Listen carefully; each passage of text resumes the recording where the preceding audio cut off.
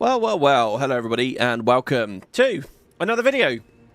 Part of Exile 2, what's the day? December 19th. Getting close to the Christmassy spirit now. And on that note, so in the description for this video, I've said it might be the last. This could be the end of the PoE 2 series. And there's a few reasons for that. Okay, I don't know whether it will be, because I like the idea of playing an alt character. I like the idea of doing some stuff in hardcore.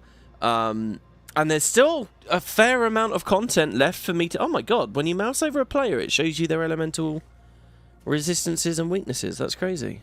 So that player has, like... He's good against chaos, but bad against the others, maybe? Or sort of mid against the others. Anyway, also level 73 with Thrash in that at this point. So there's still quite a lot of content to show off. The thing is, guys, the game has got very, very, very, very grindy. Like, unbelievably grindy. So, of this entire series, you know, quite often I've played between stream episodes, and I've said, here's the progress, here's what's happened between episodes. By far, the most gameplay I've put in between episodes was over this past 24 hours. I've been desperately playing through, trying to reveal one of these endgame dungeons, the Iron Citadel, the Copper Citadel, or the Stone Citadel. If you caught in the previous part, we need to visit each of these citadels, get their... I think each has a boss, get like each of their keys or something, I don't know, and then we take them to like this central place, the pinnacle of flame. And then we can open the door, and then, I don't know, I guess it's the final boss. Not sure. So, I want to show all this content off, I do. And if I can realistically get to any of it, I will try. But the thing is, I spent so long and basically made zero progress to finding these. So, I finally sort of cracked a bit a couple of hours ago. And I Googled, like, is there something I'm missing? Is there some trick to this? And basically the hits I got were people complaining on Reddit that it's like days and days of real life time to find one of these locations.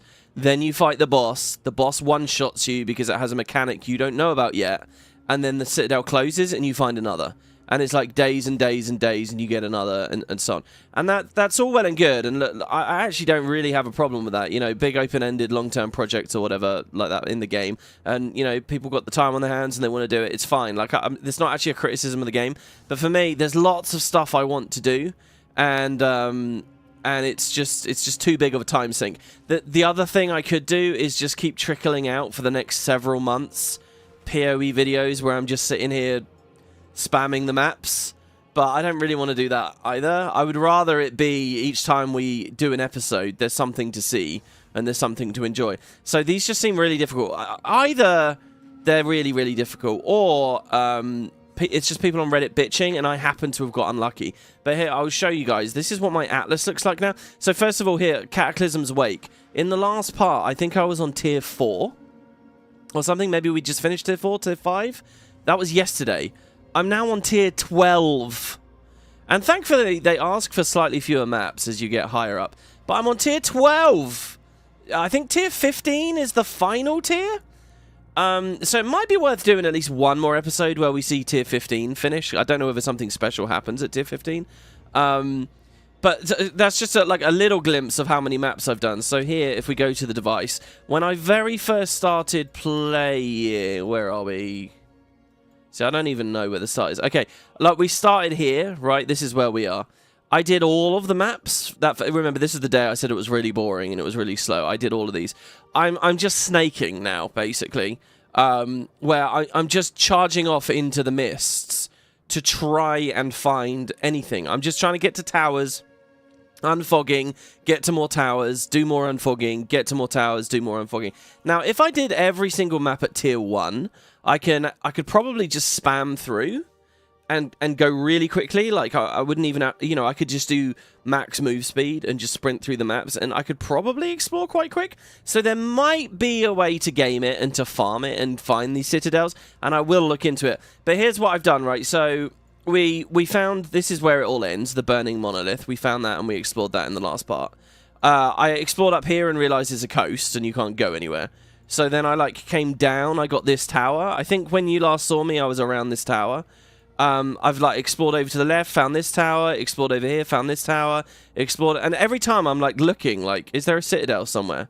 On all these dots. Got this tower, came over here, got this tower, came over here, got this tower, came over here, got this tower, came over here, got this tower, came over here, got this tower, and now I'm on to this area now. And through all of this unfogging, oh, and also, so that wasn't all I did. I also just tried going south from here, and I like explored some of these areas, and I'm kind of connecting them a little bit here now. I also explored a bit more over here, went a bit more up to the north. Like, I've done a lot, and just nothing is appearing, and it takes a long time to move around. So, I've learned some stuff, and, I'm having fun with it. It's just, yesterday I said I was kind of... No, 2 days ago I said I was kind of bored doing these. I've actually started to sort of learn a bit more about how the Atlas works, which is cool. But these places is just not in sight, guys. So today what I really wanted to do was one of those citadels and also ascend. We basically can only ascend today, but it will be fun.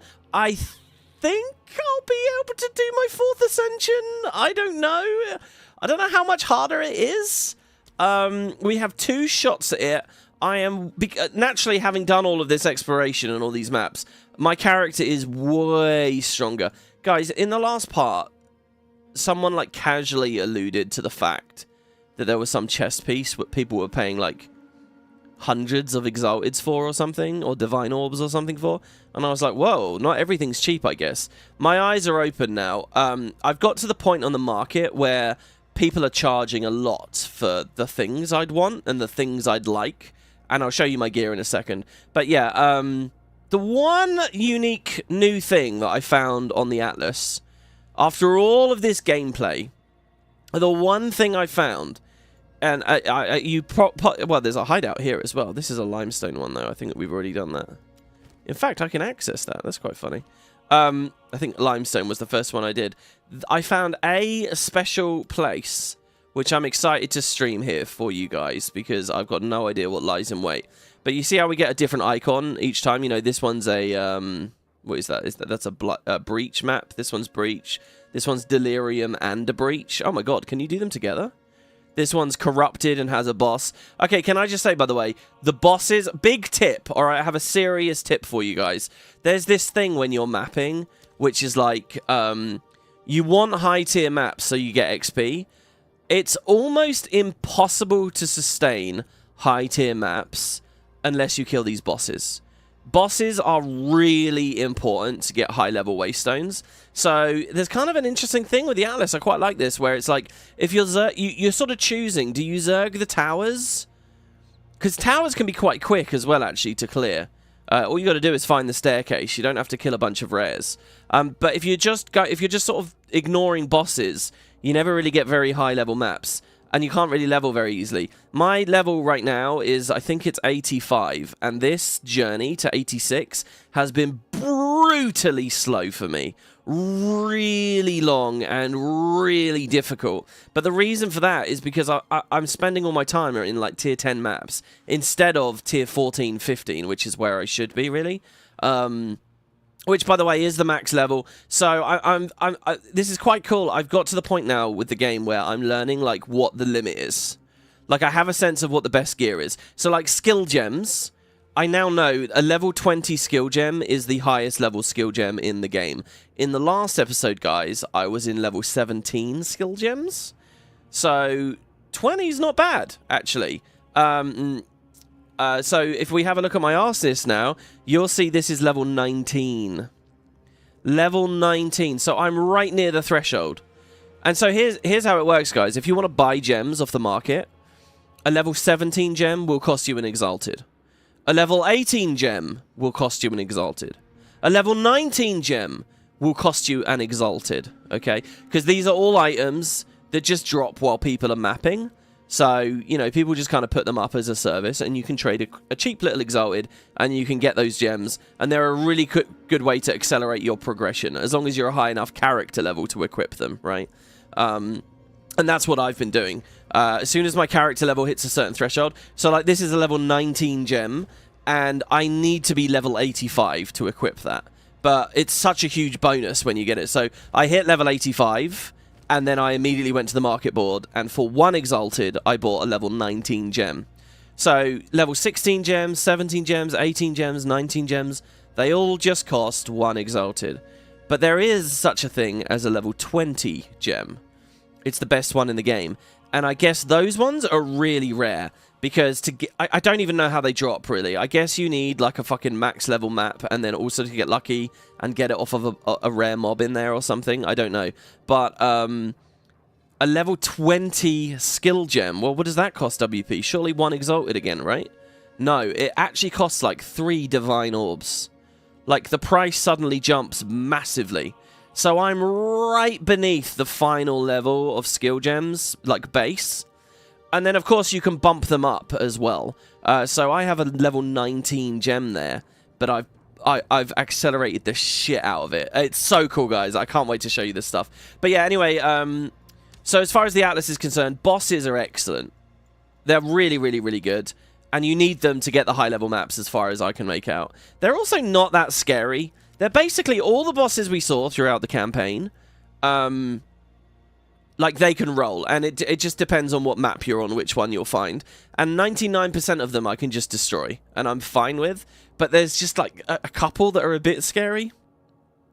To date, though, the only thing that I've actually died to is that Centaur one that I tried in the Savannah on stream with you guys. So, I don't know whether he's just really hard, or I just psyched myself out, or my build was a bit weak at the time, like my defensives were lacking. I don't know. But I'm still a bit nervous about going back to that. Anyway, so yeah, bosses, towers are good. I've rushed so many towers, though, that I don't really have precursor tablets for them anymore. So you put a tablet in and it augments the maps around, which is really good. But I'm like running low on precursor tablets. I could, of course, get more precursor tablets from the Atlas skill tree, which I'll talk about in a second. But yeah, so it's rough. As far as character levels are concerned, I feel like I could get to 90, and I will probably keep playing. So maybe this isn't the last episode. Maybe we'll do one more where I'm like level 90 and I get the final Cataclysm quest done or something.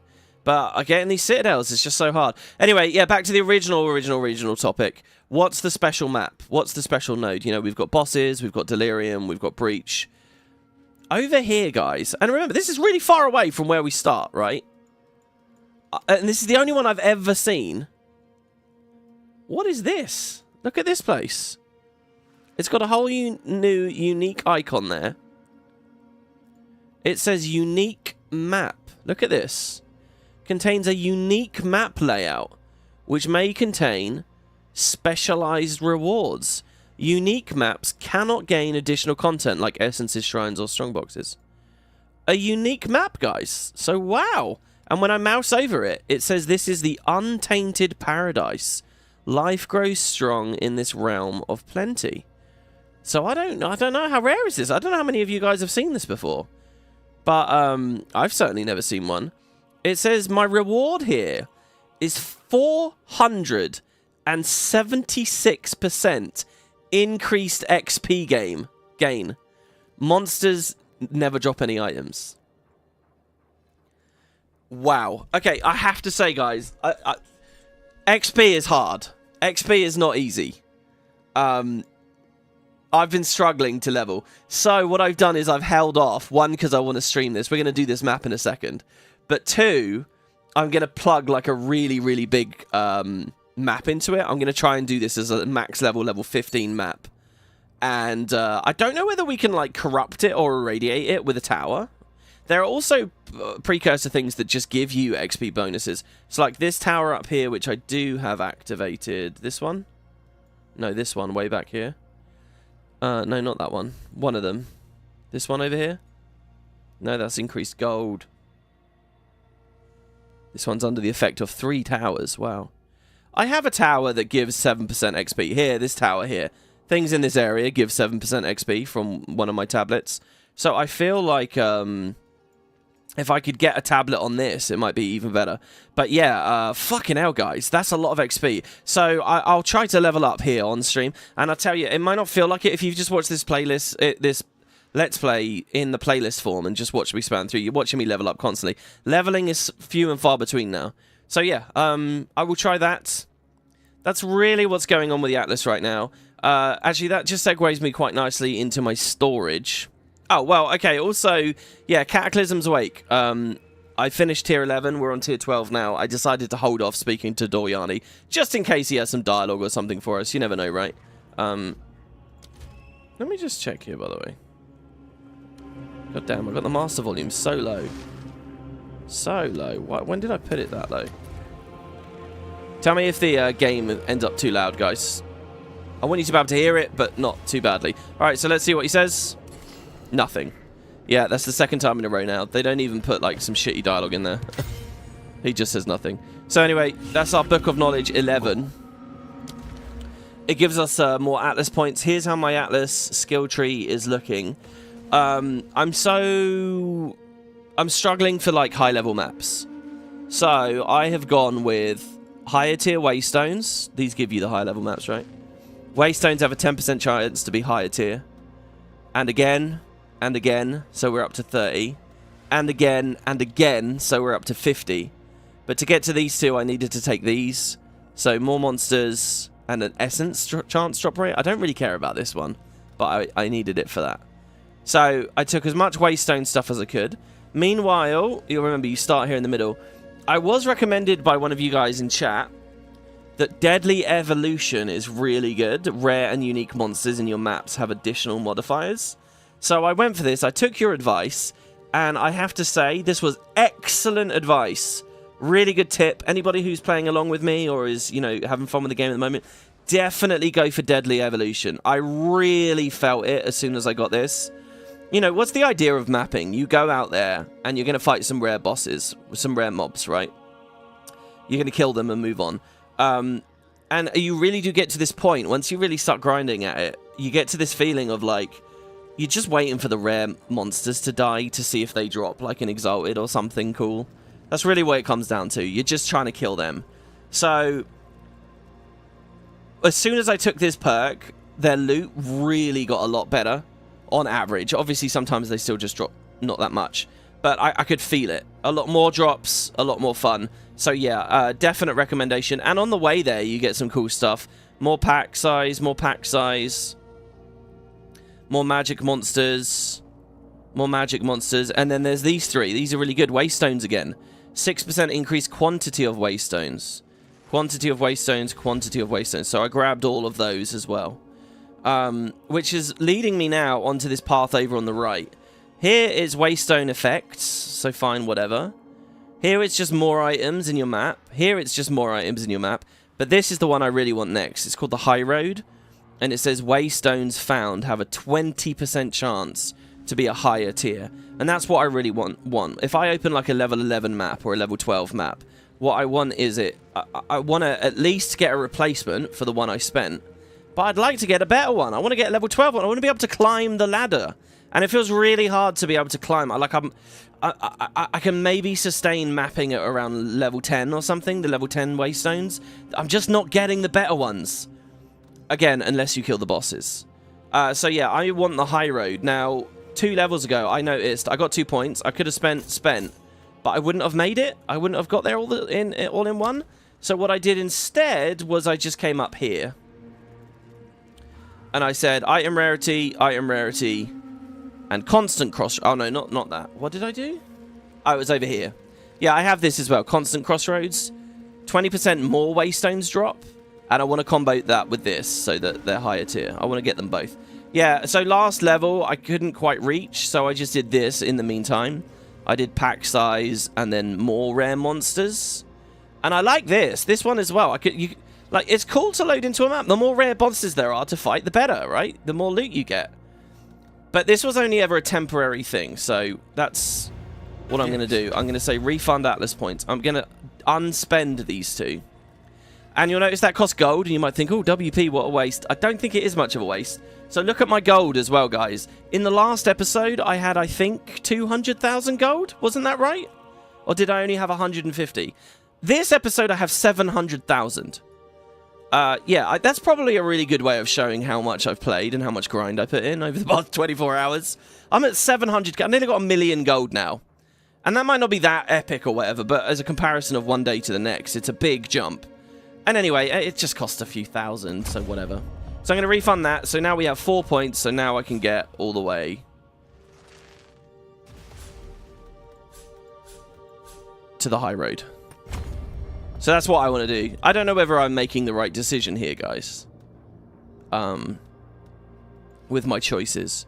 Like, we could have done Grueling Journey, which is a 2% increased effect of explicit modifiers on my waystones for each explicit modifier. I assume that's good. All the big ones off on the edges are good, but that's just like, well, I don't even really know what that means. I mean, I get it. The more mods it has, the more powerful the mods are. But, like, in practice, you're giving me a very low number there. 2%? How many mods do I get realistically? I mean, even if I did the Vile Corruption thing, I don't know. So anyway, I'm just kind of spec'd for waystones. That's what I'm spec'd for more than anything else. Meanwhile, there's these areas off on the side. Again, I'd love to do more Path of Exile 2 content. I really would.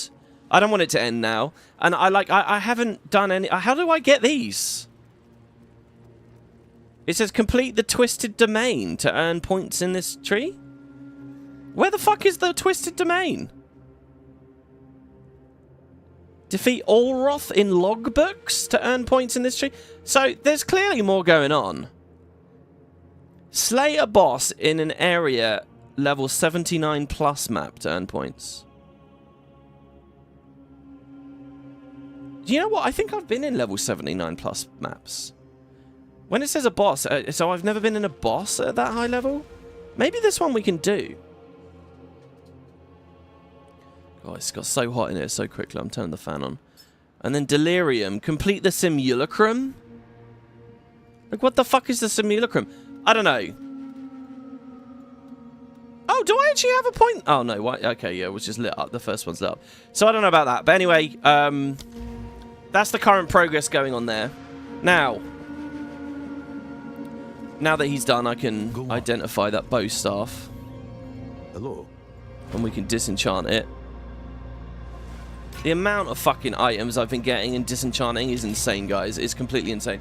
Right, okay, so who's ready to see some cool shit that I've got?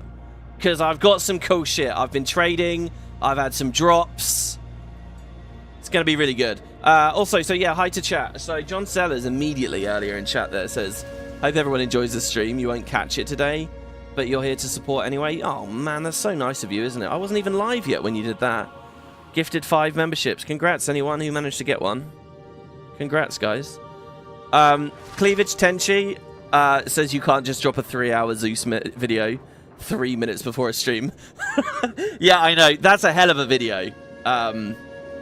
That's me at Ithaca. Ithaca was insane. Ithaca, I mean, it's well worth a watch, guys. It is a movie of an episode. And it's not like a lazily stream of consciousness done thing. It's, you know, it's a fully edited, it's a really good episode. Ithaca was easily one of the hardest missions by a long way that you have to do at all in Zeus. It's fucking crazy. It's a really cool good part of the Sparta campaign. But yeah, I've been meaning to upload it for a while. And I don't know, I kind of liked it. It's weird. I like doing a normal upload and a stream because people will get the little notification, you know, oh, he's live at the moment. I don't know. I like the idea of drowning people in content every now and then. Definitely bookmark it, guys. It's a good one. It's good to see you, Derveg. Gemology says, so what will I play next? See, here's the thing. I have something I really want to play. I'm going to do an announcement video for it when I get to it. And I think it'd be really cool as like a Christmas bonus series. So I'd love to give you guys a special project over Christmas. And here's my thinking, right? My thinking is that Christmas bonus thing, I won't have to grind off screen in or whatever. So what I can do in the downtime over the couple of weeks while I'm doing it, I can grind here in PoE and maybe find a citadel. So it might be that we just go on like a mini hiatus for PoE 2 over Christmas. I'll put up the other series. I think it will be... Fans of my channel will really like it. I really think they will. And then maybe we can pop back in and I'll say, okay, guys, look, I got this here, I got this here, I got this here. That might be a bit of a plan. So, yeah. You can buy fragments to unlock the Pinnacle of Flame. It's about 40 exalts each. Oh! Wait, the fragments we get from the citadels? I don't even know what the Pinnacle of Flame is. I mean, it's the building, right? Marmil says, hello, WP, hello, chat. Yeah, I like it when people say hello to chat, because I'm so monologue-y, especially at the start. I feel bad, like people aren't going to get a response or anything. Feel free to chat amongst yourselves. Matthew says, personally, you found 5 citadels in about 250 maps. Really? Okay, 5 in 250. And how many have I done? I've done what? I've done at least 120. So in theory, I should have found 2.3 citadels already, and I found 0. 4th Ascension is a lot harder, for better or worse. Yeah, well, okay, but we'll see if we can do it. Oh, man, this Ascension's going to be cool to see. Mordy says, I think you need a T16 map on a corruption and maybe more. Oh, is that to drop a level 20 skill gem? Oh, here we go. For level 20 gems, as far as I know, you need a T16 map, which is when you have a T15 and you throw a Varl Orb on it, and you've only got a 1 in 30 chance. And you need +2 on it as well. So it's got to be corrupted and irradiated. So if you corrupt and irradiate a T16 map, it might drop you a level 20 gem. It's pretty cool. I like the way they structure this shit. Like, they really do. They say, look, it's in the game. You can keep pushing if you want, but you're really going to have to push. Mordy says, in PoE 1, the unique maps were good for XP too. I can't wait to try that unique map. It's going to be really cool. I hope it's a like, unique layout as well. Catsim says, I got to the maps a couple of days before you, and I'm still at T6 for the Cataclysm quests. You've put in a massive amount of grind. I did do quite a lot there. Well, it's very easy to grind in this game because it's such a simplistic game, and you can focus on having conversation or whatever. Like, I watched, so the trailer for 28 Years Later came out the other day. I was talking about it on stream. I watched 28 Days Later and 28 Weeks Later while grinding in this last night. Big Wood Swinger says, hey WP, loving the PoE 2 stuff and the 14 stuff. You're killing it. Thank you, man. We've certainly been active, I'll say that much. Thank you. For the side stuff, you need to do the bosses of each mechanic. Right. You get shards for doing various endgame content, and then you can use the gate to fight an associated boss, which I think gives you points. So is it possible I have shards in my bank? Honestly, with the way the GG updates their games, it might be a good idea to just play this seasonally after you finish your current goals. Yeah. I mean, the thing is, I'm not finished with my goals. I want to ascend. We got to become a full blood mage. We've got to do that. And I want to see these citadels. And then also, it's like, damn, my energy shield. Those weird side areas in the Atlas would be cool as well. Damn, my energy shield is crazy high without Grim Feast 2. Oh yeah. Oh yeah, you've noticed my energy shield. I'll talk about that in a second. Believe it or not, that's 1,500 lower than it was. You're liking the Sparta campaign? I love the Sparta campaign. The town I end up with, my Sparta is badass by the end. I really like it. I do some cool stuff with... I think it's at Sparta that I start really doing well with beautification and walls. And you're going to see me in free play soon. And, oh man, hell yeah. FFX modded, confirmed. I mean, yeah, you guessed it. That's what it's going to be. It's going to be Return to Spira, 100%. I need to actually verify that the mod is playable and just read a little bit more testimony about it and make sure it can be installed on my system before I go ahead and make the video about it. But yeah, it's going to be cool. It's going to be me in 2024 saying, stay away from the summoner. It's wild how different the mapping experience is for melee versus range. Yeah, I saw a video on Reddit of a Titan, one of the ascendancies in this game. I think it's an ascendancy, not a class, right? It's an ascendancy. But they like walk in on a T1 map. They try to use one animation, and they just die. They just get shot in the one animation, and they're just fully dead. And of course, the comments were full of people just making fun of him for not having the resists.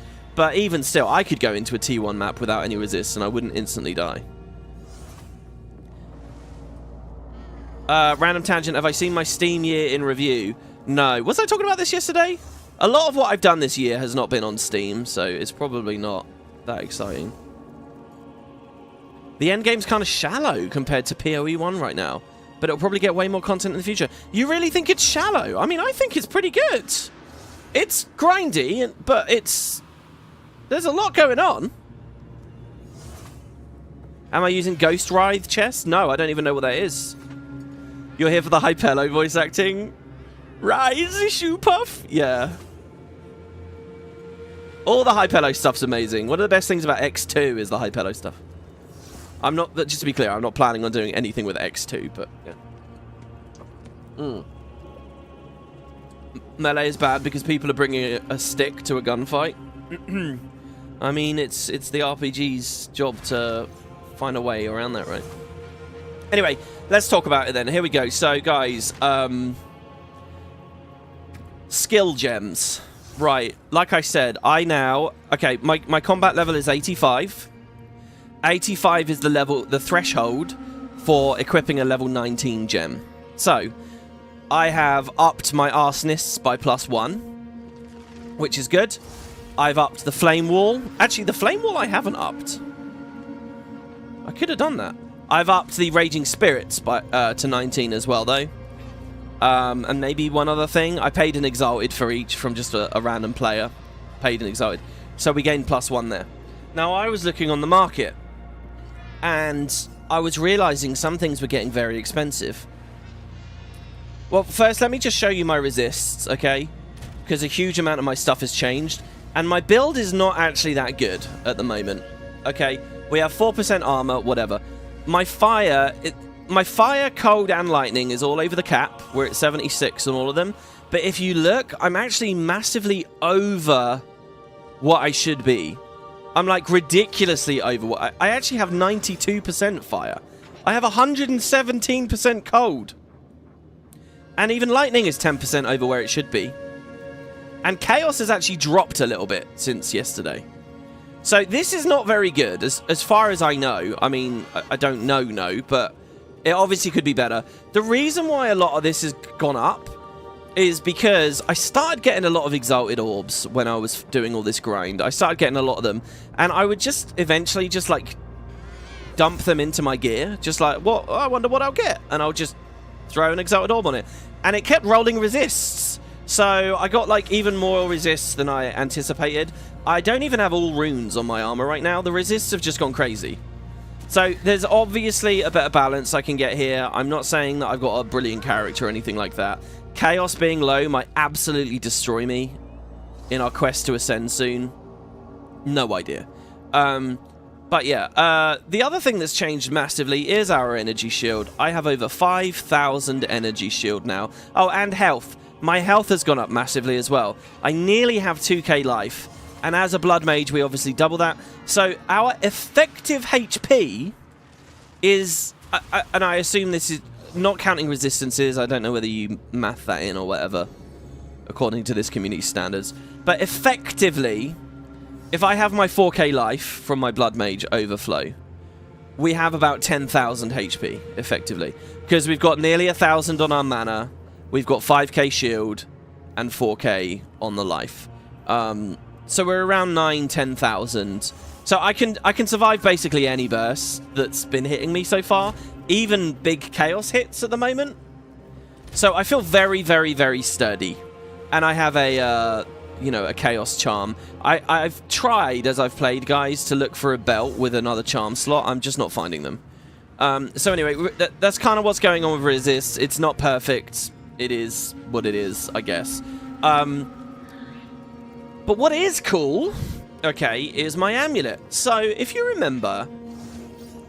Well, you don't need to remember. I think I kept it. No, maybe I didn't keep it. Okay, if you remember, I had an amulet that said +1 to minions skills a while ago. And then I had like an amulet that was +1 to all spells. And I wanted to go back to minions. So I was looking on the trading post for amulets with minion buffs. And I wanted resist. I wanted chaos resist. because I wanted resist on the amulet. So, and I wanted spirit. So I searched for an amulet that had spirit, chaos resist, +1 to minions. And I looked, and people were selling them for 3 divine orbs. Now, let's just talk about what a divine orb is first, because this entire time this series, I haven't talked about them. If we go to my currency tab, what have we got? We've got orbs of transmutation, augmentation, alchemy, regal orbs, which is, you know, make something rare. Chaos orb is swap a mod. Val, we've talked about a lot. Exalted is add a new rare mod. Exalted is what I've been paying for everything with so far. Then also, uniques, when you sometimes get chance shards, right? Or when you disenchant a unique, you get a chance shard. I finally got 10 of these, because they've just been slowly dropping throughout the whole playthrough and with all the grind. And they upgrade into this thing called an Orb of Chance. Unpredictably either upgrades a normal item to a unique rarity or destroys it. So that's new. But so Exalted is the main currency I've been paying for. Yesterday, though, I was in a map, and something dropped, and the loot filter went haywire. The loot filter went like, it was like giant, and it was red, and it was sparkly, and the font was just crazy. Like, the loot filter was shitting itself about this drop. And I was like, what the hell is that? And it said it was an orb. And it was this. It was a divine orb. So Exalted is not the be-all and end-all. Okay, think of the Exalted orb is a glob of ectoplasm. The divine orb is an arm brace of truth. Okay? For my Guild Wars 1 fans out there. The divine orb is like what people ask for really expensive stuff. I believe people trade one of these for 40 Exalteds. That's what I saw in trade chat earlier. 40! So if you get a divine orb drop, it's like getting 40 Exalts in one drop. Please chat correct me if I'm wrong about any of this shit, but I think that, like, it's crazy. So you might say, well, what does it do? And it says it randomizes the values of modifiers on an item. And you might say, is that really that good? It is good because you can infinitely spend these. Like an Exalted Orb, right? Like, they're good, but if I right-click that, I can't put it on any of my gear anymore, except the rings, because they're already maxed out. A Divine Orb, everything over on the right is lighting up, right? It's all a candidate for a Divine Orb. So if I have a base item with the stuff I want, I can just keep spamming Divine Orbs until it's, like, perfect for me, you know? Like, there's no end to this as a sink. And so I guess it's always in incredibly high demand amongst players. And they're rare as well. So they're just like, this is like the big dick currency. Okay, that's my understanding of the whole situation. So, that's a Divine Orb. And I got lucky. I actually got double lucky, and I'll explain that in a second. So, I'm looking for an amulet, +1 minions, chaos, and I'm looking at the price, and people are asking for a Divine Orb for any of them. Any amulets for sale. So I was like, holy shit, this is crazy. Like, I can't afford that. And I was refreshing it. And then something really weird happened. I refreshed, and someone was selling an amulet for 1 Exalted. And it had Chaos Resist, it had Lightning Resist, it had Spirit, and it had a minion mod. And I was like, holy shit, cool. Somebody's selling for an Exalted. And so I messaged him. Like, I saw it come up. It said it had been posted 3 minutes ago, right? So I was like, oh, that's a bargain. So I messaged the guy, and I don't get a response. And I was like, that's weird. I message him again, and I get an error message, and it said, this item's no longer available. I was like, oh, fuck. That was such a deal. Everyone else has already got it. I moused back over it, forlorn, thinking to myself, oh, well, there you go. What could have been? And then I realize the amulet, the minion mod on the amulet, it didn't just say +1 to all minion skills. It said +3.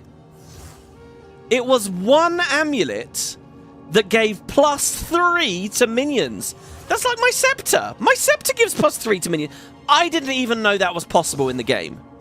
And I was like, holy shit, you can get amulets with +3 minions? I had no idea. So I had a little look around. I got rid of the Chaos Resist thing, and I just had a look. And I ended up buying a similar amulet for a Divine Orb. And here it is, guys. So I bought this in the end. I couldn't believe it that this was available.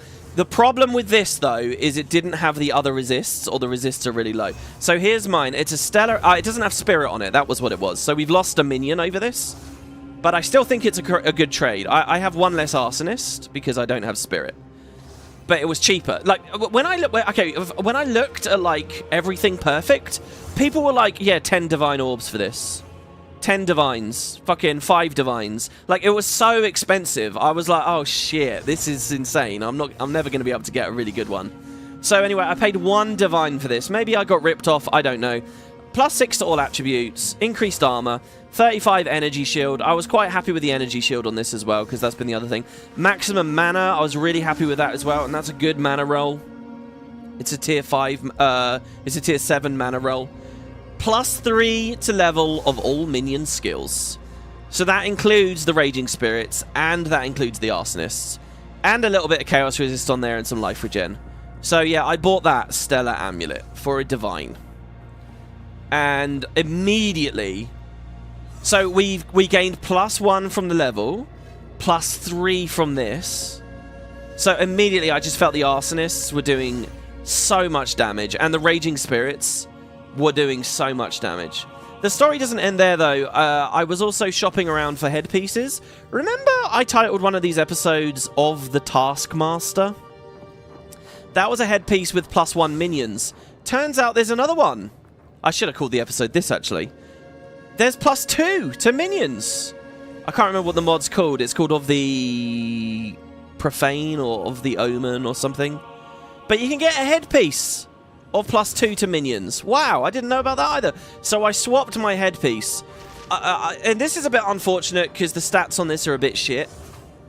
I had a headpiece that gave me, like, genuinely 1,000 energy shield with the passive tree perks and stuff included. I'm not exaggerating there. I swapped 1,000 energy shield. I had 6k ES. But I swapped it for this because +2 to all minion skills. If you remember in the last episode, I had nothing on that. So we've gained +5 to minion skills here from these two. Oh, Farwind says he's got +4 on his scepter. Yeah, so my scepter's still the old one. But I could totally get a +4 on the scepter, guys. Oh! I can't believe how much there's available. And to be honest, this is getting a bit out of date at this point. Like, the Malice is quite low level. Level 11 Malice. But it does have the fire attack thing. I don't know. This was a cool scepter. But getting a better one maybe at some point with more spirit and stuff. I should look into that, actually, a new scepter. I should. So, yeah. Just epic minion buffs. So, I've also got rid of a wand. I had a fire wand in the big stash. I've kept it. Remember this volatile wand? +3 to all fire spells. So, it didn't actually affect the Raging Spirits because they're not a spell. They're passive. But it did affect the Flame Wall. Anyway, and then it's 67% increased fire damage. But that was only, again, on the firewall, I think, really. Anyway, I got rid of this. I moved to a focus instead, so we're a focus build now. The focus is +2 to all spell skills. So I lost -1, really. But all spells, Unearth is buffed by this again. My curses are buffed by this. Pretty cool. And it's just got a shit ton of energy shield on it. Well, it could probably have a lot more. You'll notice I've upped the quality. I've used like all my little shard things for quality as much as I can here. So that's why we've got so much energy shield, really. I think I could do better. There's a new chest piece as well. And the chest piece has 47% faster start of my energy shield recharge, which is good because I have a lot of traits that are reducing that and slowing it down.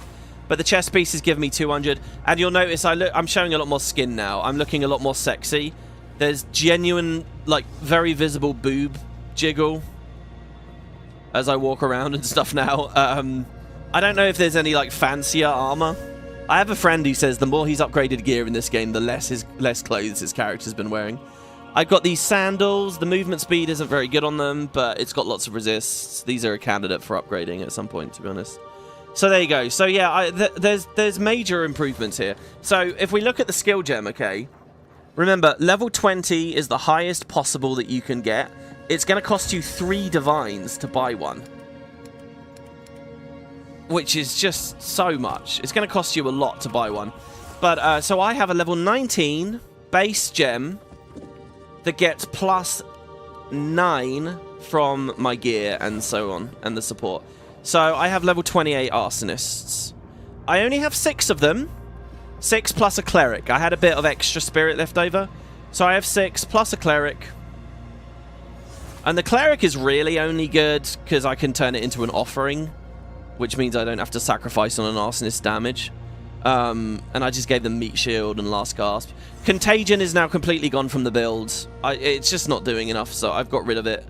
The pain offering is actually very, very, very strong as well, because as a minion thing, it's got +8.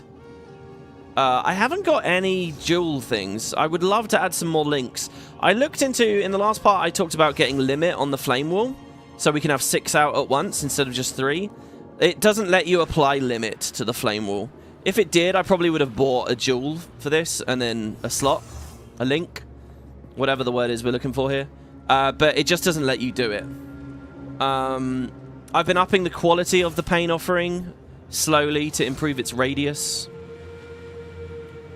That's about it, I think. Oh, yeah, and I found this support. Inspiration. Supported skills have 40% less cost. Now, that's really cool to me, because it reduces the life sacrifice element of some of this stuff. So again, maybe a 4th link on the pain offering, and then I put that on there. But I put that on the flammability curse. I could probably put it on the vulnerability curse, actually. That might be better. Because vulnerability is even more mana expensive and blood expensive. We could do it instead of the dot. Yeah, let's do it that way. Let's do it on this instead. I've also been thinking about putting inspiration on the flame wall, because the flame wall is high enough level now that it's started to hurt my mana.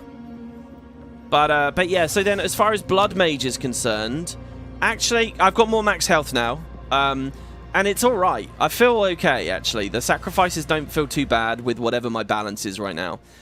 Then there's this whole mental toughness thing, which would reduce my costs even more. I need to do the amulet crafting for that, which means I need to do more delirium. I don't have the recipe pieces for it, and I don't really know how I'd go about buying those. I guess in the same way, I just haven't fiddled around with it. So I don't have mental toughness. It's a bit scary as well, because I spent so much money on this amulet. If I upgrade that to put mental toughness on, I'm like locked into it, right? And I'm just wondering if there's a better choice. There might be something better I can do than that. Like, if there's something that, I don't know. I don't know what it could be. Because that thing where I give the zombies, the minions, the amulet, it's fun, but I would lose +3, because you don't get it yourself. So I would lose so much strength to do that. I don't know what could possibly justify that. So yeah, anyway, lastly, so we've had a few levels, obviously. I put my excess points into these minion nodes here for trying to get some damage. Next level, I'd take the 15% ferocity probably, and I've just gone for energy shield. So this is focus, and also when I'm cursed, I do more damage, which does happen a lot when you're mapping. And then over here, it's even more focus stuff. This one here, Dreamcatcher, is very cool. It's really strong. 75% more energy shield from your focus, and you get a buff, like a scholar buff, while your energy shield is full. Eldritch Battery, I don't know about. I kind of love the idea, right? 5,000 energy shield becomes mana? Oh my god, the mana regen I'd get off of that, and the spell cost would be inconsequential. It would be the best thing in the world. But I'm pretty sure one of you guys in chat told me that this only affects the base energy shield I have on my gear, not all the ways in which I've bumped it up through these other nodes. So it wouldn't be 5,000 energy shield. It would be something shitty, like maybe 2,000, maybe less. So I don't know. I mean, we could test it. It's not expensive to respec. But, so I don't know whether I like that anymore. I mean, on the other hand, you could take Eldritch Battery and then leave all of this, right? Since it's not doing anything for you anymore. And spend all those points on, I don't know, like Volcanic Skin or the Offerings area. Stun Threshold might be important for stuff coming up. Get some more Jewel sockets. I don't know. Yeah, so Noct in chat there says it wouldn't be the 5,000 fully. It only affects the base. Exactly. And I don't know, like, If I just open my inventory, I would love to see a summation of just this, what this stuff gives me, but there is no summary. I feel like I get let down by the UI quite a lot in this game, but it might be my ineptitude. Like here, maybe it should say here, energy shield unmodified or something, or energy shield just from gear. Maybe there should be a line there. That would be cool. I've heard that, but apparently it still works well with mind over matter. Also, I heard something about converting mana back into energy shield, but you haven't found anything that does that. Oh, Regal says the currency exchange at Alva. You're right. Yeah, I could do that. Farwind says, I didn't realize you could do Scepter Focus. I thought Scepter could only be offhand. Oh. Oh, God. Well, I just assumed you could and lucked out. You use Contagion to spread the flammability? You have a flammability support gem. Then Contagion spreads the curse. Oh, that is cool. The thing is, I don't really curse in AoE scenarios. I don't really need to. Stuff just dies anyway.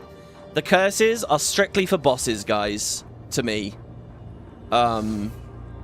Speaking of which, okay, so we're going to try and ascend. Now, for Blood Mage, I'm thinking of leaving Crimson Power and this life node for just for now, which will hurt our really juicy energy shield, life total, right?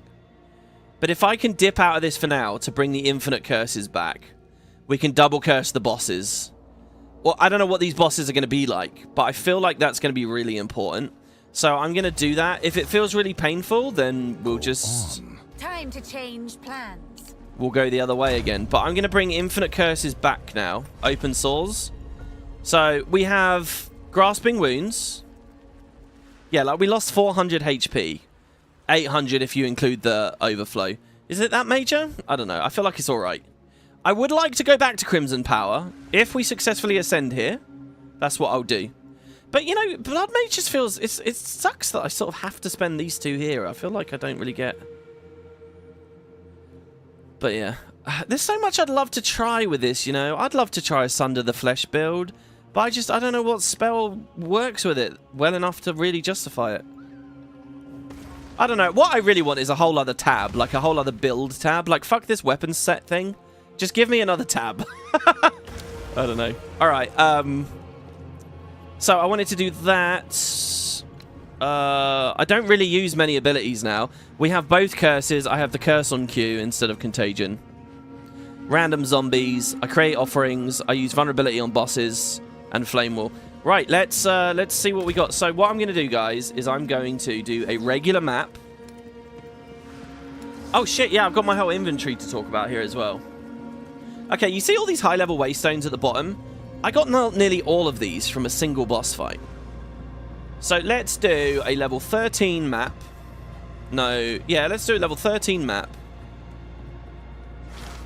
Or, actually, you know, I've started to do this thing where I've started to... Like, my quest, my Cataclysm quest, is only asking me to do 12. So let's just do a level 12. And let's pick one with a boss. And wait, what did the Atlas say? I need the level needs to be what? With a boss in it?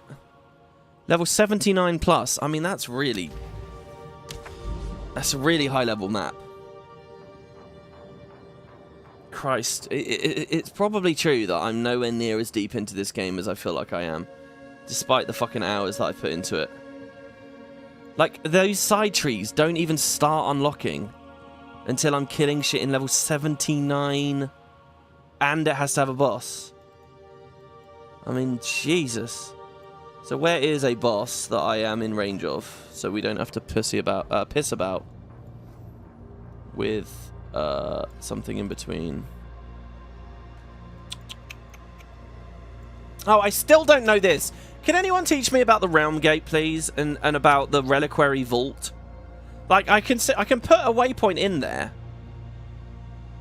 Should I just click this and see what happens? No, I'll wait and see what anyone says about those. Those two things I would love to... There we go, backwash. Let's try and kill this boss. Don't know what it is. By the way, another little tip for you guys. Now, this is an extreme tip. This is extreme gaming I'm going to teach you about here. Ready? The first portal you should enter when you've triggered the map device, the first one you should enter is the one at the bottom. Now, this is the meta pick. This is the correct one. It's incorrect if you've not been clicking this. The reason you use this one first is because if you do end up coming back out to sell or whatever and going back in, you don't want to accidentally click this portal when you click the map device. So this gets it off your screen. There you go. WP's top gamer tips. Indeed, yeah. That's called making a new character, WP, and very much on purpose. I mean, yeah, you're right. You're right. And then you can play with some fun uniques on the way. Speaking of fun uniques... Oh my god. Alright, well that was loud immediately. Let's turn that down for you guys. And then let's turn it down for me. I've got so many unique drops over the past 24 hours. Like, too many to even go... Like, in the last episode, I went to the storage and I looked through them with you guys. I've had so many. I've put some in the Spud Guild stash. Don't forget, guys, if more people want to join the guild, you're more than welcome. If anyone wants to become an officer in the guild or whatever as well, just let me know. But, yeah, some of them have been duplicates. I got that crazy hammer that is all your minion mods affect you. So it'd be like I get given thousands of... not thousands, but like hundreds of % damage modifiers. And potentially elemental resists as well. I actually think that's quite exciting, right? Use that hammer, go into the tree, take all the minion elemental resist nodes, because there's loads of those. And look, you just have a free baseline of like heavy resists. And now the rest of your gear, you don't even have to worry about it. You can get like a bunch of cheap gear.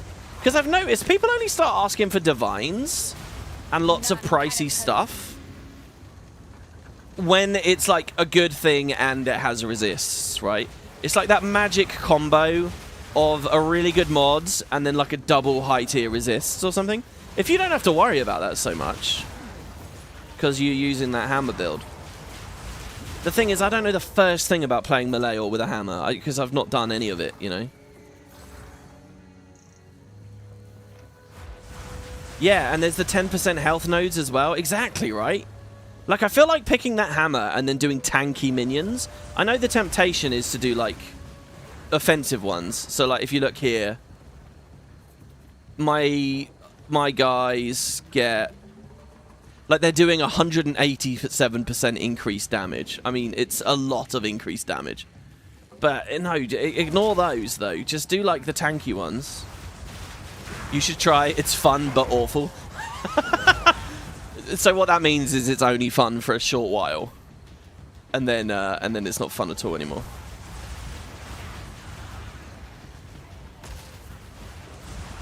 Oh, God. I've got a real problem. I want to just read chat, but I also don't want to suddenly die. You can use Everlasting Gaze to convert 30% of your mana back into Energy Shield. And what? So does that mean if you have that trait and Everlasting Gaze, you end up with Energy Shield? Does that effectively just generate... What you've kind of done there is you've kind of generated 30% Energy Shield out of nothing, right? Kind of. Oh, but you say convert. That is an actual keyword, isn't it? So maybe you lose it on the right-hand side. Anyway. So that's kind of just a way of, like, having a bit of both worlds, a bit of a middle ground. You don't really gain, except that... I've noticed that some maps are, like, much harder for Energy Shield than other maps.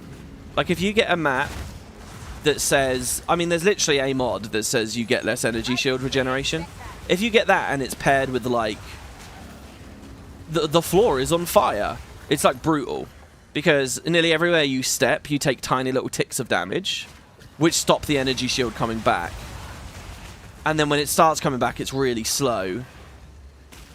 So you're kind of sitting around for ages.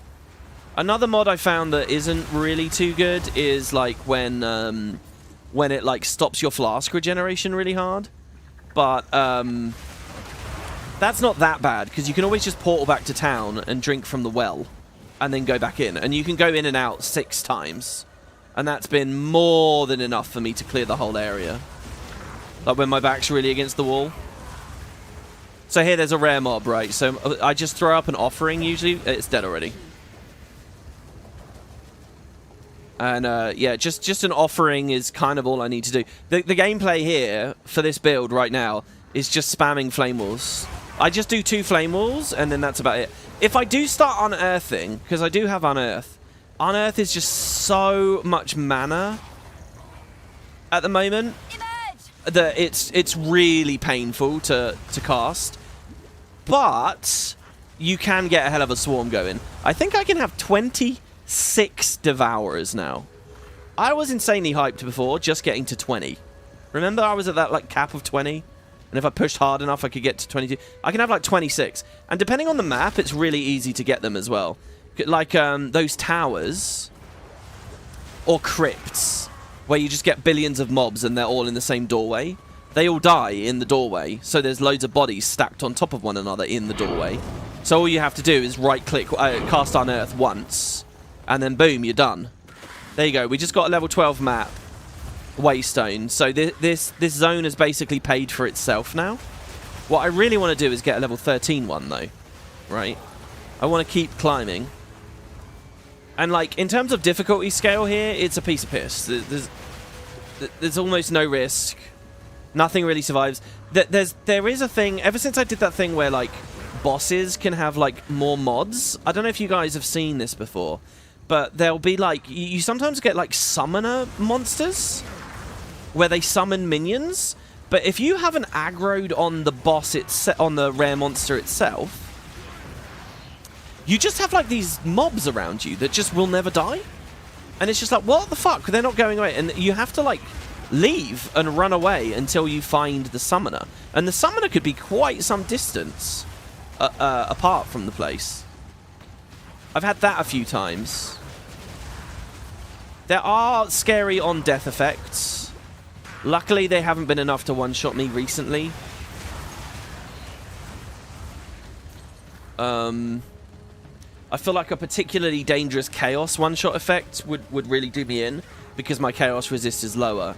But I also feel like chaos stuff's very well telegraphed. Like you'll see the purple, like there I just got clipped by chaos, and I know that it was chaos. Oh, that like there'll be like slow-moving balls, right? There'll be like very stationary things spinning in the environment or whatnot, and because it's kind of easy to see them. I don't know, just a little bit of focus on that goes a long way. On the other hand, you do so much of this, I kind of wouldn't ever want to be focusing too much. So the offering's getting pretty strong now, by the way. So that thing's quite tanky. That would be a candidate for maybe cursing. None can oppose me. But the offering is like nearly 50% bonus damage for everyone. It's pretty good. I'm not doing double or anything. And I don't know, by the way, whether flammability, which is like shit tons of fire resist lost, or vulnerability, which is removing their armor. I don't know which one of those is better. Okay, so the big boss. Okay, I don't know how much I've shown this off. But right now, obviously, we're hunting the rare monsters to clear the map. There's these two here. This skull is a slightly different shade. You can see it's like an orange or like nearly red kind of color. That's the dangerous boss. That's like one of the story bosses from the campaigns. That's like what that centaur was that killed us before. So I'm going to just save him for last. That gives me the most chance of getting some cool drops. And hopefully another waystone on the way. But yeah, if you want waystones, it's that orange skull that we want to kill. The big bosses, the boss maps, those are the ones where it's like I cannot believe how many waystones I got just before I turned this on. There we go, we killed 2 there apparently. Oh, there's not even a route. Yeah, and they're nearly always in like interesting areas of the environment. Like they'll have like little arenas carved out and stuff. Last time you saw I like clicked on a barrier, it said arena as an actual area that I had to port into. That's not always what happens. I think that's only for some bosses. But who have I killed? I've killed that skeleton thing that headbutts you. I've killed the witch on the broom. I've killed one where it was 2 bosses in one, actually, which was really good because I got loot from both of them. I've killed that, like, fungus thing multiple times. I've killed that crow thing that runs away, like, twice as you're fighting it. Yeah. I don't know who this is going to be. Oh, fuck, it's the filthy girl. Does my family disgust you? It is better than they look. Alright, well, let's see. So I'm going to curse with vulnerability and double potion. And then I'm going to put an offering up. And potion again. And, yeah. See, they're not a problem. Right? Oh, fuck me. Stuff's still around. They're not a problem. They're really not. We have plenty of damage. For those who weren't second monitoring that. We just need to ramp a little bit. There's maybe a 10-second period at the start where I just need to get my bearings and get the shit up. And then, assuming that arsonists weren't killed in that tiny moment where I'm getting my bearings, and they can get killed, sometimes they'll get AoE'd down. Assuming that, then we can just kill whatever boss. So, in terms of ascending in a minute, I'm hoping that we'll be okay. Because there was actually another thing that I changed here. I got rid of Living Death, which is minions revive faster, 15%, in favour of some defensives or some other offensives. And I'm hoping that won't punish me when we try and ascend. But there you go, that's a map. And I wanted her to drop waystones. She didn't. I promise that is a great way to get them. Okay, what else is going on in the chat here? Isn't there a thing where you apply your thorns to minions? And so tanky minions meet each time a boss does a big attack? It's like 10 applications of the thorns damage? Wow, really? Matthew says I'm doing that now. 5k mana, 4k energy shield. Oh, no, that was the other conversation with regard to taking both perks, right? You mistype. It's not convert, it's gain. Oh, nice, okay. Everlasting Gaze Amulet, according to the internet. That is cool, Dean. I like that idea of doing a build that's all tanky minions with thorns. Very reliant on that one amulet, but it's kind of a fun idea, right? Okay, Farwind says the Realm Gate. That's where you put the breach splinters. So, but I don't have any breach splinters, right? I have these weird artifacts. And I have these distilled things. And some soul cores from Ultimatum. My rune situation is getting a bit ridiculous, to be honest. I keep picking runes up, but I feel like there's nothing I can do with these, is there, guys? Because, I mean, look at this. They only stack up to 10. And they're just going all over the place. I feel like maybe I should start reforging them or breaking them down. They don't even have, like, variants on what they give. The artifacts are for the expedition mechanics, NPCs. I know, but I see them, and they don't offer me sales or anything. Oh, wait, you trade them in town. Southwest from the waypoint. Oh my god, there's people there now! Oh my god! Oh my god! It's these guys! Well met. Well met. Show expedition map? What?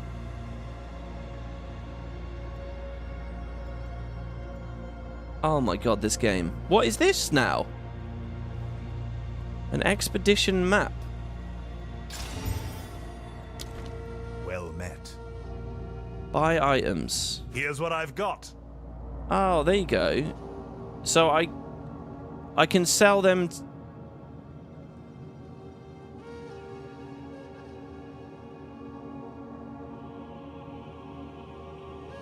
I can buy them for sun artifacts, or I can sell them for sun artifacts.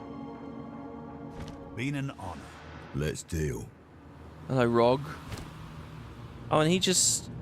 Oh, I see. And he wants the exotic coins. Yeah, I got some of those as well.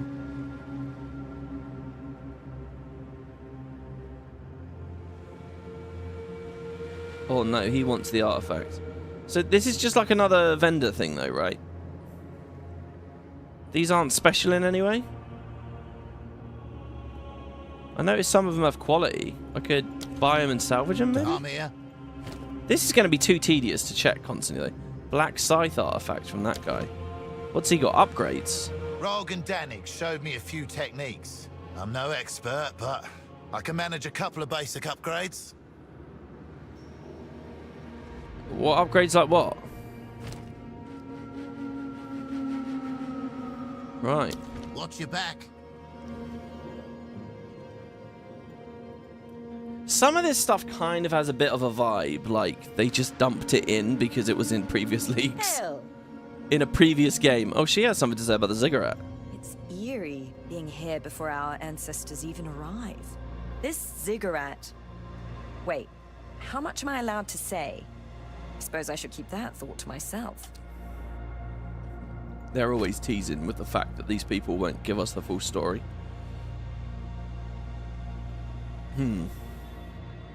Okay. Right, well, more vendors. I didn't even know about them.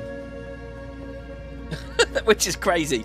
I've come to this salvage bench how many times, and they're just out of sight there. Expedition is totally that. Oh, what? They just sort of dumped it in? You can do special crafts on them for more currency or take them. Didn't I just pick up a waystone from the boss? Oh, did I? Was I bitching that I didn't get a good waystone? Oh, maybe I did. Fuck, did I get this level 13 one? Oh, there you go then. Yes. Point was proven. So yeah, let's salvage these. I feel like I don't even really use that many regal orbs, but maybe I do and I'm just not noticing it. Also, I distinctly get the feeling that I'm actually selling good stuff sometimes, but because I don't really know the other armor classes or whatever, or what people really want, because I don't have another character, I kind of, you know, I miss out. Okay, guys, so now I want to do that XP map. I'm really excited to try this. This is a unique map with nearly 500% bonus XP, and I'm going to plug in this level 15 waystone here. This is a max level waystone. I made it rare, I put mods on it, and I threw a Varl orb on it. So it has 26% more packs, 17% more magic monsters, 19% more rare monsters, and I'm permanently cursed with Enfeeble. So, this might actually be quite deadly. I feel like my character is pretty good, but the only other time I did one T15 map between this episode and the last episode, one, and it was very slow going. I had to be very careful and very cautious, delicate, basically, as I went along. And to be honest, when I'm streaming, making videos, I tend to be a lot more cavalier and rushy about things. So, we'll see how this goes. By the way, yeah, here's how I have my inventory set up. I'm putting the waystones, like, on rows. And then when I get to, when a row fills up too much, I just go to the reforging bench. And I dump them in. There I had 5, not 6, which was a bit silly. But yeah, and then I just slot it back onto the row that it wants to be on the most. So really low level maps, I just sort of keep up at the top. Like, I don't really want level 1, 2, or 3. I don't even really pick these up. So fuck the ones up there. But yeah, I have these are all level 5, then they're all level 6, they're all level 7, 8, 9, 10, 11, and then at the bottom, again, I kind of just put them all together because they're so rare, I don't get them very often. But in this way, it's kind of clean. I've got way too many jewels. I didn't upgrade a jewel between the last 2 episodes. I've got all these charms as well. These are all charms. They are all organized. Oh, shit. I didn't even realize I had those there. I guess I need to merge these together. I don't know. Also, check out my mana flask, my health flask here. Potent Ultimate Life Flask of the Abundant. Its quality is only 9, right? But whatever, that can be upgraded. The 2 mods it has, and as far as I know, flasks can only have 2 mods. It has increased amount recovered, and it has increased charges, right? Now, if I hold Alt, that's the max value on both. It's perfect, I think. I don't know if you can get a better flask than that. It requires level 60. I don't think I've ever seen a flask that requires a higher level. The prefix and the suffix both have U's on them for the tier, which I think means that it's just fixed. I don't know what the U stands for. But I got the highest possible roll on both rolls, 75 and 62. So I'm using it. I don't know whether other mods would suit me better. Again, if I went like tanky minions, I could drink the potion and give them the healing. I would love to try the tanky minion thing. I'm just a bit scared that your damage would be so low you'd get overwhelmed. And the thing is, no matter how tanky the minion is, a ghost can teleport to the back line, or something might jump to you on the back line or something, and then it's just sort of over. Anyway, here we go. So let's try this out. So, map device. So, to be clear, the Reliquary Vault, I need a key. And I don't know where the key comes from, right? And the Realm Gate, I need a shard, which is from doing breaches. And I don't have any of those either. So they're basically related to those skill trees off on the edges. Right. So yeah, way off over here. Here we go. Unique map, the Untainted Paradise. And I'm hoping, as long as I don't instantly die, I can get a full level in here. We only need a bit, but honestly, this is going to be a huge speed up for leveling on this, if this works out. Now, I'm not going to get any items. So maybe there's something better I could have done. The Reliquary Vault was Expedition, and the Realm Gate was Breach, yeah. We need the map tab back in ASAP. What was the map tab? When I was watching a big endgame guy on stream, he was using a quad stash full of waystones. Looked kind of crazy. Oh, really? I'm trying to keep on top of it. I actually feel like I've done very well to not have too messy of a bank at the moment. Joey Jojo said, what a brilliant name, by the way, says you can buy a ring from the expedition vendor with the currency. He then offers you to upgrade the purchased item for even more. But the currency artifacts have to be in your inventory for the vendor to see it. Right. And is the ring really special or good? It's a crafting mini-game. And I'll need a logbook they can drop from the expeditions. I can find those guys way easier using my hideout. Yeah, that's true. I wanna, if there's an outdoorsy hideout, I'd love to do it. Oh, over in Discord, people showed me the 2B thing, which was pretty funny. Breach splinters you can get from doing breaches. When you get 20, you can put them in the gate and fight a boss. Man, oh god, guys. We got a lot to see and do, eh? Peter Morgan says, my thumbnails always give you such joy. Thank you. I hate my thumbnails. I paid someone to, I commissioned someone to make those potatoes years ago now. And I've got a good variety of them, and I knew what I was aiming for. A way to sort of get a pog face on a thumbnail to generate clicks without having an actual face cam. And I got a variety, and I can sort through them, but it feels so cynical and all that. I just don't, it's weird. I'm very close to retiring those potatoes, to be honest. But I'm glad you like it. You saying that is massively increased the chance of me keeping them there, actually. Did you miss Hell on Earth? Oh, God. All right, here we go. Let's see. Please, Fate. Please don't instantly kill me. Please. Right, now we're going to click the meta portal. Big tips. Please don't die. Because I've loaded in and there's like a rare mob hitting you instantly.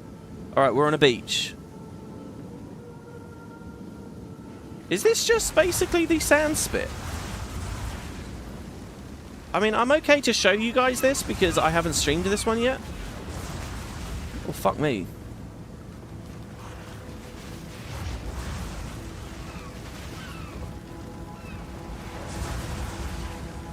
So, is there a thing that just shows my XP modifier? It says I'm getting 238% increased. Oh, fucking hell.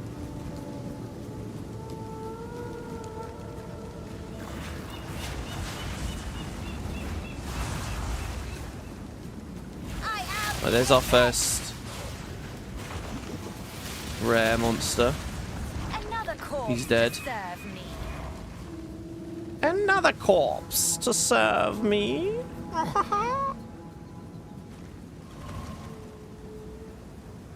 Oh, and she doesn't drop anything. Right. Oh. Weird. Yeah, this does feel strange, actually. Speaking of ghosts, they're going to the back. There's a couple.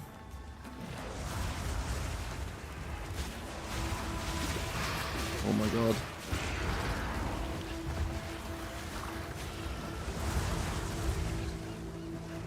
Oh no, it's not the sand spit, really. I think it is a unique map layout. Because we've gone a bit more inland here. Oh, okay, boulders can still drop items. Or like chests and things, I guess if we find a chest. It's just monsters that won't.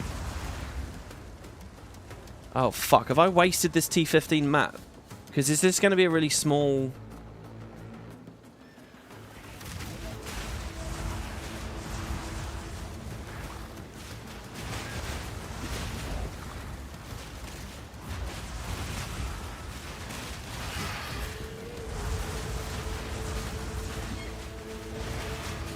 There he is. I cut myself off speaking there because I knew he was going to jump up in the middle of me there. I knew it was going to happen. By the way, there's always like these birds and things wandering around. I feel like I'm just roasting them.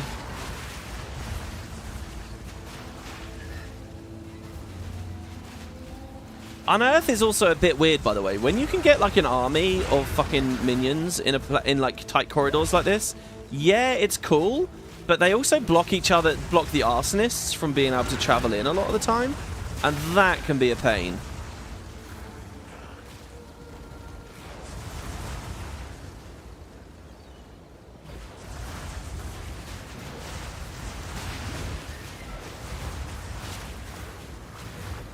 Okay, next rare mob. Obey me. I think it's dead. It's weird. Without them dying and you get like the dung noise from the loot filter or whatever, it's kind of hard to tell if I'm safe or not. You know? Oh man, the map's nearly done already. It's already showing me where the other mobs are and there's only 2. Okay, this was not the XP bonanza that I thought it was going to be. Fucking hell, he's already in there. Another corpse to serve me. We might not even get the level. I'm gonna drain every drop of monster blood from this territory, I'll tell you guys. That skull's staying there because I didn't exploit the corpse, but... Oh my god, what the fuck? Oh my god, what is that? Whoa, what was that thing?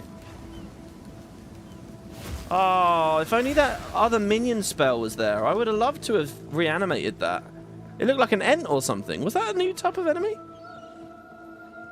Now, what are the odds that there's another monster on that little tippy bit of the beach up there? Let's just check. Do some out-of-combat summoning. Oh my god, I've almost killed myself. Jesus. Alright, no, that's back to the start. Jesus.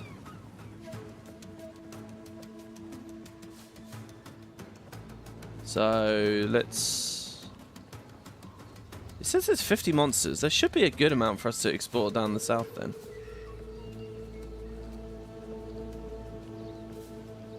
It was a giant rower, was it? The Untainted Paradise feels a bit undertuned here. In PoE 1, it always meant at minimum a level up when you were below 90. Really? I wonder if they undertuned it just to taper off the no-lifes in the first couple of weeks, knowing full well that they were going to rebuff it later. Because I feel like they might have done that with like a couple of the mechanics that they just have immediately U-turned on. Some of them seem really big, though. The whole thing where you can't dodge through enemies. That's such a huge decision about whether they want it to, you know... Like, it's very integral to this whole thing. Is it a Dark Souls-like ARPG and all that? And it took them, what, less than 7 days? To just say, ah, fuck it, no, we'll just disable that now. So, I don't know. Maybe they are just flying by the seat of their pants.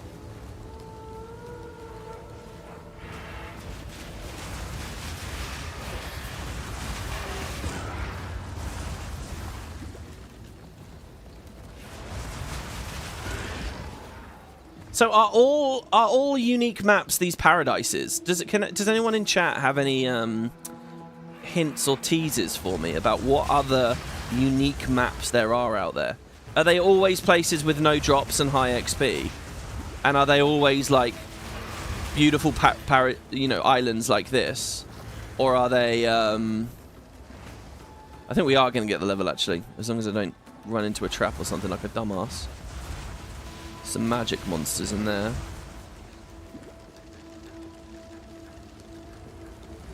I'm always scared as well that they've cast a firewall and I just didn't realise.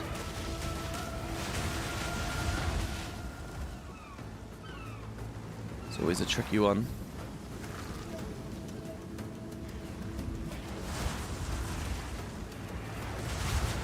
I like this though. This is kind of the lush, happy sort of place that I like. I noticed there's another map as well, a hot springs environment, and they're quite pleasant to explore, the hot springs. I don't think I've streamed that at any point. I've actually been wondering, if I fight a boss in a hot spring... See here, I need to dodge through him and go back to my guys. Put a totem up.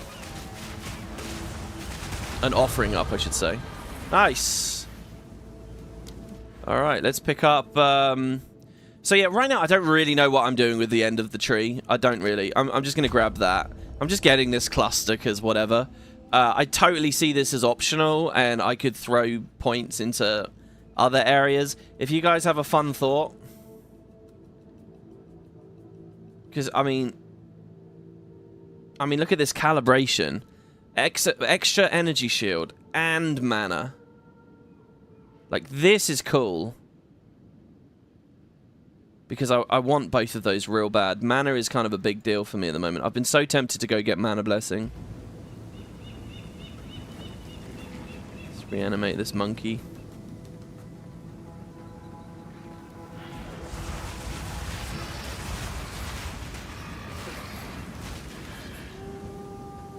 It's the thing is, right, like, so for a long time I was focusing on damage in the tree. And then I realized that you don't really need to focus on damage in the tree, as I've been saying recently. Just getting high-level skill gems is enough. The skill gem will power creep the hell out of you anyway. Just get a high-level skill gem, and you're fine. You don't need to... You can use the tree for utility. That's been true through the vast majority of the game, and that is a revelation that I stand by. But... when you get to where I am in the game now, it's not really an option anymore to get higher level skill gems. You know, we're capped out here now, really. We've got the best amulet, the best headpiece, almost the best scepter, and getting another gem is just going to be really difficult. So, you know, we're kind of at the end of the road. So suddenly, offense in the tree is important again now, and that's why I've gone with that minion cluster there. Because I'm nervous this fourth and final boss when we ascend is going to kick our ass. Speaking of which, that's where we're off to next, guys. It begins in just one moment. All right, I think I've killed everything. Oh, maybe not. It says 6 monsters remaining, and they're probably standing here. Oh, there's so many corpses around. I certainly didn't hit any of these. Oh, no, here it is. Whoa, an elephant tortoise. Look at that fucking thing. It's so... If, you know, later you can reanimate a single thing. If I choose to reanimate that, can I take it with me anywhere else in the game? Can I, like, take it... I mean, you guys aren't going to know the answers to that one, are you? Because it's not even out yet. I thought these were things that I hadn't seen before. Or if they are in the campaign, it was long, long, long ago. It says 4 monsters remaining. I assume they're all the elephant tortoise things. I seriously am going to kill them, guys. I know it seems a bit ridiculous, but I just got like a bar from this. And even just 1 bar is so much XP.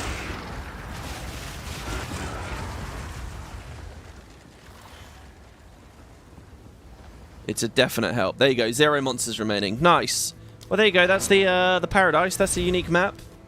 And I guess I'll just continue now on my quest for a citadel. And I don't know, but like, my plan is, right, what I'm doing. I like how much you can zoom in, by the way, and still get good detail. I quite admire the engine behind how this map works. Like, you can see it's a bit awkward sometimes. I've realized that the type of region it is will cause it to load some art next to it. So this is a crypt, so it loads these little buildings. This is a step, so it loads these trees here. But it can't really know what the terrain underneath is, so sometimes it's a bit buggy. Like, they're out in the water, which is a bit buggy. Sometimes it's, like, embedded inside the mountain. I don't know where a good example of that is. But it'll be, like, consumed by the floor, and it will look a bit awkward. But a lot of the time, it just looks great. Like here, this is a hot spring. And you can see a little bit of the spring. It's, like, clipping in a... But most of the time, you know, here, like this savanna, kind of feels like it naturally fit in there. These trees feel like, these willow trees feel like they're nestled up against the mountain well. I'm quite impressed by it. I think it's good. This here, look, you get a hot spring on top of a mountain peak, and it sort of works. There's a forge on this one on top. That's a corrupted forge too, and it's really out in the middle of nowhere. Yeah, I don't know. So my next plan is just find another tower and keep on racing off. So this is probably the tower I'll go for next. Whatever tower unfogs the most, that's what I've been rushing for. And I've, you know, I'll need like precursor maps to fill them up. This is interesting. There's a crimson shore there, completely surrounded by the ground. But whenever I hit a coast, it's like pretty bad sign. That tower might be good. I would guess I can get this augury, and then there's a thing there. But I'm not even really close to any of that. And yeah, just snaking far out. You know, not backfilling. Skip most maps, just unfog. If anyone knows a better technique, let me know. But I will resort to, like, T1ing it, you know. Just do T1s every time and just sprint through. If I have to. Of course, then I might just end up really underpowered when I finally get there. See, that's a hidden grotto. I don't think I've ever done a hidden grotto. Savannah.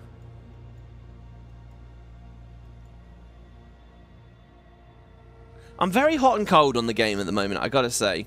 Sometimes I'm just, like, really, like, done with it and, like, thinking, alright, it's too grindy, it's gonna get too ridiculous. And then I'll get, like, a good drop, and I'll be like, oh, yeah, I'm super into it again. You know? I'm sure a lot of people can relate to that. I wish it would be cool to stream just a fuck ton of maps, I guess. Like, being in the zone and just seeing how quickly the drops can come in if you're going quick enough. But yeah, alright, anyway. Ascension. So, let me just be clear. Just like with the last episode, I don't know if this is actually going to be possible. I don't know if I'm strong enough. I don't know if I'm smart enough. I don't know if I have the knowledge base. I will try. I feel pretty tanky. I feel like I've got some good damage. The problem is... Here is my selection of keys. I've set up a third tab now here. So I have an inscribed ultimatum. It's area level 71. It has 7 trials. And it tells me in grey text that completing this trial will not grant additional ascendancy skill points. It's too low level. At level 71, it's not good enough. For a 4th ascension, not good enough. This one's level 74, not good enough. 70, not good enough. 62, definitely not good enough. 65, not good enough. 62, not good enough. 59, not good enough. 73, not good enough. 71, not good enough. 78. Number of trials, 10. Completing the secret challenge behind the door at the end will grant you ascendancy skill points. So, I can get into Ultimatum. I can try and ascend in the Ultimatum. Once. I only have 1 key. I only have 1 thing for it. So, we'll try, but if we fail, that's it. It's over. Similarly, with the trial of the Sekhemas, Level 56, it's only got 2 trials, it's not good enough. 52, it's only got 2, it's not good enough. 71, it's got 3. That would be good enough for an Ascension, but only at level 3. Finally, I have 1 here. Level 76, it has 4 trials. This, basically, if I do this and I kill that Scorpion boss again, I'll be able to go through the door this time. And I'll be able to go beyond and explore those final rooms. You know, she said that the trials are supposed to end, but there's more rooms back there. So, I can try each thing once.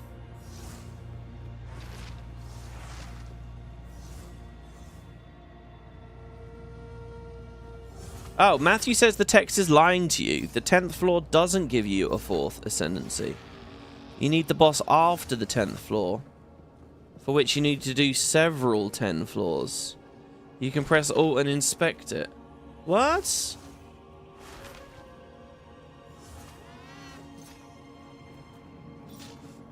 Completing the secret challenge behind the door at the end of this trial will grant additional points.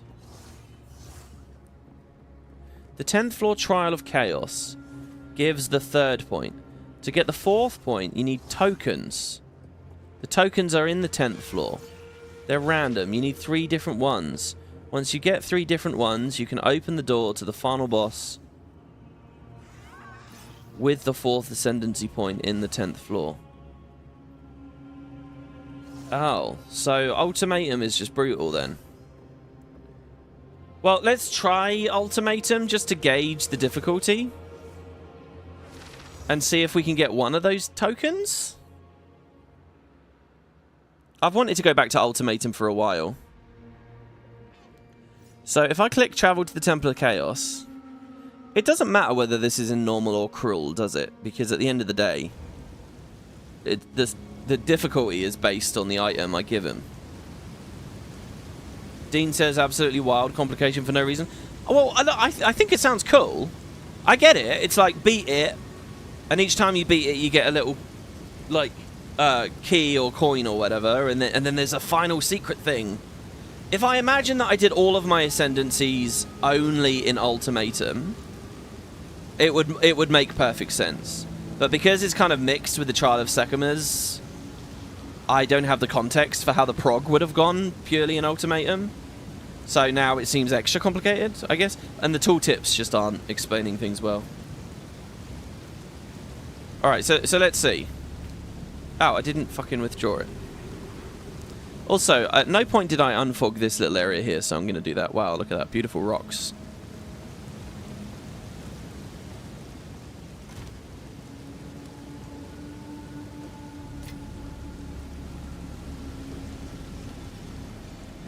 So let's put this Ultimatum in. Begin the trials. The challenger returns. Unlike the trial of the Sekhemas, there's no like relics that I need. So this has a lower barrier of access as long as my build is good enough. Sekhemas kind of has this weird extra layer to it. But yeah, so I'm going to throw up a poll, guys. I don't know if you guys want to vote in this.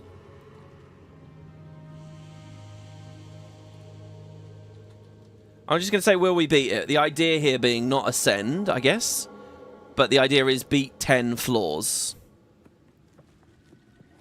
The thing is, Ultimatum's really hard. Surely things will be different this time around. Like, these debuffs were just brutal. Like, the pyramid objects just destroyed all my minions before. The Val Omnitect was also really horrible. Or reduced resistances. And if I've learned anything, it's that resists are insanely important. So I guess I'll do the Omnitect. Hatsuatl sends its regards. So let's see. There is a common structure to it. You need to farm one of the trials Are you ready? a few times to even have a chance to get the 4th point. The first trial, you aren't beating the 4th floor with a good set of relics. And you need to finish the 3 floors to unlock enough relic slots. Yeah. Alright, well, Oh man, this reminds me, I haven't used my totem for ages, have I? So let's see. The only fear here is I die, right?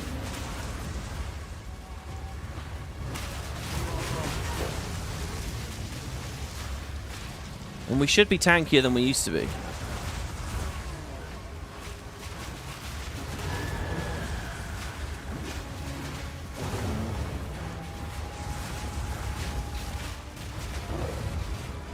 Stuff is not dying quite as fast as I would have liked, which is a bit concerning. Also, these machine things are kind of throwing a lot of damage around that worries me a bit.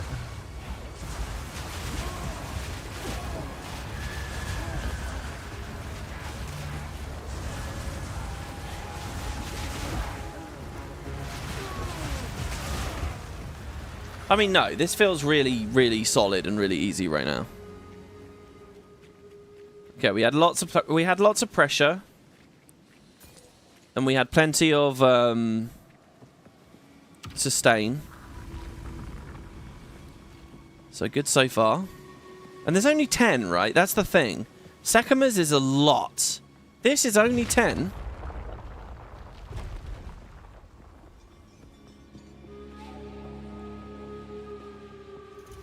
This is just a warm-up.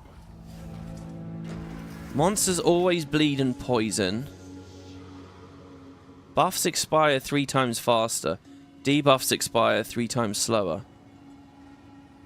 I mean, this is fine. I don't buff myself. And my debuffs are infinite. 3 times slower than infinite is still infinite. One cannot outrun time. I feel like usually the green picks are the good ones. Only 10 Tato notes. Compared to the Trials of Sekhemas, just talking about time invested.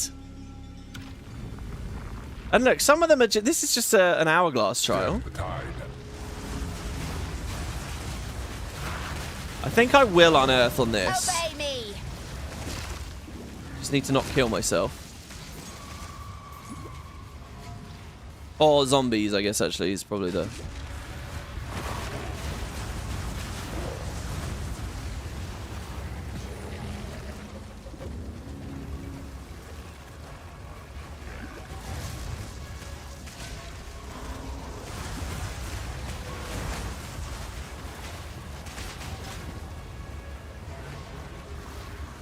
Okay. The blood high, trying to get to our 3k, 4k threshold, whatever it is now. Okay, there's a rare monster. Lots of lightning around. Ugh. Another corpse to serve me. Okay. Just sort of hanging back here because...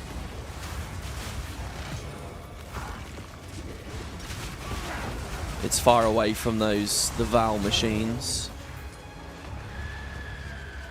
I look at all these runes, and the loot filter is like encouraging me to pick them up because they're a different color. But in all honesty,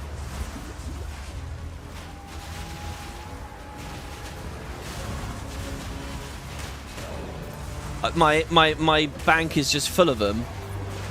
So I'm just gonna learn to stop collecting them. Skill gems is ridiculous as well. My tab, like the microtransaction tab that I bought, only holds 500. I've got like 400 now. Like, just the amount of uncut gems I have is just crazy. Alright, that went okay. I didn't really need many unearths or anything there. It kind of actually just represented more risk than anything, because it's taking my health away. Oh, that's actually a buff for you because it shortens the minion revive times, because minion revive is a buff. Oh my god, I hadn't even thought about that. That's amazing. Okay, 40% reduced life, mana, and energy shield recovery rate. Or the shocking turrets. A fine choice indeed. I feel like these lightning projectiles were not an issue for me before I even had capped resists. So I'm going to pick them this time. Stay close, or perish. cleaner than Liss's usual inventory. Yeah, sometimes I'm very good with the inventory in Guild Wars. What I really need in Guild Wars right now is I need an invisible bag, probably at the top, that won't compact. And it will look really good. Oh my god, a precursor tablet in here. Nice. Right, what are we doing? We're escorting. Okay, I'm fine with this.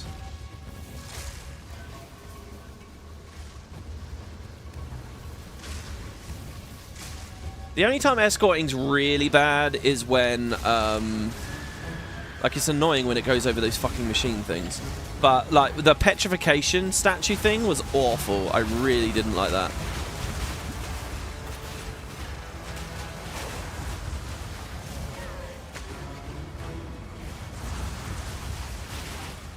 Okay, let's blow all them up.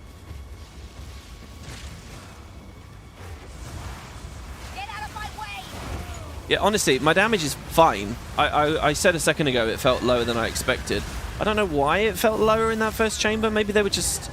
because they were like the bigger dinosaur-y looking things.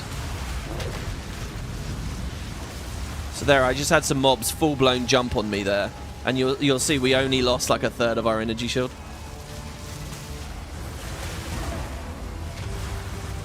Here we're getting forced. Here.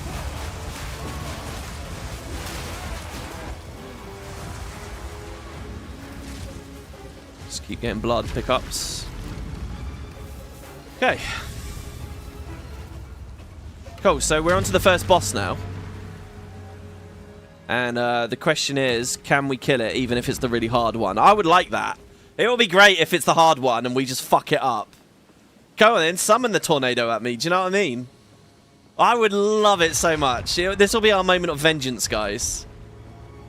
It'll probably end up being the easy boss again, though, and it'll be really slow and tedious and boring to kill. WP, if you put your runes in the currency tab, you can store way more than a normal tab? Oh, wait. Wait, I can choose? Wait, I can set up like a custom currency? Is that a thing? Oh, they even give me a well refill. I forgot about that. Don't give up so early. Okay. 40% less defenses. Now that scares me. That's energy shield going down. Monsters grant no flask or charm charges on death. That scares me as well. Monsters inflict bleeding and poison. That doesn't scare me so much.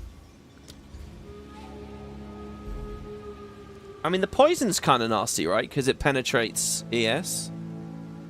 But the bleeding won't...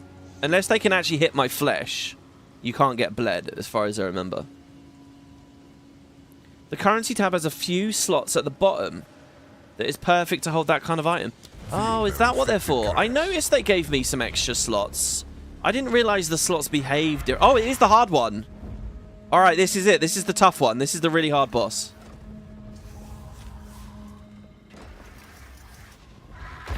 It's where you put essences and runes. Well, I have essences. Oh my fucking god, he's on me. I haven't even been able to curse him yet. I'm just going to stand back here. Yeah! How'd you like me now? Oh shit. Oh shit, there's the tornado. Oh shit. No! Come back so that I can kill you. I think he's back. Oh. Feeble. Okay. How'd you like me now? Oh god, if he killed us there. Alright, alright, alright. We're alright though. How do you dodge the nado? I have no idea. It just killed me instantly last time I was doing this. Oh, sorry. Poison deals double damage to energy shield. It doesn't penetrate. Okay. You know, I did get... so we have very weak boot movement speed buff. I only have 15%. I don't know how much it goes. If it goes all the way up to 30, like that fucking... that hairfoot mod was 40 in that other... in the Sekhemas yesterday. Anyway, this is a pretty weak one. And I almost... I found some very cool boots, and I almost threw these away for the other boots. But they had no move speed. And if you remember last time we were here, that was when that whole conversation was happening. Just don't dodge it. Dodging gives you less sustained mobility. Yes, I've been thinking about that too, because that you get a slowdown at the end of a dodge. So it's like, but then once you do the first one, it's like you get caught in like a loop of it, you know? A loop, pun intended. Understandable, if you're a little tired. But the trial yet continues. Okay, the Ring of Doom, bit scary, but it has the safe space in the middle. The heart tethers could easily end up fucking me up. Because later, if I'm forced to take Doom and Heart together would be terrible. So if I pick one, I don't want the other. And the Stormcaller runes were really nasty as well. Because they can kill the minions real quick. But so can Impending Doom. I'm going to try and avoid the tethers. Because I think because we're on round 5 out of 10. We're halfway. If we have to pick up something else later, and the heart tethers are on there too. Oh, Impending Doom. Oh, God. Or maybe I just avoid these at all costs.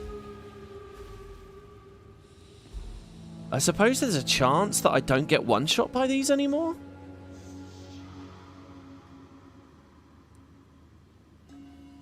Heart tether's free, you can range it easily. I thought it gives you a tether and then when it breaks you get... Alright, I'll try heart tethers. People think it's free. Let's try it. Slay them all. Definitely never take Impending Doom. It gives rid of the safe space. Okay, so we're deeper in now than we've ever been. I've never seen any of this. I don't know what the layouts are going to be. I don't know what the challenges are going to be. I haven't got a clue. I'm going to start with an offering on this one. And then 2 flame walls straight away.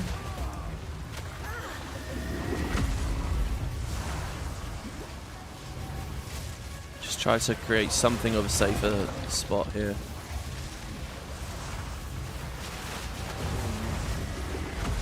There's a heart over there.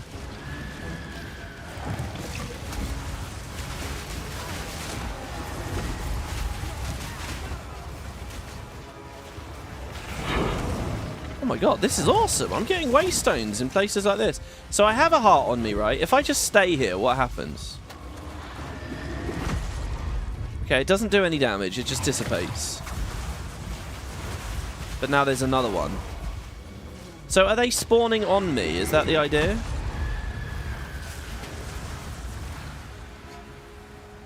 Like if I stand here... Oh, is that over? Oh, fuck. Okay, the trial's over. How do we leave? Maybe down here?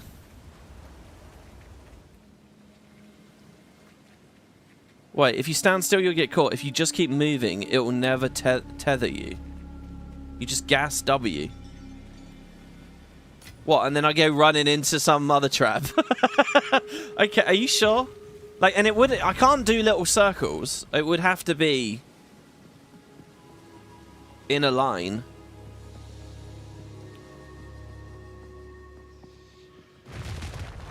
They spawn on you a few seconds after exploding. So the old one explodes, a new one spawns in a couple of seconds. So in theory, I could like look at it and get used to the timing. Half completed or half unfinished. Okay, 6 out of 10. Pyramid beams is a big no. Reduced recovery is a big no. Impending doom is a big no. Uh-oh.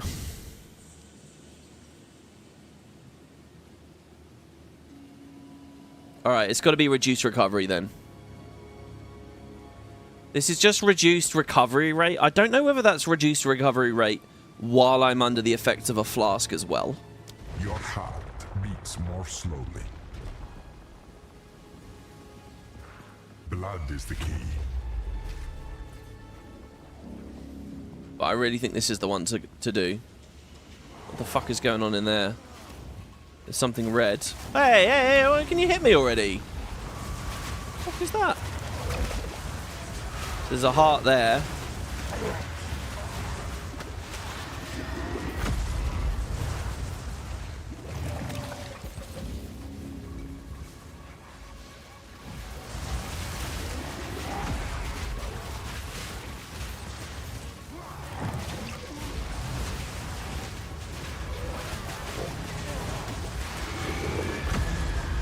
I don't like that red circle there. What the fuck is that?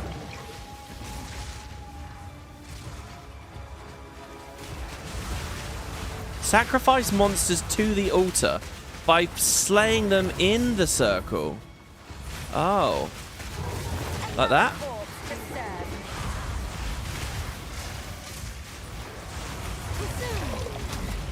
I'm gonna micro my shit away until I can drag stuff in. God, those recurring explosion sounds.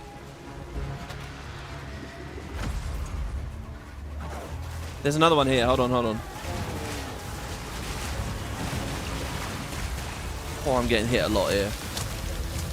Oh god, energy shield's nearly down. I'm like hard stunned. I can't do anything. Fucking hell.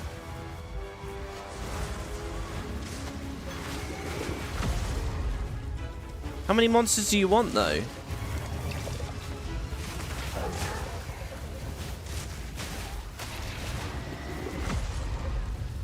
Oh, okay. That blood circle is disabled now. Ah, I see. So there's blood, like, going into the middle. That one's disabled as well. There's probably a third one to do. That was very scary, by the way.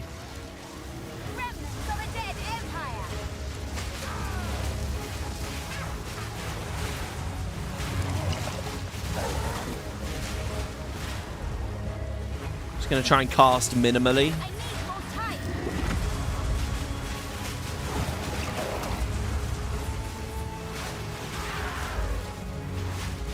To keep the health up. Thankfully, they're like spawning in it. Because I don't have too much control of the ring. Okay, good. They spawn in it, and then... Sorry, I don't have too much control of the minions and the exact timing here. So thank God they spawn inside. Alright. So that was 6 out of 10. Now we're on to 7. 3 more debuffs to go, guys. Or we can wimp out and just take our rares and run.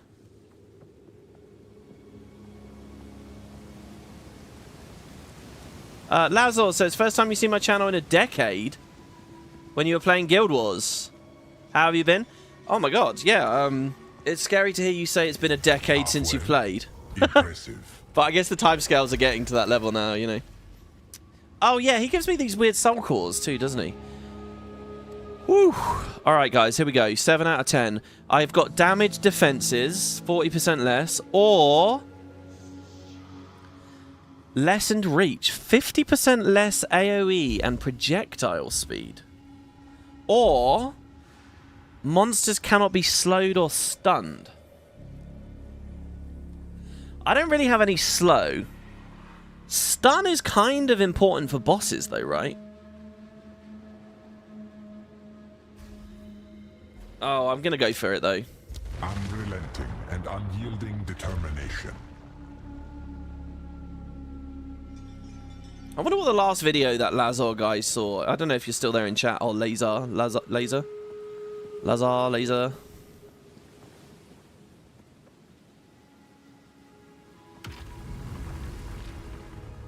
Oh, this is a boss fight room. Oh, it's the same bosses. So I killed the hard one already. Ah, so we kind of had a good roll here, because we want to kill the hard one first. Oh, this is new then, guys. I haven't shown you this. So this is the third and final boss. I'm wagging my finger like a teacher here. This is the boss where when it gets half health, its HP bar splits in two, and it drops like a little fledgling thing that attacks you, runs around and attacks you. It's quite cool. I anticipate doing fine here, because I think this boss is actually like the quickest to burst down. I don't think it... You know, the other two like have phases where they fly off or leave and do things. I think this one you can just melt. The real fear is the little one, like, is getting all up in my business.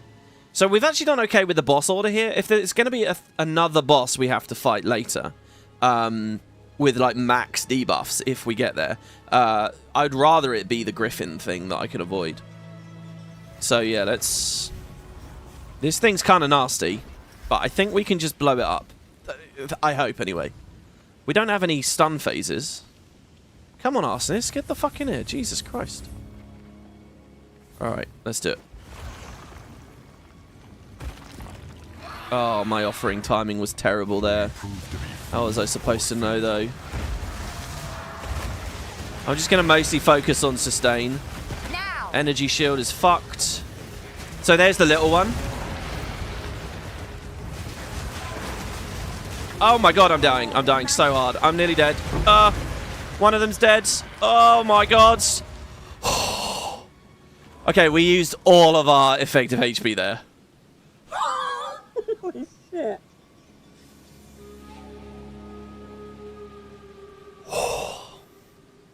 I can't believe that it did that much damage to me. I cannot believe that. Alright, we're still in it. We're still in it. Just.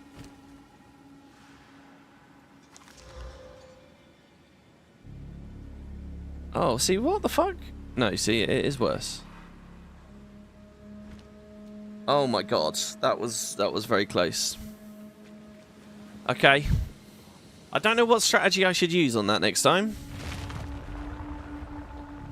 Well, I feel like as far as the debuffs are concerned, we're actually doing alright here. The poison was a little scary, but, you know, they're not auto-critting me or anything. Impressive. Normally, challengers don't survive those. Yeah, thank you. Okay, 8 out of 10. So we got 2 to go. Reduced recovery 2. We could reduce our life, mana, and energy shield recovery rate even more. Drought. I feel like Drought was really free for me before, but now it just looks terrible. So do we go for even more reduced recovery rate? Or do we finally take a little bit lower resistances? Minus 15. The final boss does do a lot of elemental damage. Assuming it's that griffin. Assuming we fight a boss. I mean, there's only 2 rooms, right? I think I'll do reduced recovery 2. Even though I suspect that might have been what got me so low to death just now. Slay them all. It's funny, someone in chat is asking if you can change characters later. Change classes, or you need a new character. Definitely new to the genre if you're asking that question. Oh god, there's a fucking heart on me. None can oppose me. Well, it's tethered me, so I'm just going to stay for a second. Actually, there's no need, right? I can just take the stun.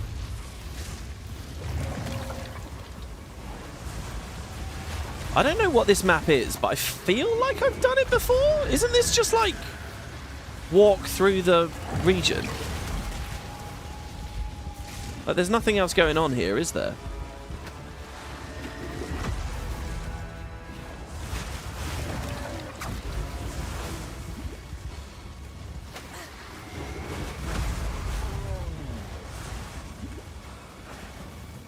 Oh, it does affect my fucking potion speed. It does. The reduced recovery rate does affect when you potion, which actually is brutal.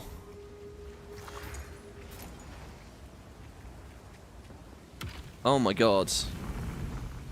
We can't, like, acutely heal ourselves. I guess, if I equipped like an instant recovery flask, it would be really good in this circumstance. If you play it safe, I don't think you'll use any flask charges on your way to the boss. Oh my god. This far, mortal. Right, I'm 9 out of 10. I like him so much.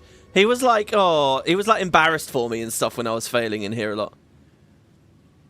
Blood globules. Globules of blood manifest nearby, tracking you.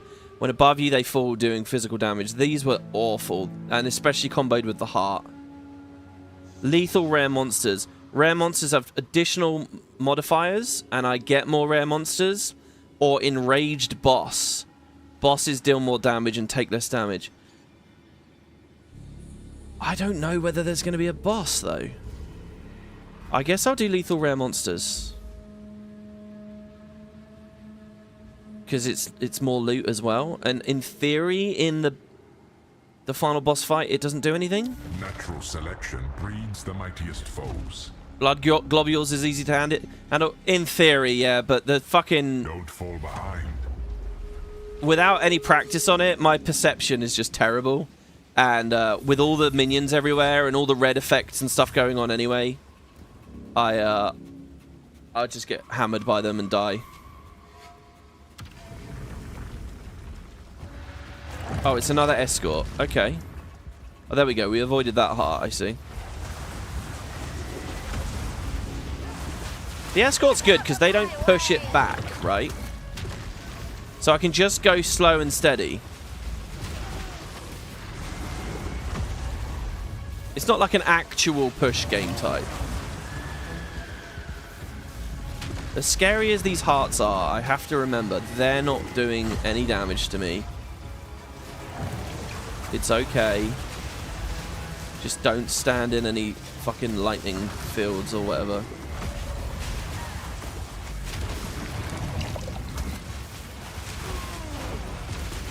I wonder how expensive buying an Ultimatum is then.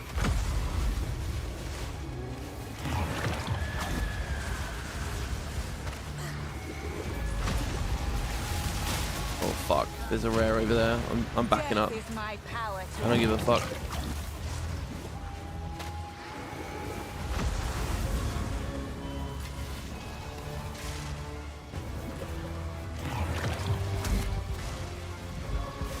Why isn't it moving? Come on, go. It's a magic monster.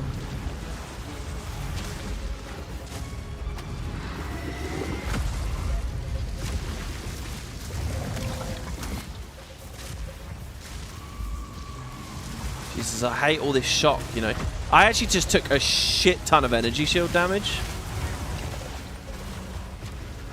So let me just come back here and recover.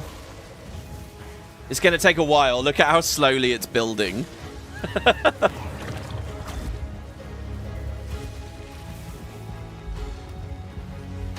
Okay.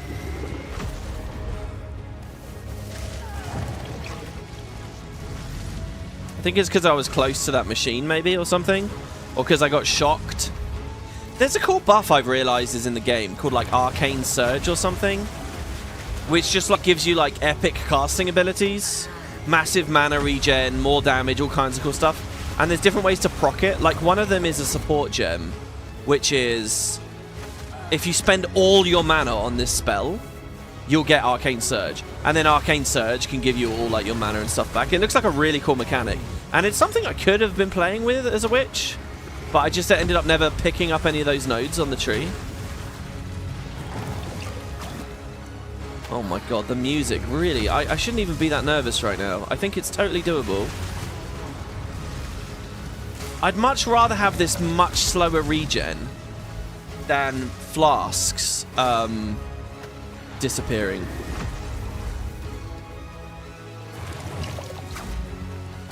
Alright, there we go. That's room 9 done, I think? Arcane Surge seems like such a weak regen amount. I think you need to be a sorcerer to make good use of it. What does sorcerer get that makes Arcane Surge? Like, there's nothing innate about sorcerer, is there? Except like the opening diamond, I guess? I didn't realize it looked weak. That's a shame. Let me tell you about our Lord and Savior Stormweaver that has perma Arcane Surge.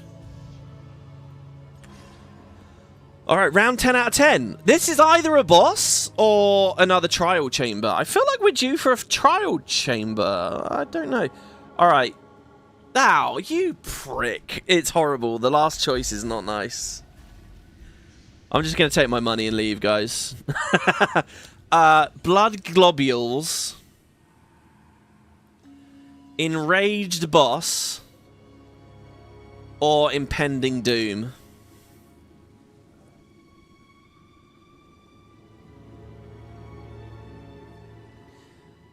Globules of blood manifest nearby, tracking you. When above you, they fall, dealing physical damage. I think you can avoid this with just a dodge. Hold on. Blood globules, it's not the same as the volatile red ones, where there can be like a fucking infinite amount of them charging at you because they spawned on mob death. Globules are not so bad. But I think... Morty says they're the obvious choice, you'll already be avoiding them naturally by moving.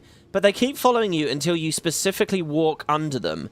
Then you have to dodge away, right? Like, they're infinite until you get in range.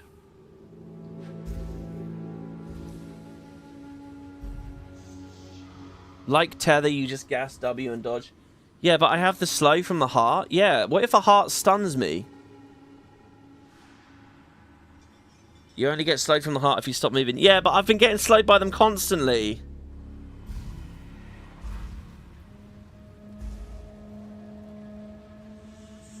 Meanwhile, if I'm in impending doom, it doesn't really matter if there's a heart there. Oh. Or we just enrage the boss and we just say, fuck it, it doesn't matter.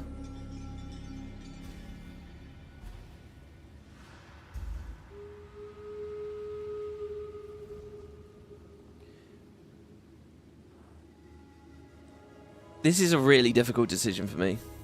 They spawn, they move over you, they stop, and then they drop.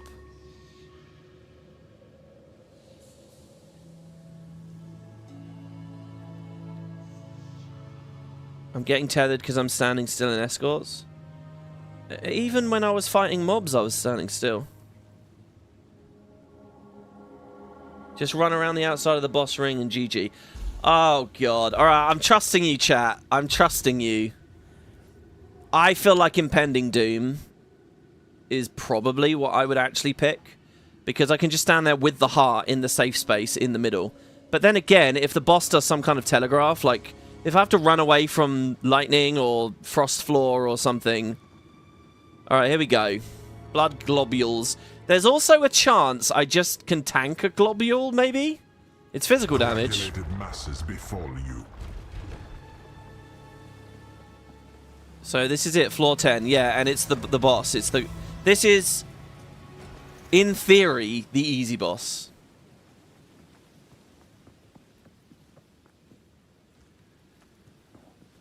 And again, I'm going to have this fiddly thing where I don't really know where to go to spawn him. I always go this way, and this is not the way.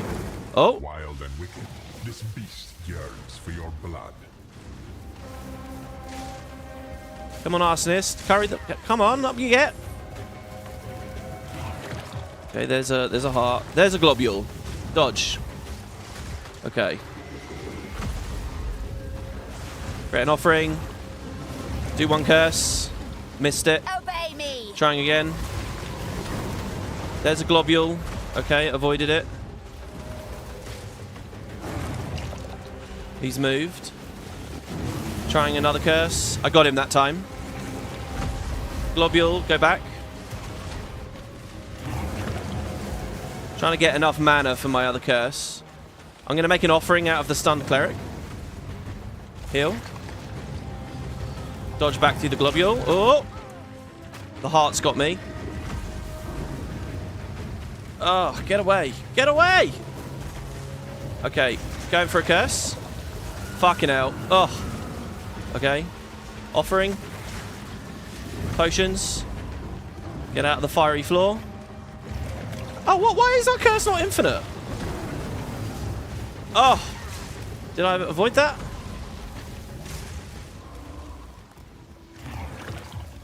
Okay. I'm going to wait for the fiery floor to leave and the frosty floor to leave. If they ever do.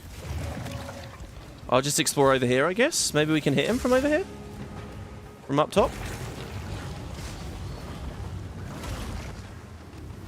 Okay, the floor's disappeared. Alright, we go and we kill him now. Oh, fuck, there's a fucking thing there. They do a lot of damage if you stand near them. Let's go over here.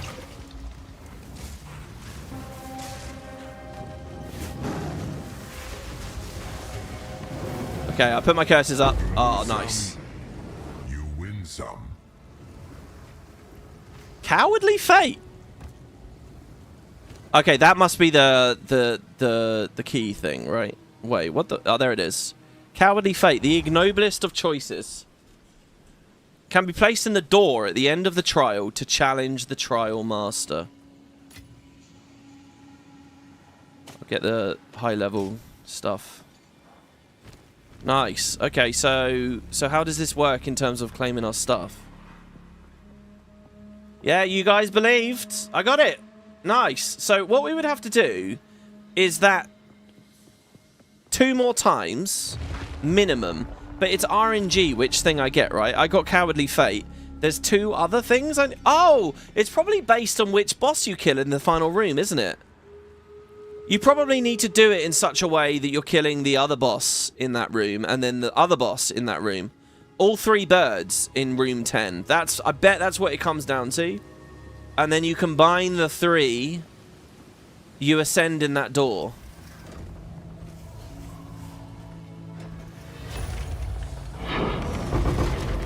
Oh my god, look at all this shit.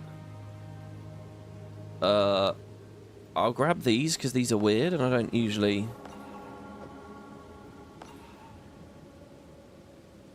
The Oblivion Crusher. I don't know if I'll be able to grab all these rares. So we have a full inventory of rares and superiors. I'm gonna portal and see. Okay, yeah, the Taskmaster's the Trial Master's Tower. Insert 3 fates to unlock the door. So I have 1 fate. But not the other 2. So we'll have to come back and put the other ones in later. Or we can use that blink thing. I hope that I haven't lost that, by the way. That best be permanent.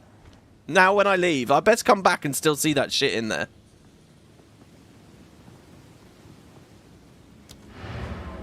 Isn't my stash at the end? Is my stash at the end? In Sekhemas it is. I don't see a stash. Or did I run past it?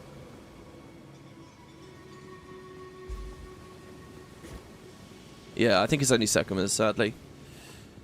We can get the Waystones as well. They're tiny. You can buy them, yes. They were around 5 to 10 exalted each last time you checked. Do you know what? That's not a bad money-making strategy, actually, then. If you can do that consistently, we were only in there for, what, half an hour or something? Half an hour for, like, on average 7 exalteds?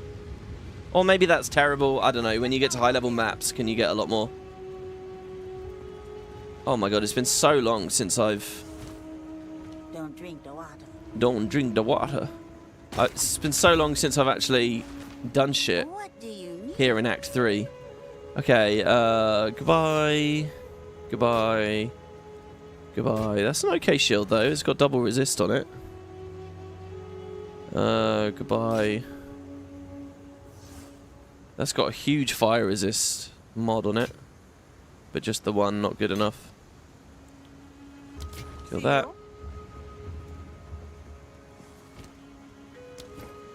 You did your 3 all at once. How did you find the boss at the end, Dean? How was it? See, here's a power siphon wand. I still want a zombie siphon, but, you know. Whoopsie.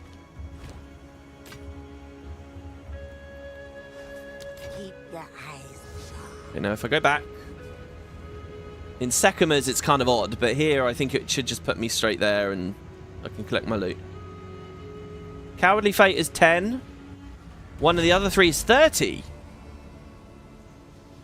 Look at that. You just do it, and you've got a chance of getting 30 exalted. That's nearly a divine. And you can grind it. Oh, are you fucking serious? Alright, here we go. Nice. Well, there you go. There's the Temple of Chaos. I don't have any... Oh, no, you have to pay to get in, though, each time. Oh, yeah, so actually... Yeah. So you'd have to do maps to get the keys to do the stuff, Alright, let's go back now to Sekhemas. This is where, hopefully, I will actually just straight up ascend. I don't know how hard floor 4 is. And to be honest, even floor 3 we might fail at.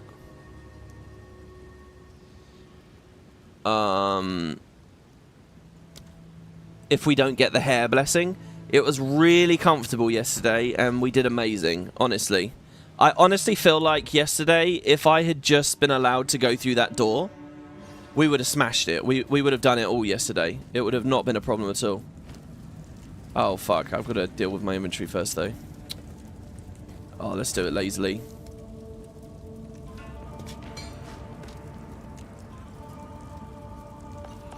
I'll clean it all up later, guys. I'll clean it up later. Yeah, the other issue with that, with Ultimatum, is everything comes in corrupted. I mean, that's not ideal. So yeah, you guys were saying currency. So down here, I can put runes in down here. And it has like a deeper stack limit. So I'm going to assign this slot as a... Oh, and if I... Can I say runes? Affinities? Runes? No? But, so like body rune, right? Glacial rune. Well, let's try and... So that's stun. Accuracy.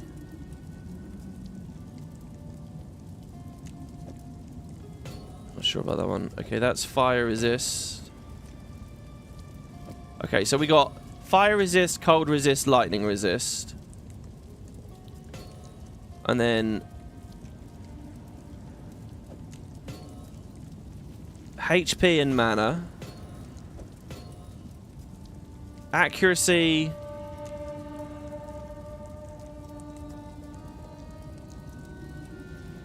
Oh, I don't know. I'm just gonna... Nice, yeah, the stack limit is higher. I think. Cool. So I can do runes in there. What else could I do that on? I could do that with anything, right? Anything I like. These basically have no limit to their stack size.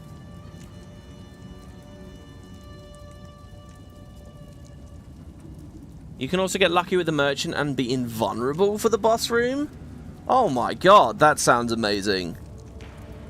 WP, I just got back to watch your Grimrock playlist. You wish me and my fam a Merry Christmas. Thank you very much. I hope you have a Merry Christmas too. I hear that's a very cozy series. Thank you. I hope it's some fun entertainment for you while you're wrapping your presents or whatever. You have relics that increase the merchant inventory. Get like 3 to 4 more items in it, and you're kind of guaranteed to get the best boons. If you can control click runes from inventory on any tab, it will place them. Yeah, I don't have runes in any other tab. I already had them all in that one tab. But yeah, so they're all nicely in there now. So I guess I'll keep picking them up. Why not? There's no harm in picking them up now. Cozy apart from the spider attacks, yeah. I mean, it's just chill puzzle solving, isn't it, really? That's the... This is in the wrong tab, though. I probably do need to fix some other stuff with this. Okay,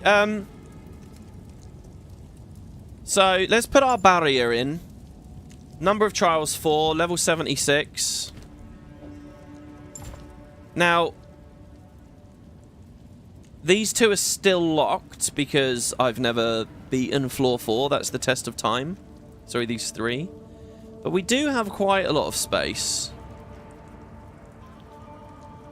We got this as well. Okay, so there was a thing, right? I'm going to just type the word boss. Bosses deal 5% reduced damage. Bosses take 12% increased. Personally, I think that's going to be really good. Bosses take more damage.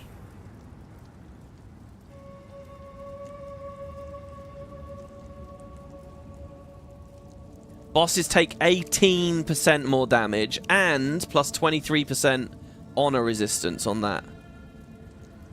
Bosses take 20% increased damage and restore 54 honor on killing one. Bosses do less.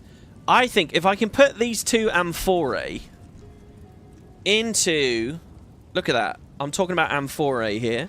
And I bet if you go watch my 3-hour Zeus epic from today, I'll use that word over in that as well. What I think I can do is if I can put both of these in, bosses take 40% more damage. That's like that thing with the minion modifier, just always on.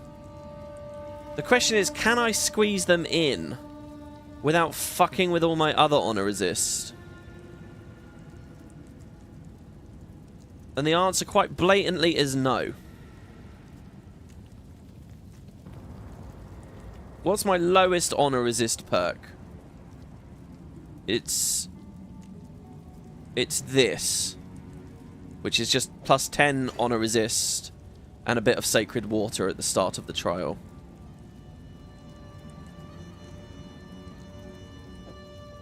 So we can maybe...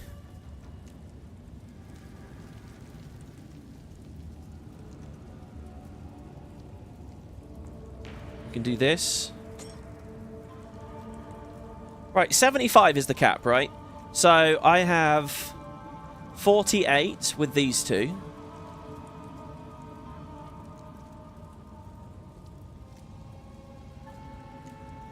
And then 58, 64 with these. 64, and then 74 with that.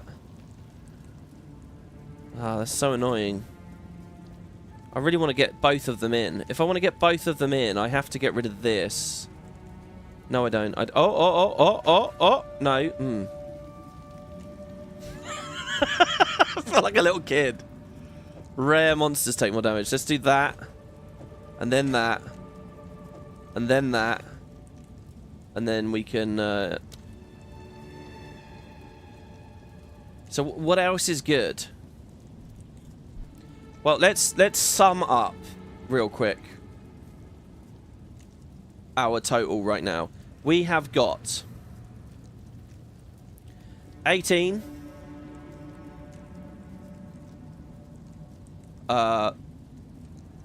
plus nothing. Fucking hell, yeah, I forgot. That doesn't even have... Wait. Yeah, that doesn't even have one. So we have 18 plus 25. So that's 43. Plus 10 is 53. Plus 10 is 63. It's not good enough right now. It's not good enough.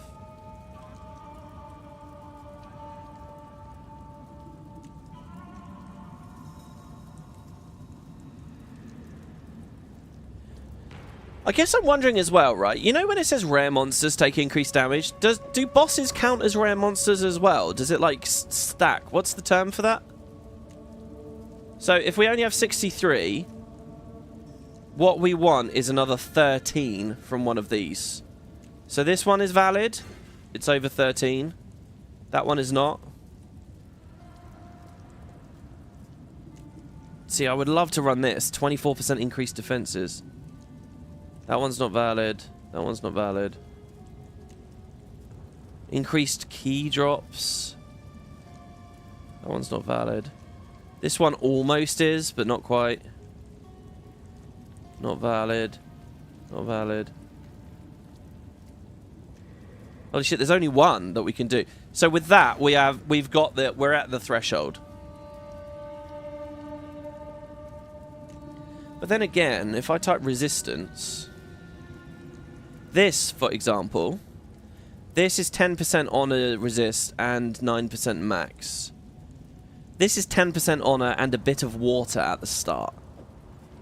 Who cares about a bit of water at the start? It says at the start of the trial. The trial is the floor, right? So that will proc 4 times. It's about 100 water overall. Assuming we're going the distance. Oh, this one's just the same thing but better. Oh, movement speed. Right, yeah, fuck. See, movement speed. It's only 3%, but... Oh, and that one's max life and honor resist. What do you think, guys? Movement speed or max life? 7% max life, 3% move speed. I feel like the move speed?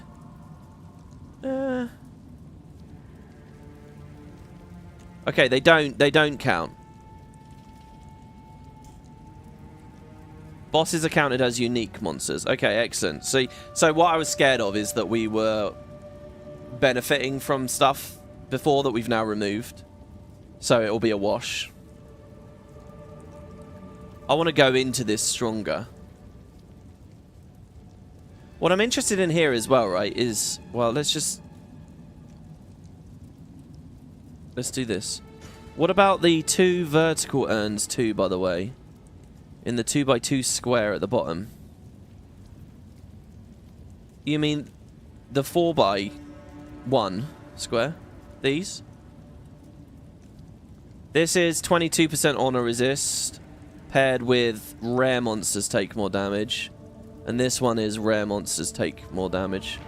I'd rather the bosses, right? It's all about the bosses, surely.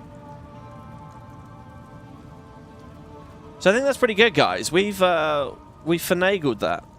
The smaller 2x1 urns at the top. Oh, you mean these? Oh, gain some water at the start. And 23% increased defenses. So I think that the increased defenses shit is going to be good. I don't know how dangerous this last boss is.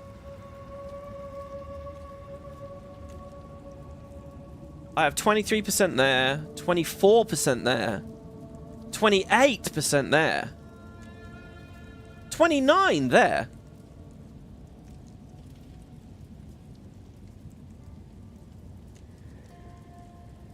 %29 increased defensive stats, or a bit of, or 9% honor resist.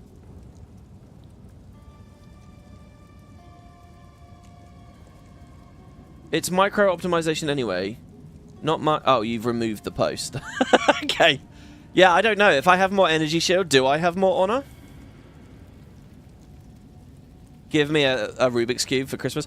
I had a Rubik's Cube when I was younger, and I always wanted to learn how to solve it properly, and I never did. I solved it like once through just trial and error, fucking with it for hours and hours and hours over like multiple days, and then I never really touched it again. It's funny though, I can very, very distinctly, this must have been, you know, years ago, but I can really distinctly remember exactly how it felt, like the plastic creaking beneath my fingers and like the slight flex. Yeah. Increased defenses boosts your energy shield, which boosts your honor too, if I'm not wrong. Exactly. So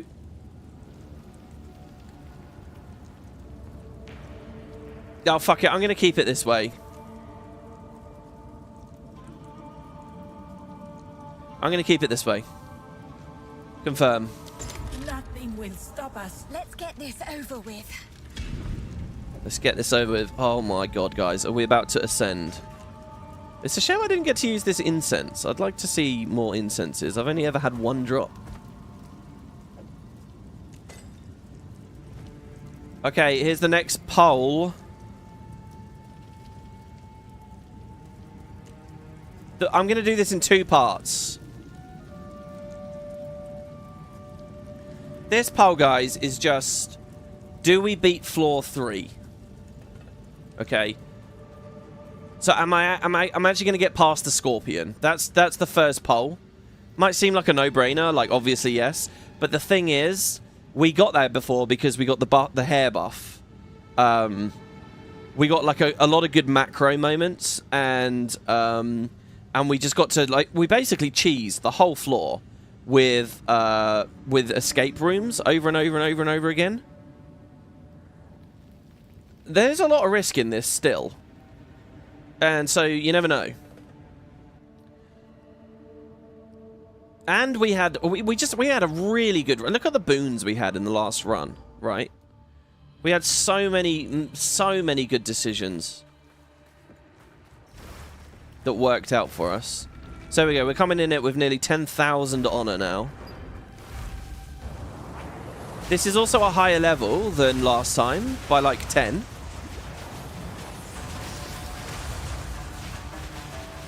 So that's nothing to sniff at. None can oppose me. Scatter before me. The bosses are going to be more dangerous.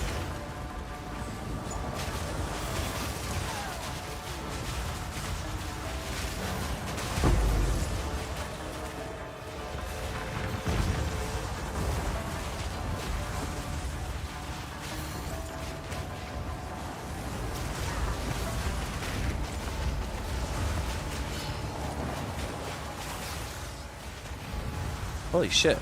Something chunked me there. Ow, ow, ow, ow, ow! Magnificence. Holy fuck!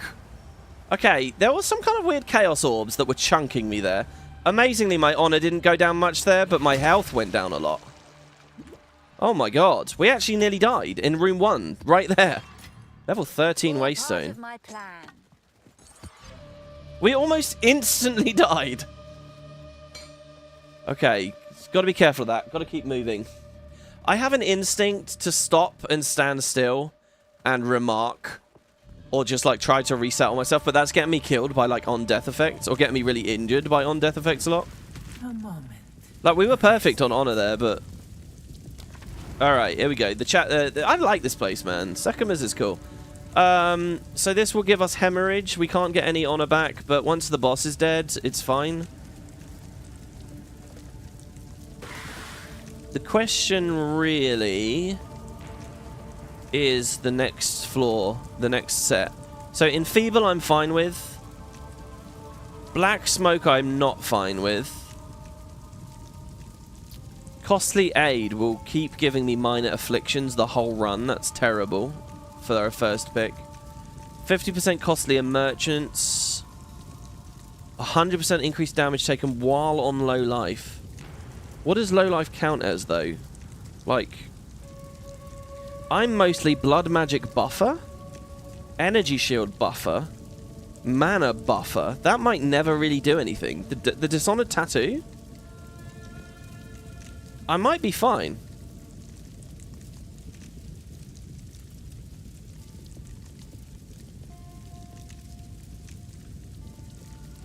People are unhappy with Honor, and you can see how it annoys some builds more than others. You like the game? You think the gameplay's good too, though? Yeah, it's just... It's because it's stressful. That's all it is. Some feedback is okay to ignore, I think. It's because it's stressful. It's added pressure. But that's the game. Low life is minus 35, less than 35%. And yeah, okay, maybe some builds like the melee thing, but obviously that was a good. They've tried to rectify that with the patch note. You can alt to see what low means. Oh, you're right. It's underlined. It means less than 35%. I think that's free, then. But, oh, no, never mind, because I don't want to take hemorrhage, and, well, hemorrhage will go away. We get a water fan. I think, let's do the ritual.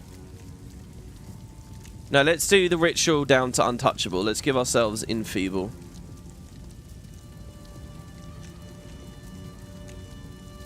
It lessens damage dealt by 15%, but not my damage, just the minions are fine.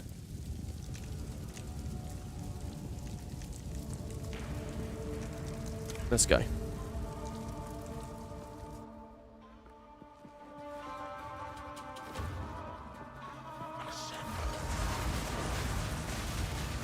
So I'm hoping in one cast of a Flame Wall each of these dies.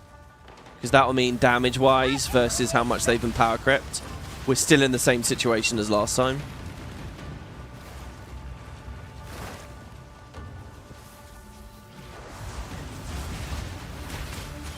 I'm starting to just instinctively dodge away whenever these snakes come at me.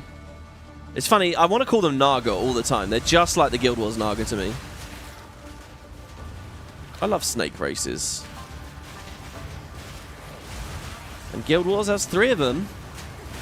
You got the Naga. Fuck me, there was a goddamn spike there. You got the Naga, you got the Forgotten, and you got the Crate.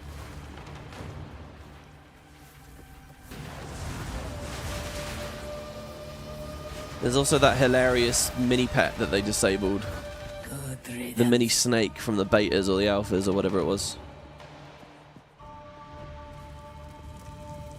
There's a lot of people that play ARPGs to brain off, so something like this definitely creates tension for them that they didn't sign up for. And you can't really not get your ascendancy, I guess. I don't know, man. There's something I'm quite uncomfortable about with what you just said there.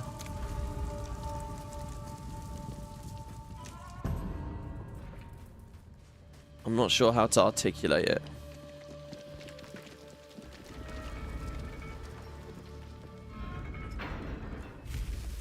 Surely the game is at... What I guess I'm trying to express is surely the game is at liberty to tell you what it wants to be.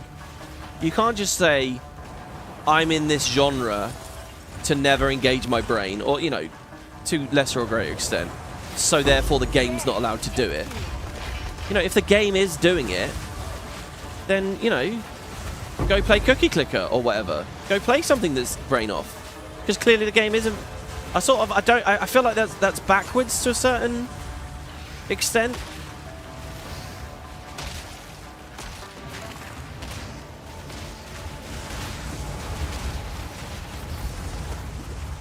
God fucking damn, I love these trials. Look at this shit. Magnificence.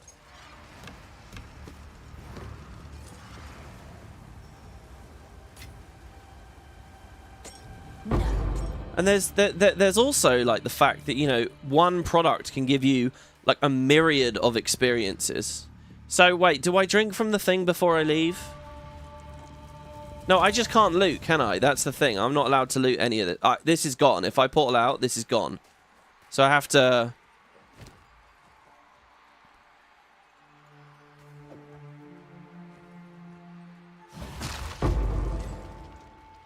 But, I mean, you already sort of addressed that by saying, well, you can't not get your Ascension. But you can brain off, level up a bunch, and then come back when it's easy. Right? I think there's a brain off path even through this.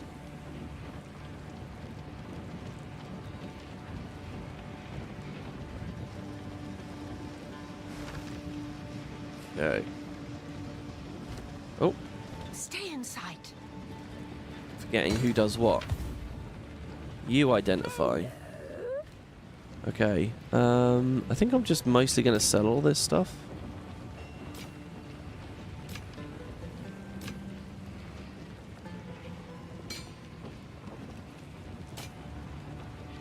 %27% increased defenses. Some of this stuff I need to just immediately merch. Because my relic storage even is getting a bit full now. Okay, that's not going to work. We can drink from the well, though. Toggle underground. Head on in. You're on my side of the argument. You're just fairly empathetic and trying to see their side. Yeah, no, I get it. Like, we're just shooting the shit. But, yeah, something about it seems weird. You were super excited for Tengu and Naga as playable races when they announced Guild Wars? Yeah, I think a lot of people were excited for different playable races. Awards a shrine that burdens you with an affliction. Well, I don't want that. But I can choose not to use the shrine. No, we should start. We should do this. We should, yeah. Well, unless that room sucks. I was going to say, we could do this, and this gives us more choices. Fuck it, I'm going to take the choice. Wait, what? Oh, I just have to click enter, sorry. Let's get this over with. Yeah, I think Tengu obviously was really high on the list as a playable race. And they were prototyping it once, long ago. And in fact, they had a statement they might have been doing that again recently with Mini X-Packs too.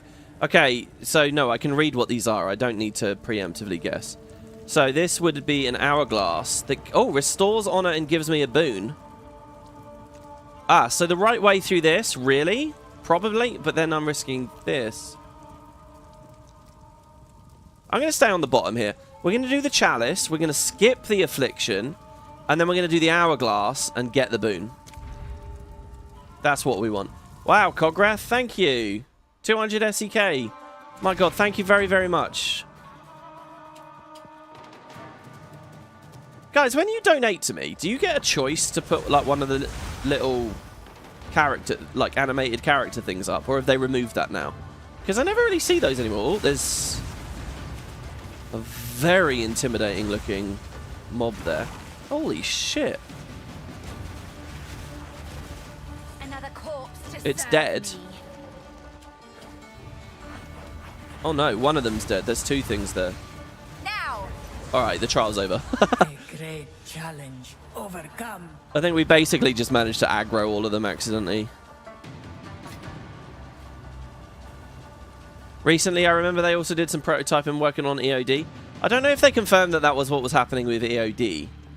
People assumed that there was stuff going on with EOD because it just makes so much sense to do the Tengu with... we're not taking that. With Cantha. It makes so much sense. But obviously it didn't. And when it came out, you could see all the different Tengu varieties. So I think you've got to be careful there. I don't remember any official communication at all that ever said they were genuinely... From them. It was just like a lot of speculation. It was very easy with EOD to say. However, I think there was an official communication that they looked into it for mini X-Packs. But it was too much to do for that scope of a product. So mini X-Packs, yes. And the art book confirmed that way pre-release, like 2009, 2008 maybe even. They were also thinking about doing it. Like very, very early. In fact, I think some of the Sylvari personal story ideas were actually Tengu's personal story ideas. Aside from that, I don't think there's anything else. Might be wrong. Anyone sees this? You want to give me a quote in the VOD or whatever? In the comments? Magnificence. I like picking up keys because I know that they don't mess with my inventory. I'll see like these skill gems. Like they look fancy, but I have so many level 17 skill gems. I just don't need them.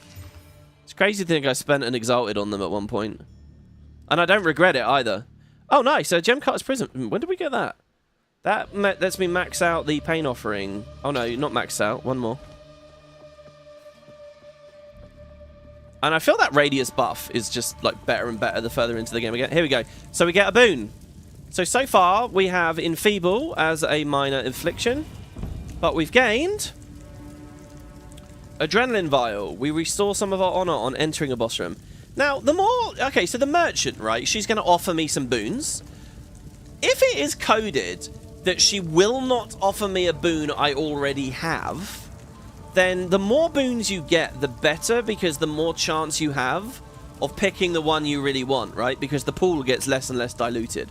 So, like, this is kind of good to have, but it also, it's eliminated it now as a potential thing from the vendors or other sources. So it's kind of good in two ways. Right, we have to get this key. There's no decision making here. I think this is one of the really little ones. There's a boss and a portal, and I think it just dies. Yeah. Is my power to wield. So good. No drops either. Not a single drop. Wow. A negligible XP.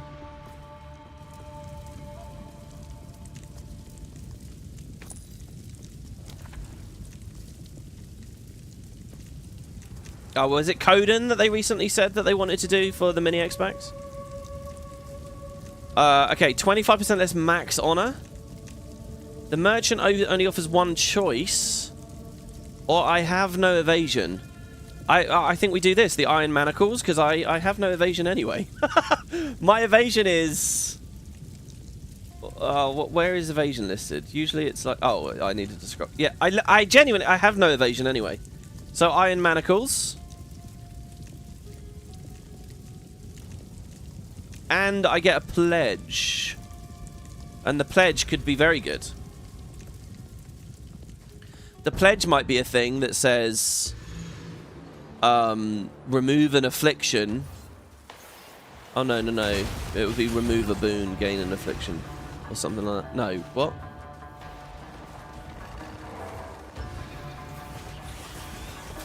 What I was going to say is maybe I could spend the manacles on something good.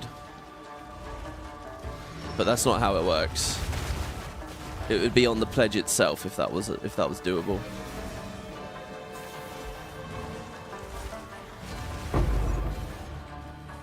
Don't know what that drop was. We'll look at it again in a second. Looks on the mini-map like it might be an Exalted orb. You can't see it now, but it was like a golden circle. Okay. Impressive endurance. Couple of firewalls. I don't know how many mobs survived back here. Oh. Oh, it plays the noise when you get in range again? Yeah, it was an Exiled orb. Nice. It's about about time. That there was the loot filter being very good. If I didn't have the loot filter on there, I would have lost that. I never would have known it was there.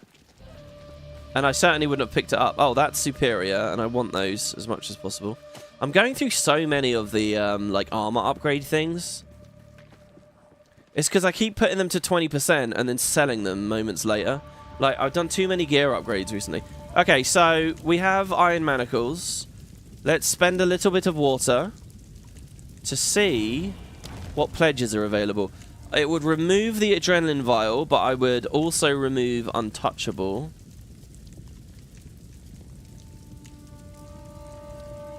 I could gain the Fountain of Youth in exchange for a bit of physical damage right now.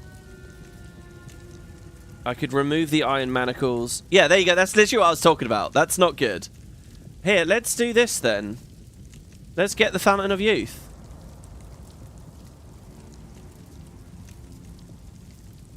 In exchange for a one-time honor price, basically. There you go.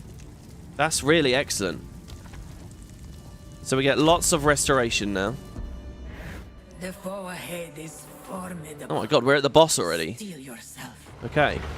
So we should see kind of good damage here because of the urns. Oh my god, bro. Fucking killing myself. What are you doing there? Blood Mage is so good, guys. It's just the best, you know? Like, I get all this, like, extra stuff to think about. Anyway, the Infinite Curses is cool here. Alright, I am enjoying this. But mind you, I've only got one on him. Wait, do I actually have Whispers of Doom? Oh, I don't have Whispers of Doom on my build right now.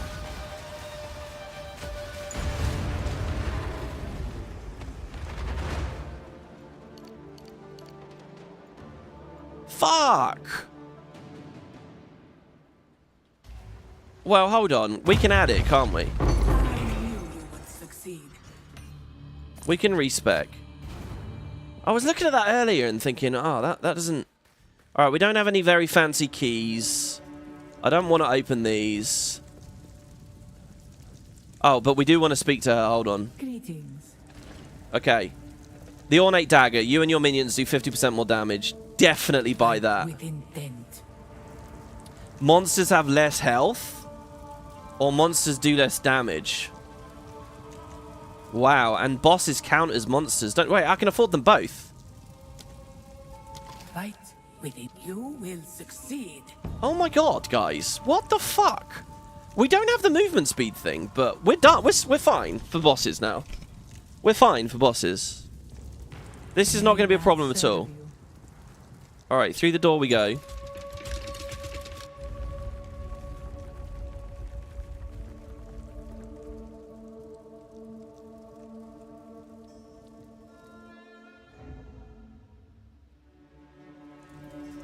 And then we create a portal from here, I think, probably.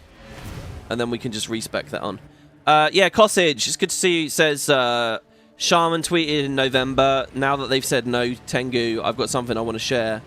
And his tweet was, a while ago they added composite Tengu models that are built exactly like player character models, indicating they were at least experimenting with it. Yeah, I remember that as well, now that you post that.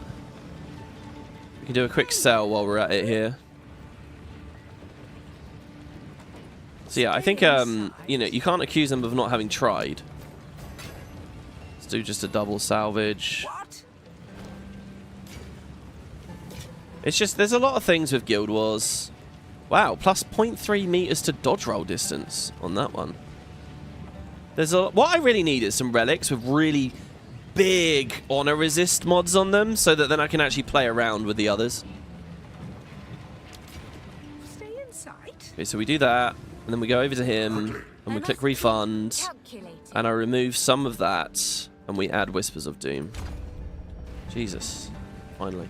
Okay, we've actually got the combo finally now. We're going to see 2 curses infinitely applied. Stash. Deposit, deposit, deposit. Could actually use the armor as scraps. Deposit. I'll keep those just there for now. Don't really need to, but whatever. And then we can... do we go to the well? No, that's fine. We go underground.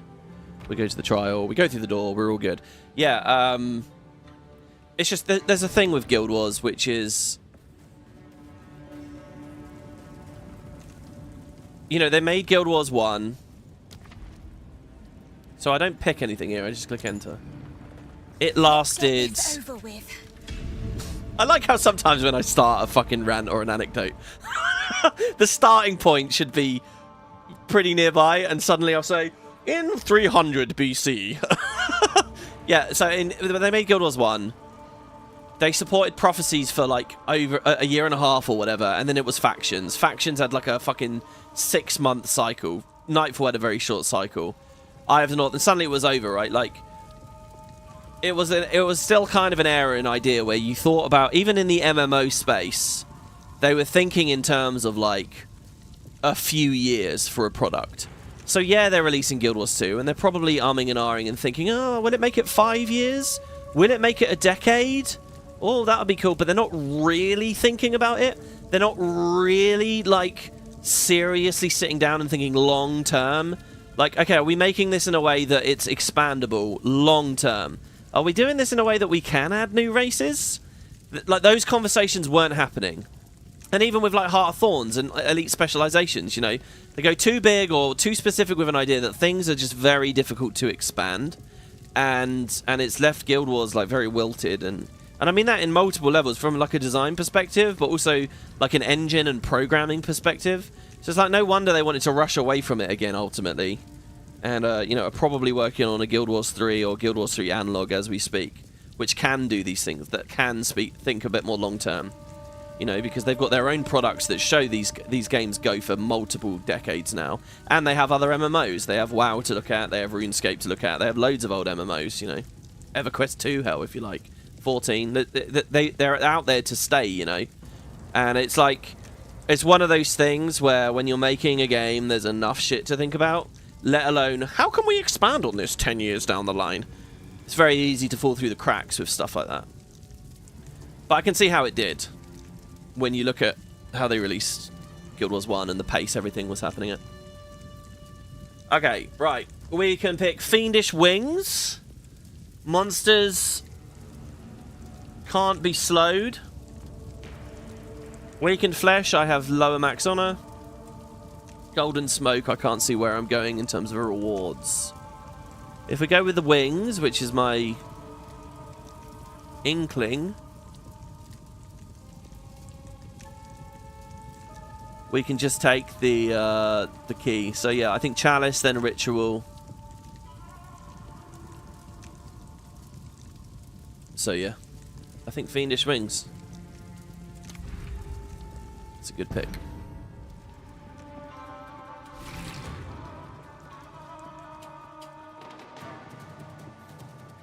No one in the industry was thinking games would be getting supported for multiple decades.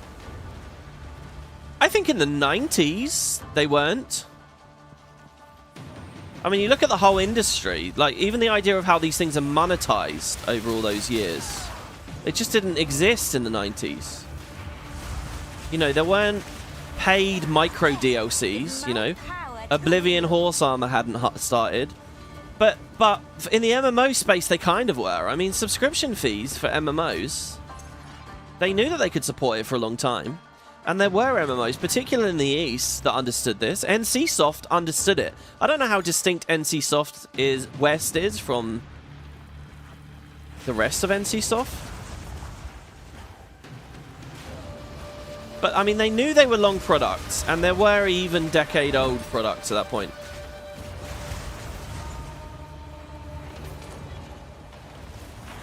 And look, maybe you can forgive them for the launch of Guild Wars 2, but I do sort of think Heart of Thorns. Heart of Thorns was a weird moment for me, because Heart of Thorns was close enough to release that... I mean, I know it felt ages after release, but there were just weird things about Heart of Thorns where it's like, okay, surely you're building something to be really sustainable and expandable. And then you just look at how, like, the mastery system kind of doesn't really work. They have to do so much fucking bespoke work every release. to keep supporting new masteries. It's like it could have been done a lot better, a lot smarter. Character bound. And it's like, I remember all the blog posts, all the stuff they talked about with Guild Wars 2 as it was coming out, like the fundamental ideas they had at play, like why they were doing 5-man dungeons instead of 8-man, or 20-man, or 40-man, like WoW was, right, with its raids and stuff.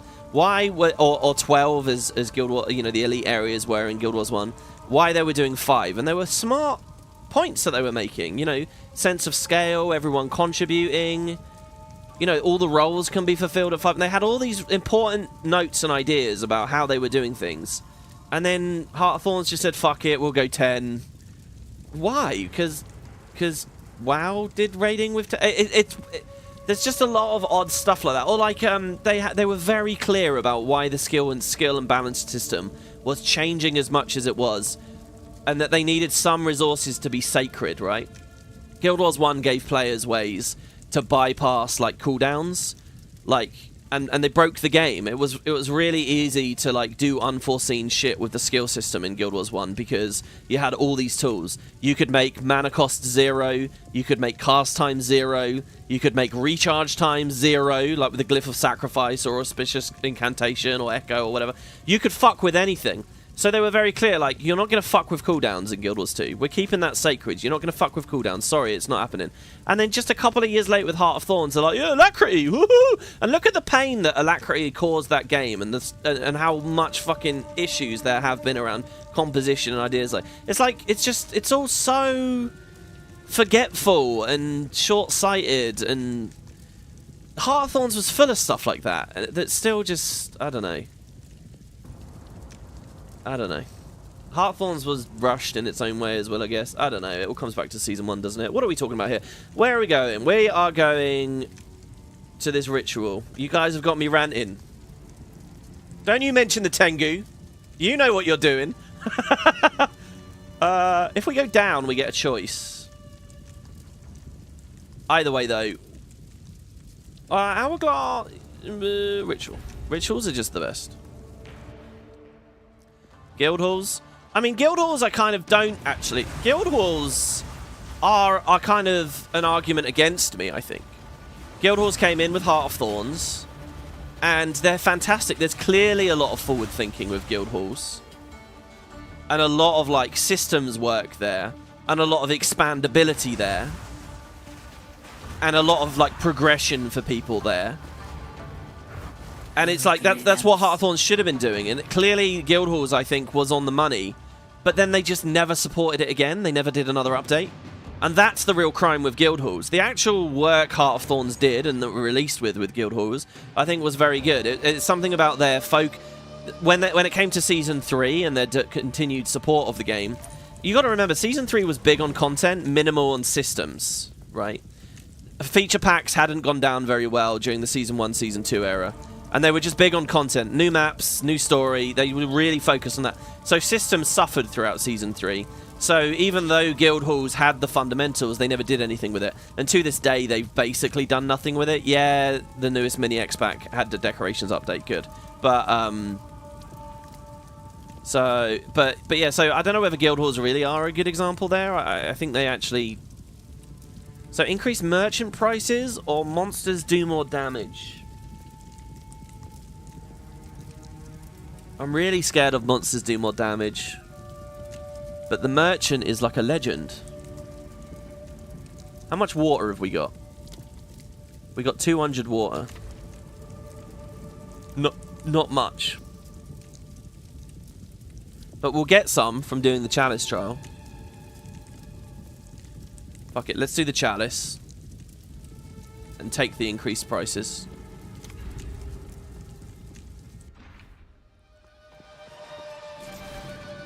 And we'll get some nice drops along the way.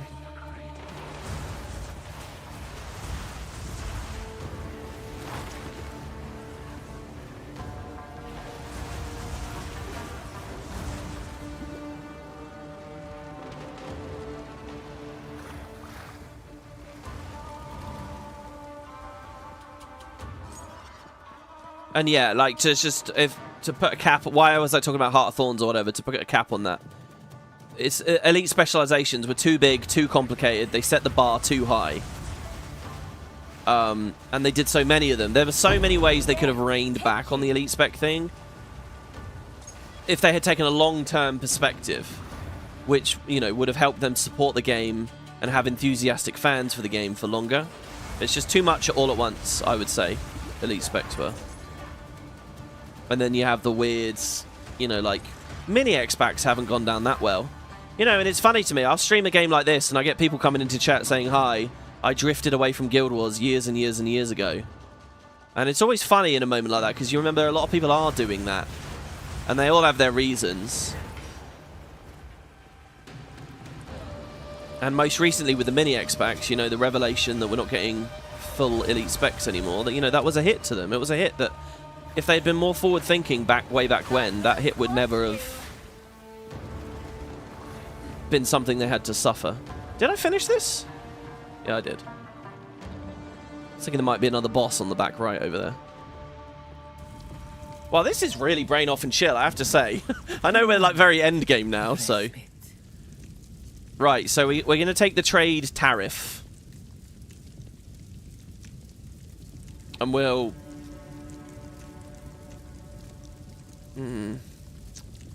Or I can just have some balls, take the 30% damage, get even more water...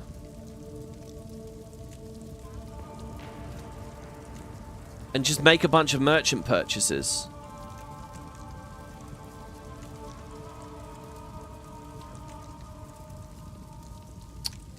But if I die, the thing is, this is one of those afflictions where if I add this, when I'm sitting there dead looking at the game over screen with the scorpion running around or whatever, or the final boss, I'm just going to be thinking about this. I'm going to be thinking about this moment and saying to myself, you shouldn't have done it. At the same time, if I see the move speed purchase available and I can't buy it, oh, fuck it, we're doing it. We already made the decision. Go.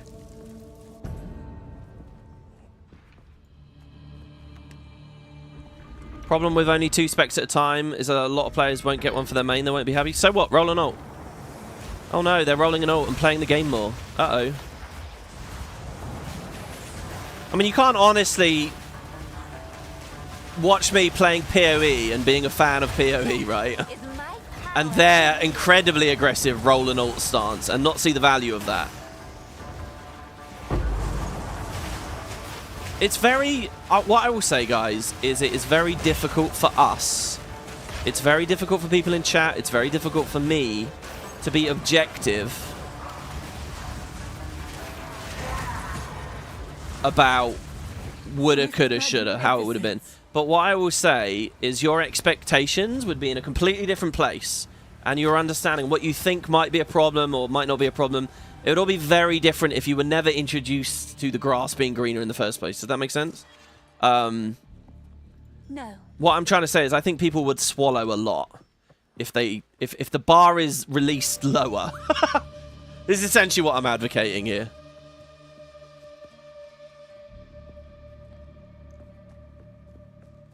But yeah, I do think there's a lot more minimal ways to do elite specs. You can argue around that comment a second ago and be like, oh, well, just do one for each armor class then. But again, that's fairly arbitrary anyway. Ugh.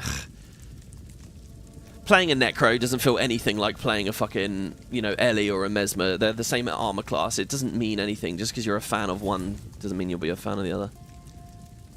Okay, let's see what this pledge is, I guess.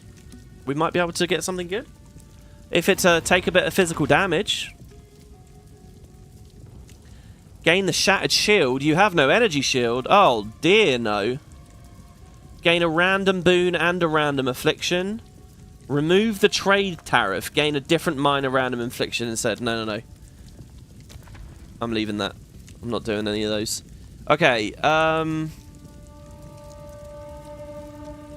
you get a gold cash out of that. Why can I only see some?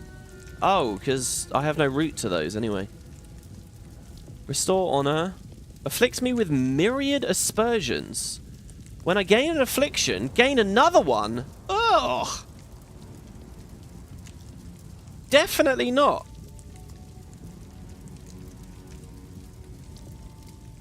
That's a gauntlet. This is an hourglass.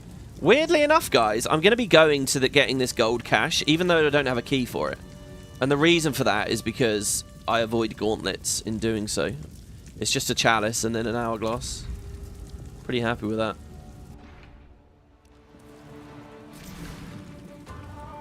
Oh! This guy's up for the fight real quick. Oh, fine. I'm going to portal out after this room. Because we're going to get even more drops from the bosses in here.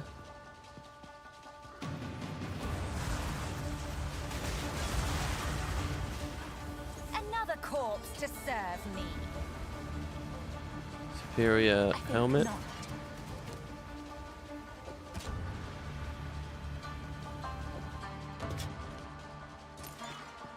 I'm mostly interested in that, not because it's rare, but because it's superior.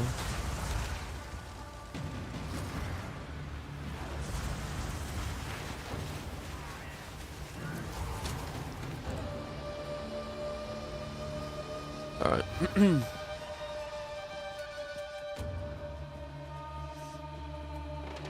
Committing to basically 9 classes and expansion was insane.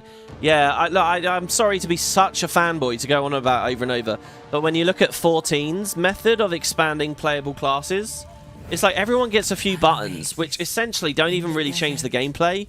They're just like nice animations and a little something extra you'll dot in here or there, but it feels really good and really impactful. That's all it ever took, you know, and everyone over in that community is, you know, thrilled with it. And then they do actual classes on top. And the base idea of what a class is so much more basic. I mean, they get away with a lot because they eliminated the buildcraft layer. Which is another conversation, I suppose. Alright, I really want this, actually. I want the boon. If I want the boon, I have to do a gauntlet. So this is a second floor gauntlet. I don't think I've ever actually seen a second floor gauntlet. But I will do a gauntlet for a boon. Without a doubt. Or is it the second floor gauntlets that had the pressure plates? Yeah, it's a third floor gauntlet I've never seen, actually, isn't it? Well, I'm not really scared of these anymore. I was. But now that I know what the poison things were...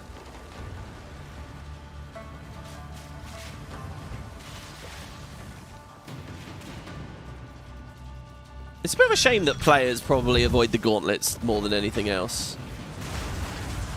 Because these are probably the most complicated ones to have designed, right, and set up.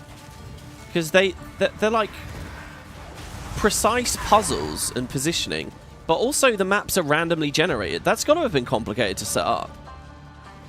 More complicated than a couple of rooms that you put some bosses into, at the very least. No. No. It's very Lara Croft of you there. Man, I still got to get around to watching that on Netflix. I hope it's good. I really want to do a review of it, but if it's just me bitching because it's bad... Even those, right? Like, I just brute force those. Like, that's not going to be fun. But also, I don't want to be insincere. Mostly just looking forward to the TR456 remaster. I can't believe they're doing Angel of Darkness. That's going to be just... I'm sure that's going to be a shit show. After all the dodgy stuff I read about Aspire after that came out. Like how it was a Russian studio that made it, but they hid it for the sake of sales and all of that. That was just a crazy story. Okay, we get honor. Maybe I shouldn't spend my water on honor, actually. A tiny bit of honor there. Can't believe I'm saying that. And then the chalice with the boon. This is nice. I think we've made some good decisions here, guys. Oh, something over there. Shit, I didn't sell. What have we got? A relic and a key. Whatever, I'm leaving the relics on the floor. Once I've fully ascended, is there any reason to like do these formats anymore? You know what's funny? As far as the streams are concerned, I have probably streamed more of this than I have of mapping. Even though mapping by far is the thing I've done most of now.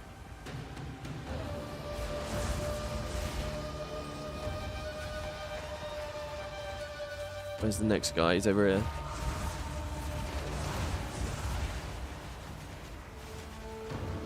Hopefully I'll watch Dragon Prince as it enters its final season.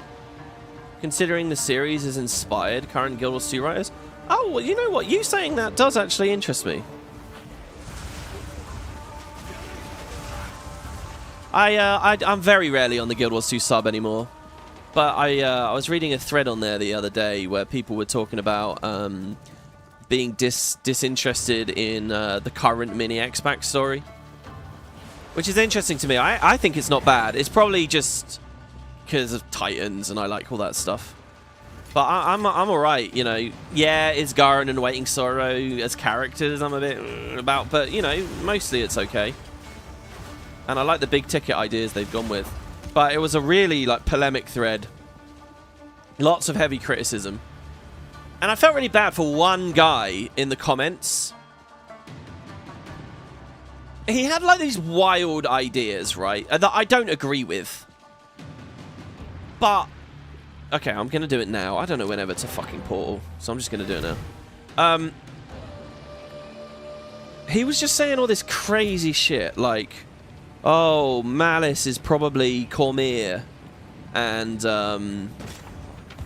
Kreesha is Lissa, and it just insane shit like that, right? Which is silly and probably wrong, and you know, it's just out there and copium or whatever, I don't know.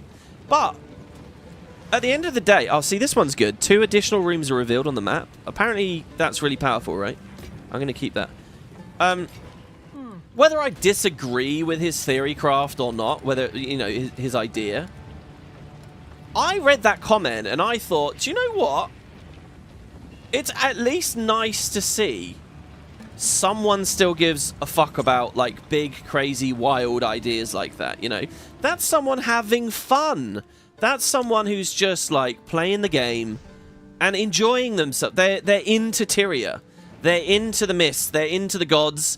And they're just having fun, like, dreaming up and speculating ideas. And it's really wacky and silly. But it's the kind of thing a lot of us were talking about years ago, you know?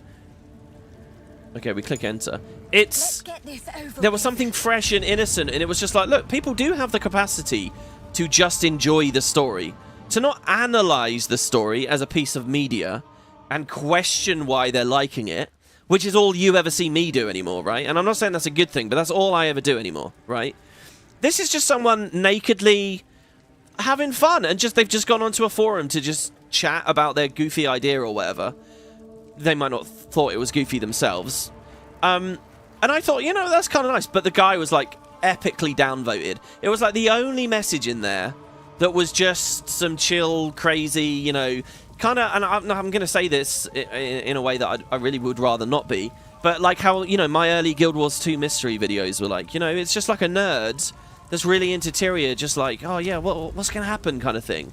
And that's someone who's still in that headspace. And I thought that was cool, but no, it was just pure misery everywhere. Alright, here we go. We got the twin statues. I need more time. Come on. I think Guild Wars is still mostly okay with the writing, except character writing. I really think they lost their way with a lot of that stuff. Alright, here we go. Well, lost their way. Probably not right, is it? Okay, the first curse. Now. I don't know what the fuck that was. Holy shit, guys. Holy shit! That was an impressive display. Oh my god!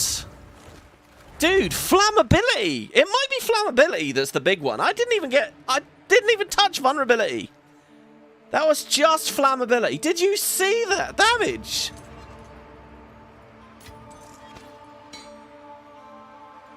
Wow.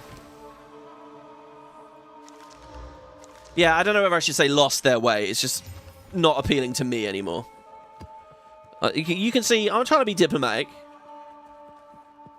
You thought I'd like stoic orders handling? He's a rather mature take on a philosophical grieving father with memorable lines.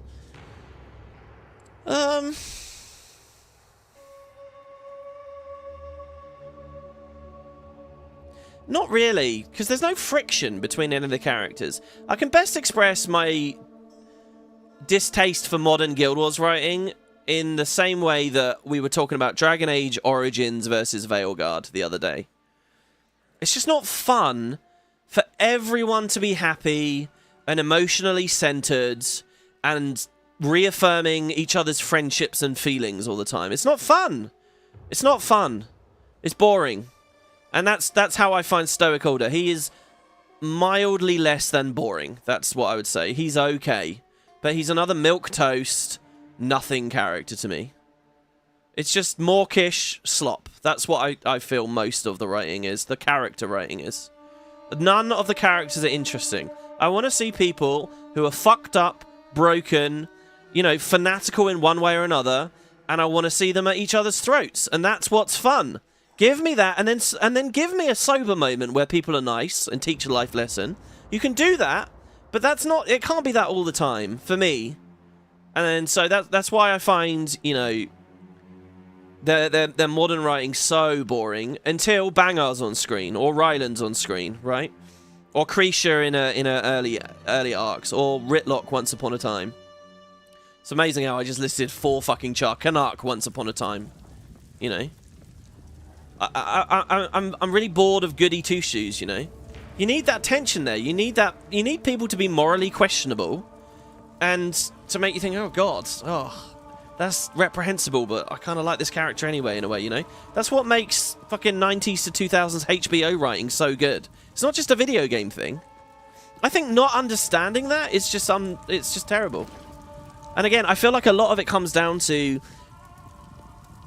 writers are too afraid. They're constantly being harassed and critiqued. I'm doing it right now by people on the internet, and they just pussyfoot around things. There's no like eagerness. There's no guts to any of it. They've got nothing to say. They're just giving me nice waffling kind of characters. And a lot of their character writing has been like that for years. Years and years and years and years and years. And whenever you do have someone authentically, like, antagonistic to us, there's never, like, a sincere look at them. I think they're just scared of, like, I don't know, they feel like it's their duty to society to teach all the nerds, the maladapted, stay-at-home nerds that don't know how to treat people in the real life. You've got to teach them how to be good to each other. So you've got to write a story of people being good to each other. And I just think it just kills the media. For me. Okay, this is big. Here we go. Stop ranting. Jesus. This is a real rant-a-thon. We got 1,000 water. We can take the silver tongue. But I've already got one of those, don't I, guys? Hey? So 50% reduced prices. That's good. I quite like that. Scrying crystal. We can see an additional room ahead. The glowing orb. The next time we go below 20% maximum life, restore all life, energy, shield, and honor.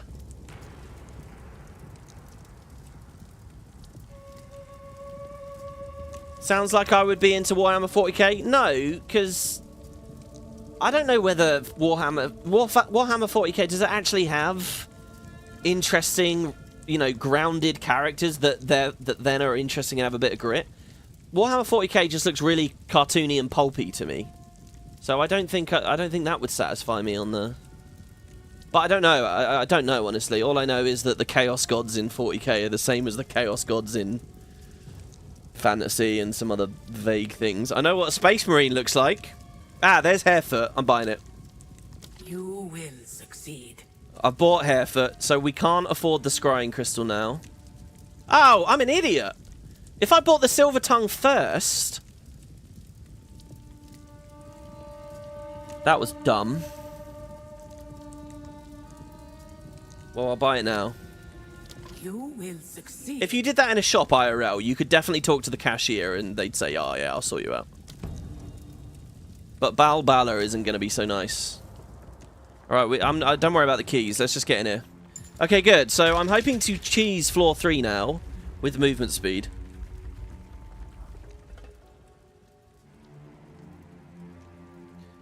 At least I will find friction in Dragon Prince. I don't always need fiction, by the way. I don't always. I don't know. I don't know exactly how to articulate how I feel at all times. But I'll tell you, there are feel-good things out there and slice of life things out there that I'm actually quite into. Like, I think, shit, what's it called? Hungry in Dungeon? It's not called Hungry in... Delicious in Dungeon. Delicious in Dungeon is like 90% very feel-good, chill, happy, whatever. And I love it. It does have its sadder moments, and it does have... it is earnest, and it is real, and it is heartfelt, and it does have something to say. When it comes to certain topics about, like, the overarching idea. And it can be very gory, and it does have that cool counterbalance there. But even despite that, and that's a balance I would seek in Guild Wars writing. But even despite all of that, I love just the chill episodes where they're just fucking cooking and stuff. Like, I don't know, there's something that I really like. But I've never really appreciated that quality in Guild Wars. I don't know. It's something about the camera and the sound work and all sorts of things roll into it. Delicious in Dungeon did have a terrible character later, though. There's a fucking annoying cat character that actually makes my blood boil. And the show... But, no, the cat character's fine, but the way the show expects me to love them, even though they're an absolute prick, really annoys me. Awards a pledge. So we got an escape.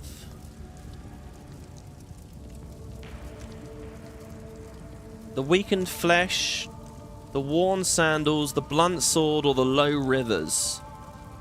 I think we do the low rivers, but that's a gauntlet. I think I'm going to do weakened flesh, guys. 25% less max honor. I know it sounds crazy, but I think it's the way to go. So we go.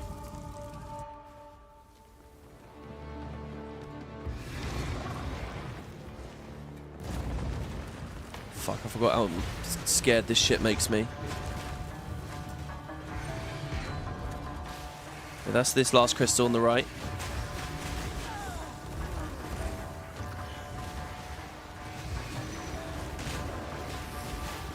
I can't go through there. I don't know why. I don't know what that was.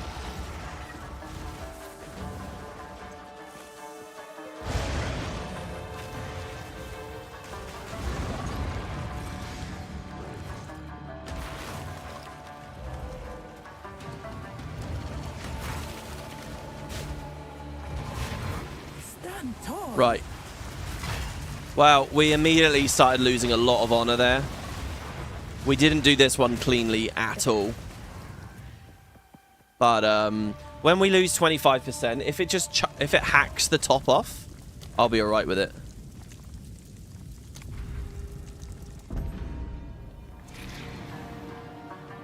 Because essentially that was ours to spend. Does that make sense?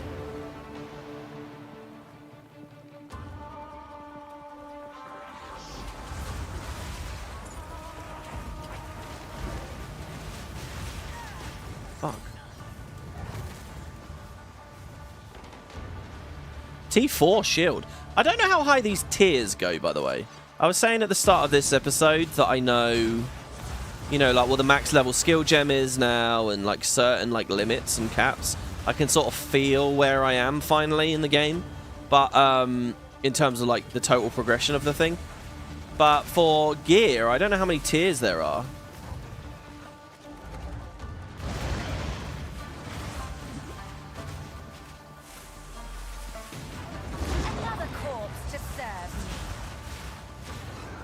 Put that ring perfectly around that. I don't actually think any of the ignite landed. Ow. I remember we do actually want to ignite with the walls because the raging spirits pay off on the ignite with one of their support gems. Oh my god. That one earth just chunked me. It's good stuff.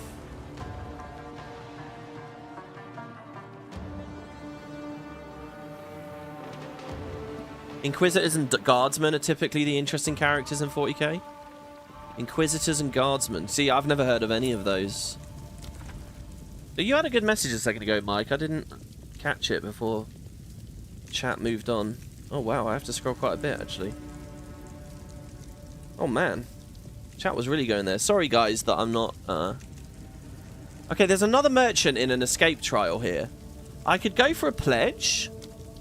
Or we could try to spend a little bit more money.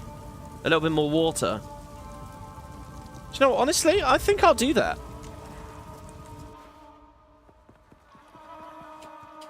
Okay, here we go.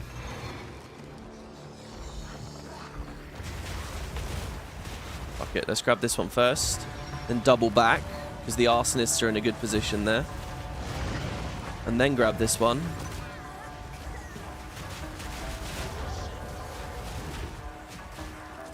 Okay, there was one there. We should go grab that.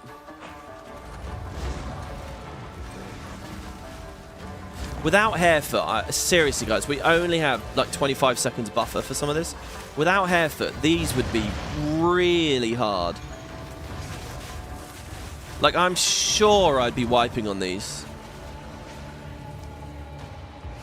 Okay. Stand tall. Lost a bit of honor there again. I know there's some rare items back there. We could also explore the whole place for a bit of water. I can't afford anything. This is good to just read, though, and see what they are. The Lustrous Lacquer. 50% more defenses. That would be really good. Succeed. It looks like the boon equivalents are slightly stronger than the Chalice and then an Hourglass. Perfect. Looks like you always get like an extra 10% as a boon than the Affliction. So like if you have both, you come out on top. Which probably does a lot for like satisfaction in this game mode.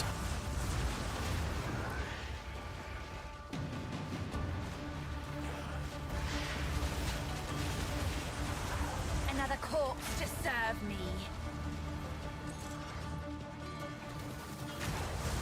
Oh god.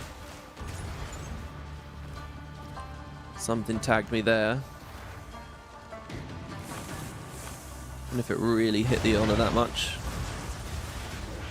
Got that sizzling sand sound again. What a sibilant sentence! Silly sausage. Okay. You're trying to breathe fire on me? I am the Fire Master. I really didn't want to do fire on this. I wanted to do bones. Or chaos. But as soon as I saw that Blood Mage had like bones and bleeds, that's what I really wanted to focus on. It's an odd game because like I'd love to respec to that, but I feel like it would be very expensive. All my gear I'd have to respec. And a fuck ton of trait points. That bit doesn't seem too bad actually. But it feels like it's just out of my reach. I don't know, maybe I need to learn a way to actually farm. Like, if you could get a few Divine Orbs, like from out of a play session, because you have an actual farming method, maybe it's all fine. I think, guys, we're going to take the Hemorrhage. Because it's either Hemorrhage, I can't restore honor, but it's cleansed after we kill the Scorpion. Or monsters have 50% more life, which sounds horrifying on the boss. Oh, this is a bit horrifying too. We haven't done one of these for ages. I hope we do enough damage.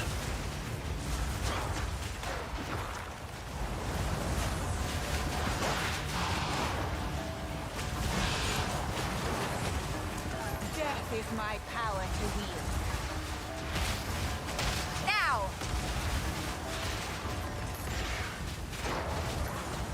Not getting many blood magic orbs from the kills. There's one. One over there.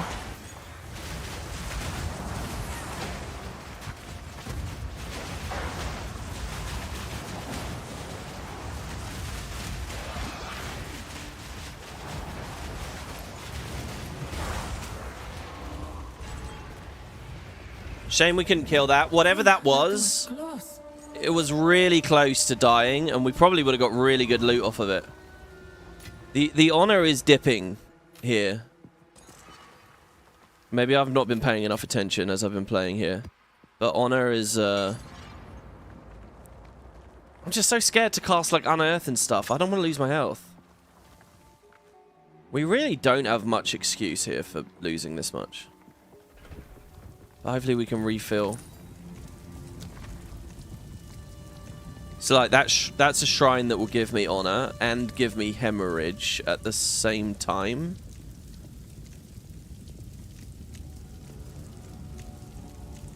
So that's a chalice, that's an escape, that's a ritual. I think it's just hemorrhage, guys. Right. Let's try to get through this without losing any points. Like, and this build is so good for this thing. The Raging Spirits in particular. Just being able to, like, chill back here while they kill the boss. Look at that. They're like, that's nuts. I'm not even remotely at risk. And then I can wait for ages. A gift from fate. Fucking hell. It's the flame walls.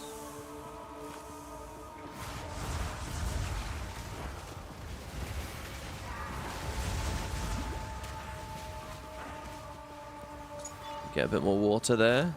Now. I'm only just starting to get used to picking it up, to be honest. More water. I'm gonna go all the way around this way.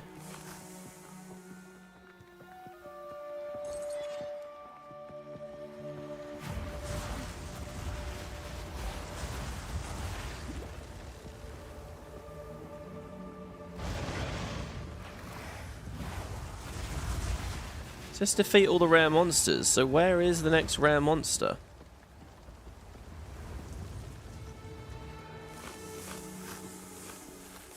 Oh, it's in this middle. I see. I see. If we can lure it down, that would be really nice. Oh, I'm going to put an offering up. Okay, good. Corpse to serve A me. great challenge overcome. Hey! That's my first unique ring I've ever seen, and it has fire resist on it. Oh, guys, this could be good. The big problem I've had with uniques is that they don't have resists. So it's like, how the fuck am I going to utilize it? But look, this is a ruby ring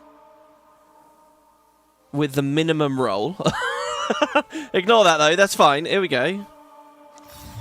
A relic from long ago. The Blistering Bond, a ruby ring. 20% fire resist. Good. Maximum life. Good. 25% more fire resist. Good. Minus 11 cold. I can actually... I'm so overcapped on resistances. I can actually wear this, and it will actually be a buff to me. Because it gives me health. But the final thing is you take fire damage instead of physical from bleeds. The Brotherhood of Silence does not set out to torture our targets. Excruciating pain is simply a byproduct of certain necessary methods. I don't know how to take advantage of that effect.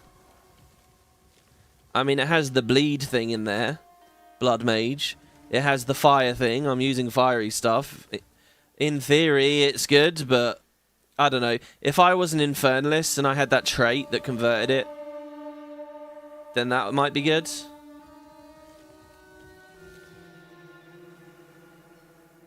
This will be good when they make bleeding actually dangerous, but even then, why not use a charm instead of wasting a unique ring?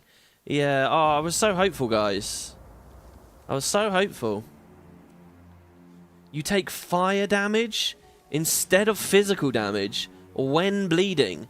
If there's a thing that is like, I'm permanently bleeding, like if they added to Blood Mage, you are always bleeding, but blah, blah, blah, or something, I don't know, maybe. But even then, even with that, what am I going to do with that?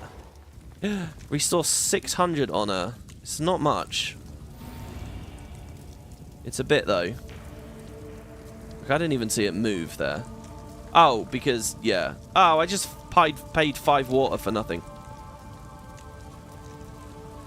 Awards a shrine that greatly restores honor and burdens you with an affliction.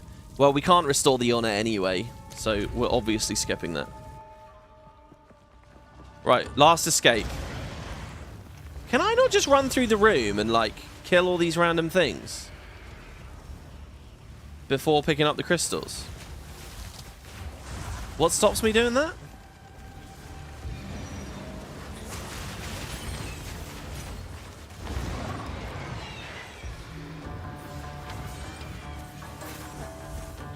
Please don't be a dead end up here.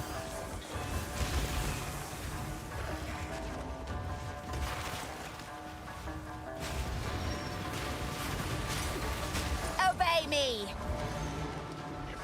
Oh, that's that dead end again. It's up in here. And then... oh, fuck off. Come on. I don't need to panic this much at the end of the trial. I really don't. Stand tall. I keep getting hit big and I don't need to. I only need to rush the first like 2 or 3 crystals. Then I need to chill. And just kill things and not get hit.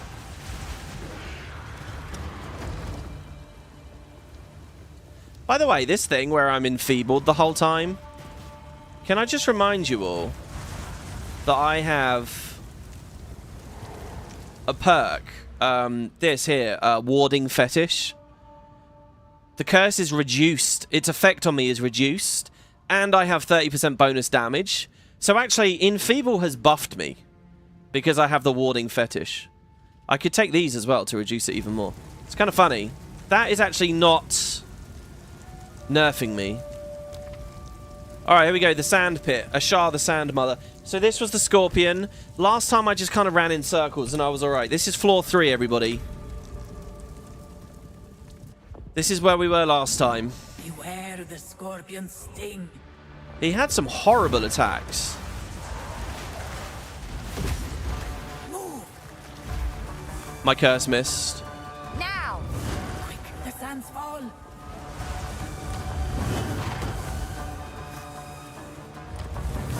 She's quick. Oh my god. I got it that time, I think. No. Oh my god, it's so fast.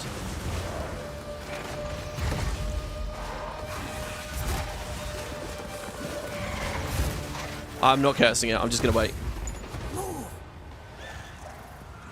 Okay. This was the end of the trial in my time.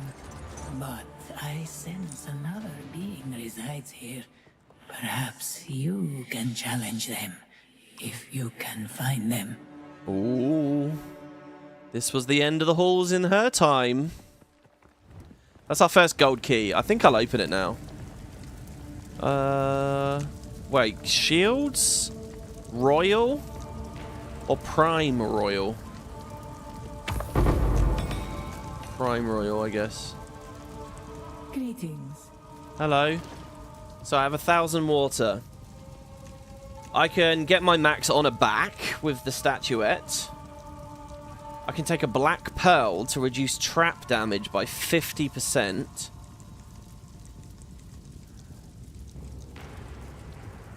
I can actually afford all of these. So, that's what I'm going to do, I think. You will succeed. This will help. Go with strength. We will succeed. So we got a lot of stuff. Hopefully the invulnerability thing rolls. Alright, the test of time. Here we go. Floor 4. Never been this far. Always royal. Yeah, I mean, what else would I buy, right? Like, I don't know. I feel like jewels don't drop very easily elsewhere. Oh, we get some more dialogue. Future Sekhemas, should you read this message, do not venture further. My eyes are as dry as the sands in these halls. My lips shrivel and my bones ache. He has robbed me of everything. He and I shall remain bound in this eternal torment. But you must not continue. Now, I shall rest a while. Oh, man. Hey, in chat, Mordy says, look, the ring is a way to mitigate bleed damage for no effort. Think about it this way, yeah, fire damage is already at 75% resist. So this will literally cut damage of bleeds on you by 4, because you have no armor, since I have no armor.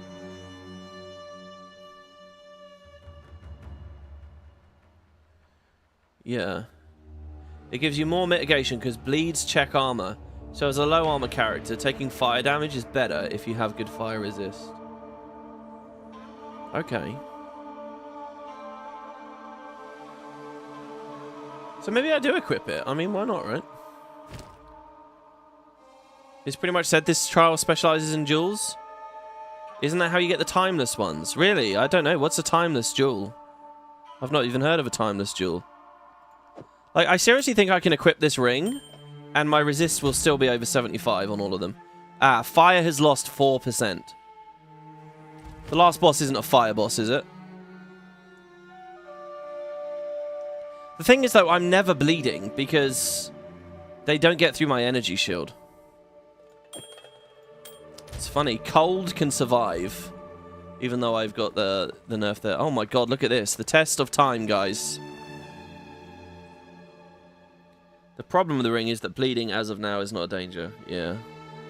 Was it more of a danger in the original game? Can corruption on gear make you bleed? Oh my god, look at this! Is that sand or is it water? What are the crazy orb things out there? Wait, it's not just a boss straight away, is it? It's a whole... What is this place? What? Oh, fuck me. Okay. I think I will do a chalice. If I can. Lose 30 water on room completion. Yeah, but that's every room now. Or low rivers, just find less. I'm so scared of escapes now. Contains a merchant. Gives me an affliction, gives me a key. Restores my honor. And an hourglass. I'm scared of hourglasses too.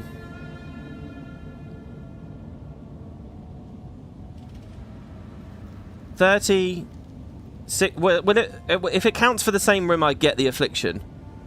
It's going to be 30, 60, 90, 120, 150, 180, 210. I'm going to lose 210 water from that. I might lose just as much from low rivers, though. And I've already spent a ton at a merchant. I'm never going to be able to get anything there. I think I'm going to do the chalice and then the ritual, guys. I'm going to be cowardly about this.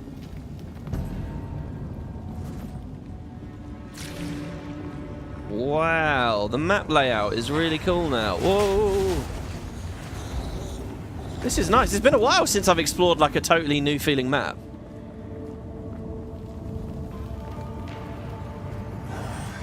Alright, there's one of them. Now!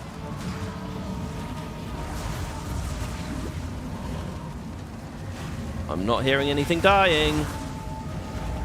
How strong are they up here? Oh, I think they killed something.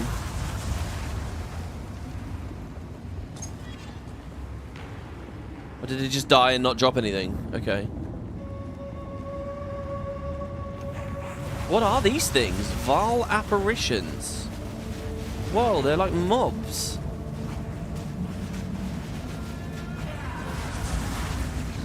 Oh, that flame will suck.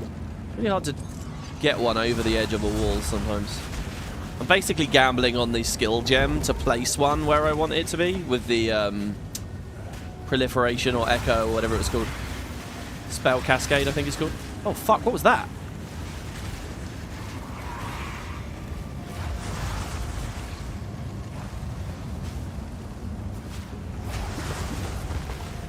Glug glug. Come on, Arsonist. Oh! It's okay, I think I was under it. Death is my power to wield. Okay, it's dead. Crossbow and an foray. Ow.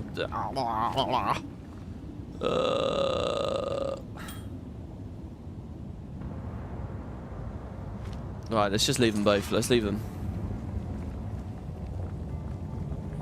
I'll trade at the start of the next floor.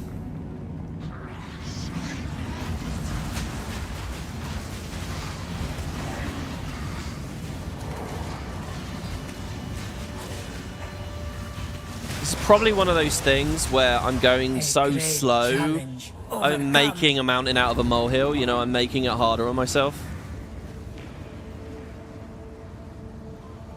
It reminds you of a place in Diablo 2, an astral plane, really. Let's grab that water.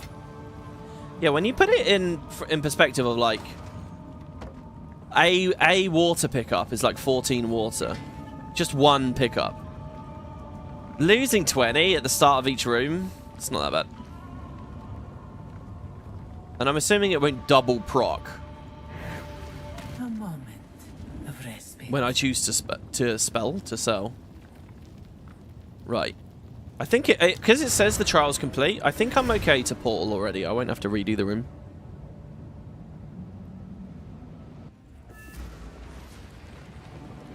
Peter says relics are more valuable than rares. You think?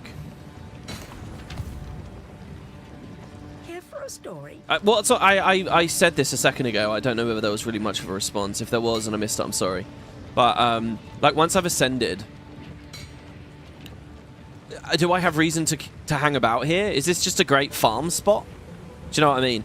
Because if that's true, then yeah, I see relics being better than rares because they'll fund my future expeditions in the same game mode. However, if I ascend and then there's no reason to really return, I mean, some of these are crazy, right? Like, fountains have a chance to give double the water. I feel like that is... It all says to me that there's going to be reasons to come back.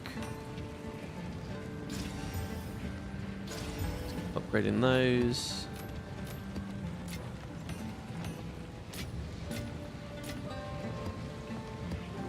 Right. Oh god, it's dawning on me. We're only a few rooms from the final boss. Go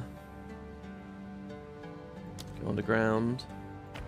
Can I just remind you all that... Oh, fuck, the poll, by the way. Shit. Alright, we do another poll now.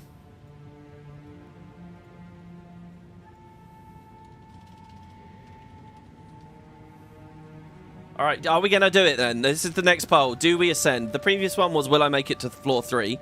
And I did. Or will I make it through floor 3? Okay, so...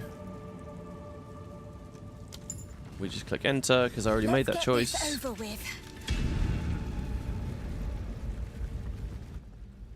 It's an alright farm at baseline, but very good if you do challenge runs. Much higher difficulty, expensive entry price, but big payout. You get a common 2 divine drop from the final boss. And a rare 30 divine drop. Wow, and would I like to use that for myself as well, maybe? So an hourglass that gives me honor, or a ritual. Oh no, it's got to be this. Oh, hourglasses just scare me. Remember when I got one shot? No, I'm gonna do ritual and then chalice. I don't want to do an hourglass if I can help it. I feel like the odds that I get clipped and lose some honor is very high. So even though the room gives me some back, because we're cleansed of hemorrhage, obviously. Beautiful murder.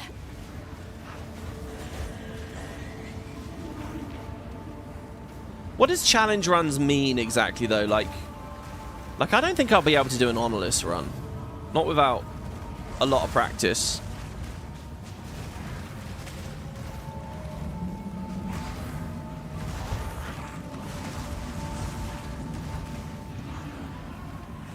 Sorry, this gameplay must be so tedious to watch. It's just there's a rare up there and I don't want to really be near it.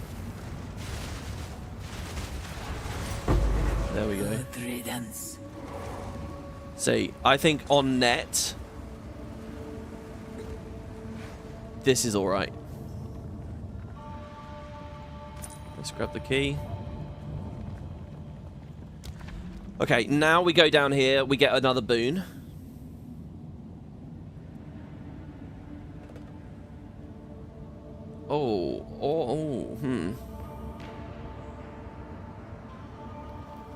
Oh, but that's double gauntlet. Yeah, fuck that.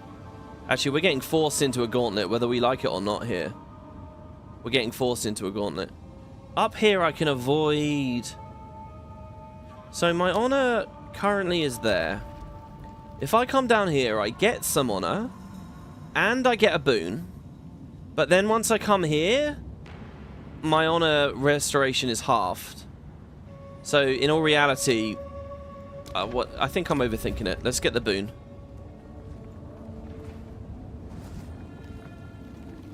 The boon could be that, like, golden orb thing now. Is that the invulnerability thing that you guys were talking about? You know, it's not really invulnerability, is it? It's just... But, I mean, I feel like that free health reset would be really nice, knowing I have it for the final boss.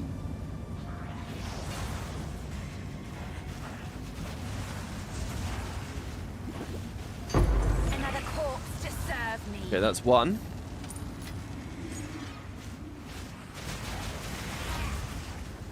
Oh, I was going to grab the blood there, but it's despawned already. I saw someone post some like blood mage feedback, and they said that one of the perks you should be able to take, one of the skill points that you can spend, it should be a way to pull all the blood orbs in the environment into you, which sounds kind of fun. I feel like that's sort of an interesting techie choice. For me, I don't think it would really change the class that much, because like your health hits the double cap pretty quick. There was one moment in the campaign where, because of the armor I was wearing, or like however the maths worked out, it was really hard to double cap, and that pull-in thing would have been good. So maybe it's just one of those things where sometimes it works out. Like there, I would have just lost an honorless, so, you know, maybe it's a good perk. There I would have lost an honorless run, but what was my mistake? That thing just came flying at me at 1,000 miles a second from off screen and tagged me. I don't know what the gameplay is there.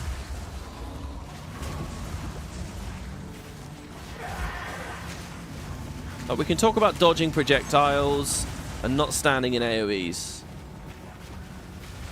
But that little moment there, I really don't know. A great challenge overcome. It's cool. Now that I know she's not ever been here before, when she's like complimenting me and saying a great challenge overcome, like I really feel like she means it now, you know? I mean, she always meant it, but now it's like we're exploring together. It's not mentor and mentee. Okay, so we get this 600 honor. We're not going to get much more after this. What was the random boon?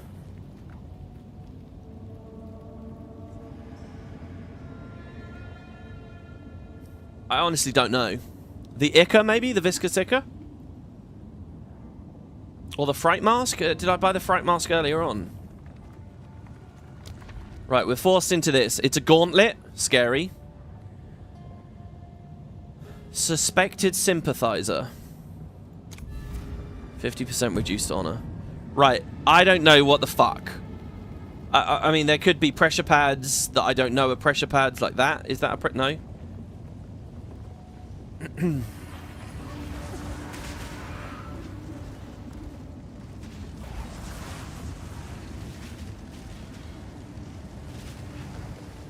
Some of the spirits are hitting things. I'm just gonna mic. Oh no, they're not hitting things. They're being hit by the traps. Okay. Well, this one and this way. Move speed, pretty goddamn good there. I think the idea was I was meant to loop around actually. So the red gate there we want to open somehow with a lever. There's 2 levers available to me. Come on guys, kill it. It's right there.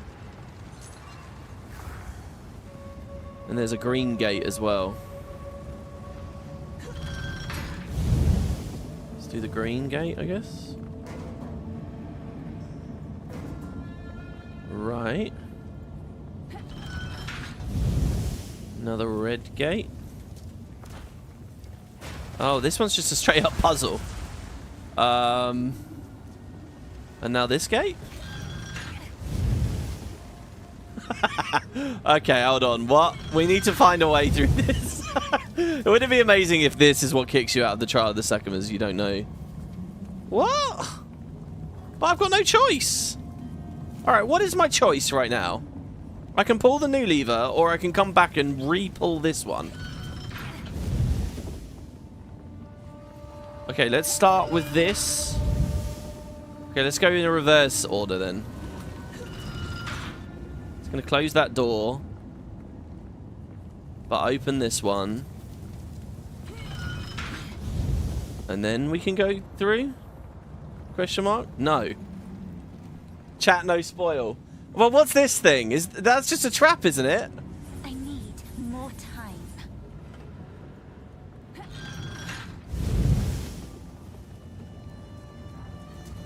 I don't know what toys I have to play with here. I can... Right, so for example, from where I am right now, all I can do is move forwards and hit this lever.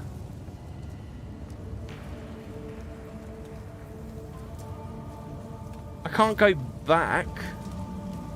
Maybe it is that thing in the corner? What would that be, though?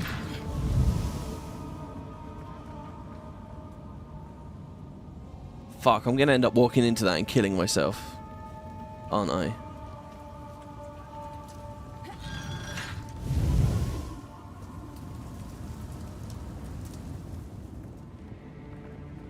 I feel like I'm going insane. Is there another path? No. What colour is this? This is like white. So I need like a white lever. I need both blue and green on. There's the last lever. It's over there. That lever, that's the white lever, and it's going to open this door, or like whatever colour we call this, yellow or something, I don't know.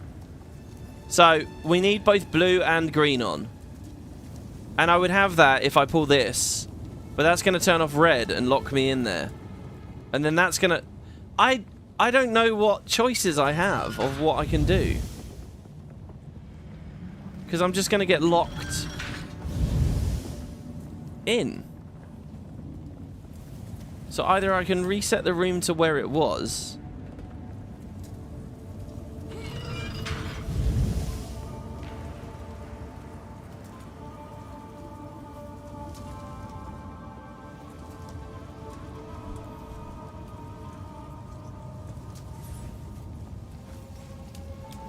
There's no, like, teleporter or anything, is there?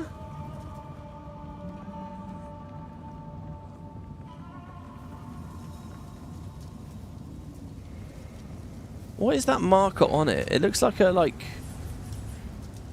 a guy meditating. Would that mean death? Fuck it, I'm gonna go on it. Oh, okay, it's doing something.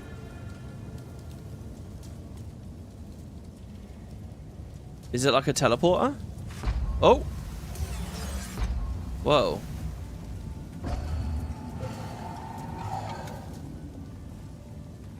Maybe it's like a timer of some kind. And I've got to do... Oh! What? Okay. It TPs me. When the timer runs out, it TPs me back. I think. Let's just verify this. Okay. Right, so I do have something I can do. Alright, so that's pretty simple then. It's just... Turn that on. Swing that lever. Swing this... Oh! Oh, I didn't even have to, actually. Ow, fuck! Wait, what? Why did it close? Oh, because was I in that animation?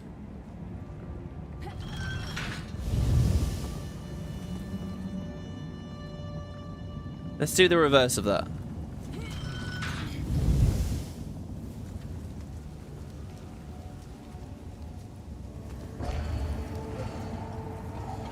Let's try that again, but then it's already open back there, right? Yeah. So just wait. And go through. Oh, fucking hell. Come on. All the arsonists is just stuck on the other side of the door. Okay, good. Now this is open. Right. Okay, so we've learned the teleport mechanic. They're still stuck on the other side of the door. Do you guys want to fucking play the game? Jesus Christ. Alright, let's go. That's how I speak to people when I get angry. Do you want to play the game? Standing around waiting before a raid or something.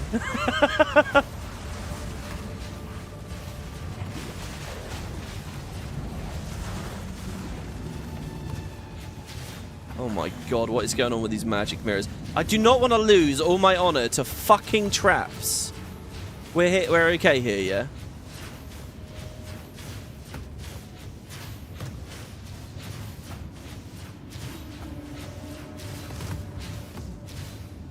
I like how they were actually obstructing them for me.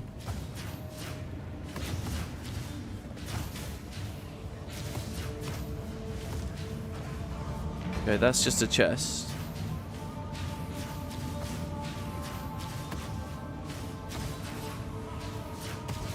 They're obstructing that, and I've got no sense of the timing. Alright. So this one's fine. We just go straight through the middle. But maybe around on the right, up that staircase.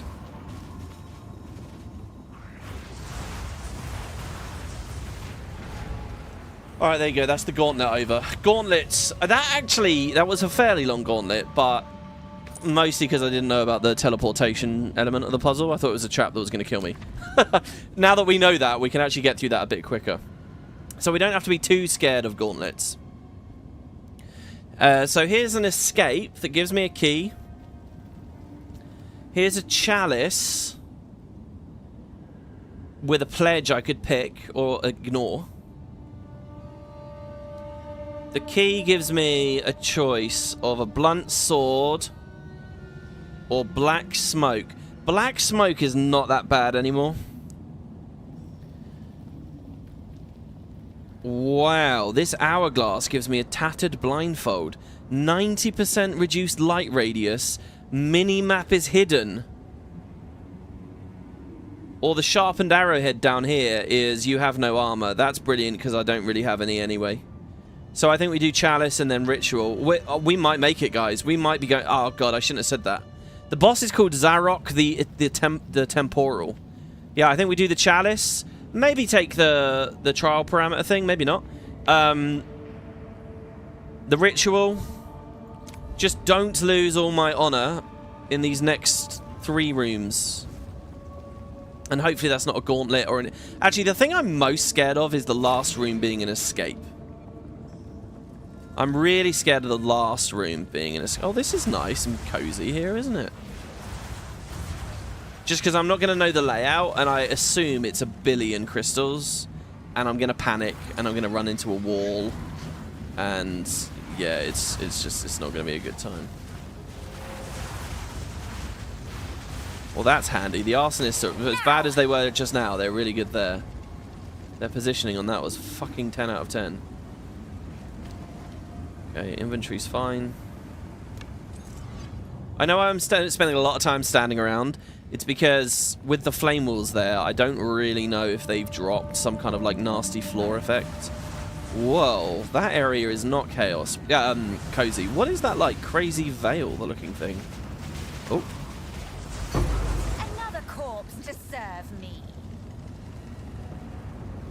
So we get a tapestry relic. Oh, it's physical. I thought this was like a weird black veil thing. You know, like the thing that Sirius Black dies in? A bit like that. But no, it was just very dark texture. Okay. Let's throw up an offering. What's weird about when you manually command them around is it feels like sometimes you can command them to go right up to an enemy, and they still don't really give a fuck about attacking it. A great challenge overcome. Great challenge indeed. Just microing my army to do everything for me while I hide back like a complete coward. I have to be honest, guys. The gameplay you're looking at here, it's going to be so different if you go tune into like a fucking melee Let's Play. I mean, really. Alright, let's see. We'll spend 5 water to shop around. I could remove my iron manacles, but also my Fountain of Youth. Ooh. I could restore 500 honor. But in so doing, reduce 25% of my max.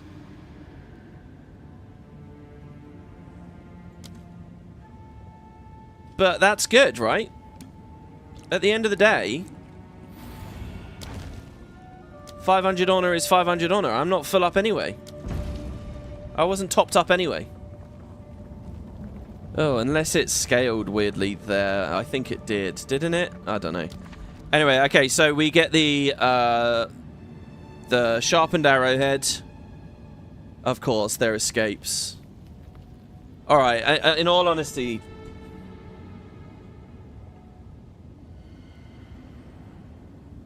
What if we did the hourglass and then the gauntlet? Oh no, we'll just have to do the escape.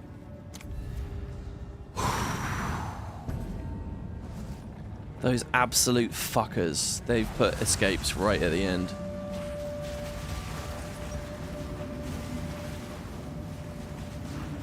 Yeah, I think it scaled. When I lost my 25%, I don't think my number changed much there. I think it was around 5k before, and it's around 5k now.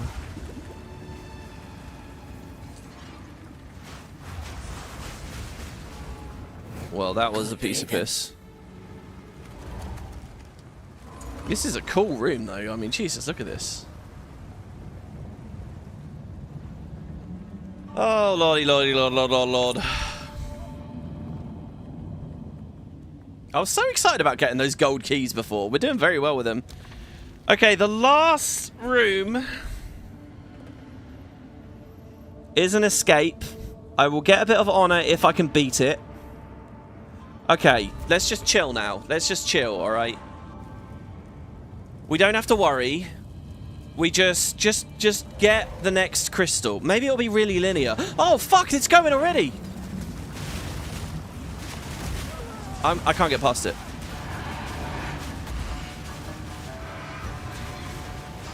Okay, I think it's upstairs. There's one down there.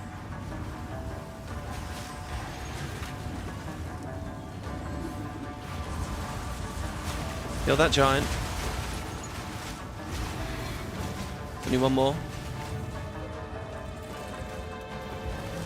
No, there's two more. Wait, what? Oh my god, the arsonist hitting the urns there was like amazing. Okay, look, I got 40 seconds. Just chill. Just relax. You got 40 seconds. It's loads of time. Look at this.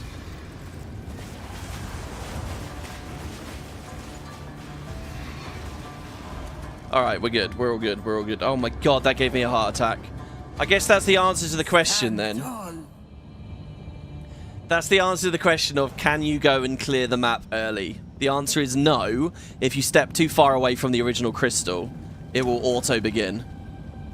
Right. I'm always most scared of the very first one because, you know, the timer is so short between the first two. Okay. Honor, Tabana, we get 600 honor. We're up to 5,800. I tell you what, I haven't felt nervous like this for a long time playing a game. The final room. Do we get the final Ascension? It's called Outside of Time. Contains Zarok, the Temporal.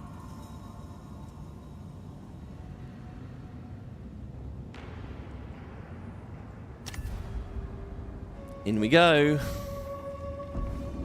Oh my god, it's going to be on the floor, isn't it? Oh shit. No, it's not quite on the floor, but it's pretty up there. I hope you guys don't mind if I don't do too much commentary here. This battle is our sacred duty. Is it going to be the Djinn this time? I'm just assuming it's a Djinn. Same plan as always. Just going to try and curse it and get some offerings up and just run around in circles. And flame walls.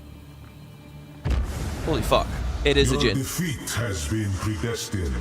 It is written in the sand. Is it? Temporal magic. Ugh. Awesome.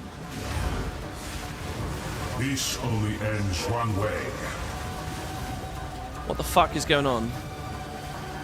What are these orb things? Where is he? He's there. Your faith binds you.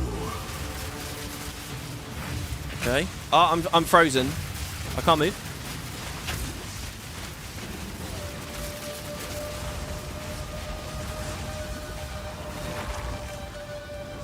You are not in control. Rid yourself of your delusions. The sands of time wait for no one. What are these things on the sides? Where is he? He's got a shit ton of energy shield. I've drank too much from my potion. Like, way too much. Where is he? What's he doing?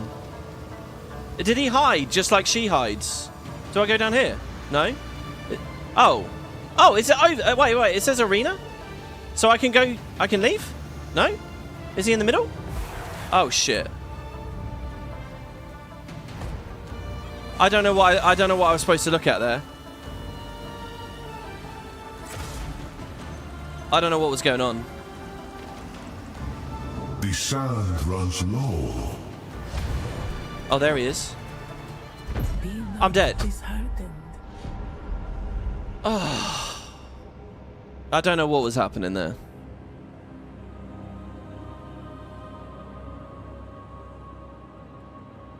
Oh, we're gonna have to redo it all. I don't even have a coin to go back.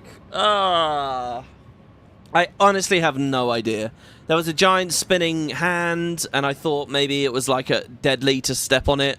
I also had a sense it was counting something down. There was white shit all over my screen, and I didn't know if stepping in things would hurt me or help me. I didn't know if I have to find him because he was invisible in the room. I didn't know if I had to like cast stuff, but I was scared to because my health would get too low because I'd been drinking too much of the potion. And then I just died.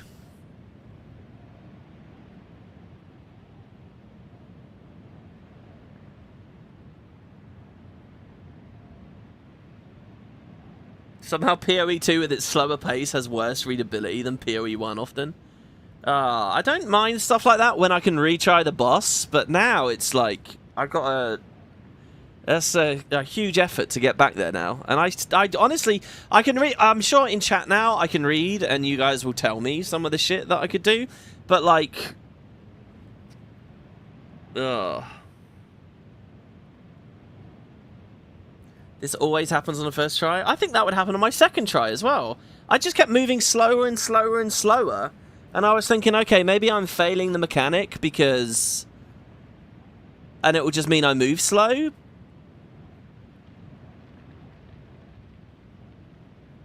This boss gives you like 13 seconds to collect all the hourglasses on the ground. If the time ends, you die.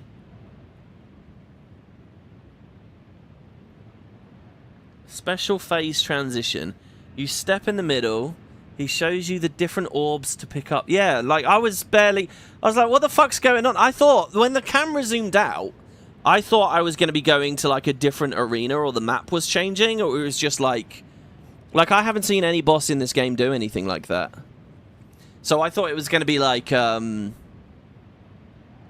don't know what I thought. I was panicked, and then it just zoomed back in, and I was still here. So when the camera zooms out, it's showing you where these orbs are. The whole fight, by the way, those fucking giant mirrors, I thought they were about to shoot like laser beams or something, or they do damage for me to be near them, so I was scared of them. I don't know how to read this color, you know. Oh, you can't see my cursor. This color here,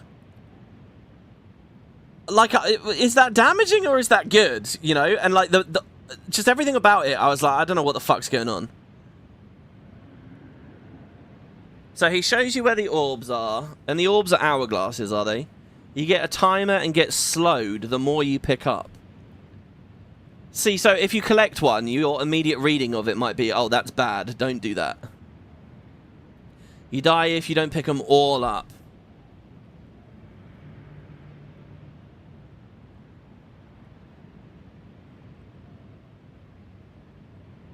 You have some good loot from the run. Plus knowledge. I mean...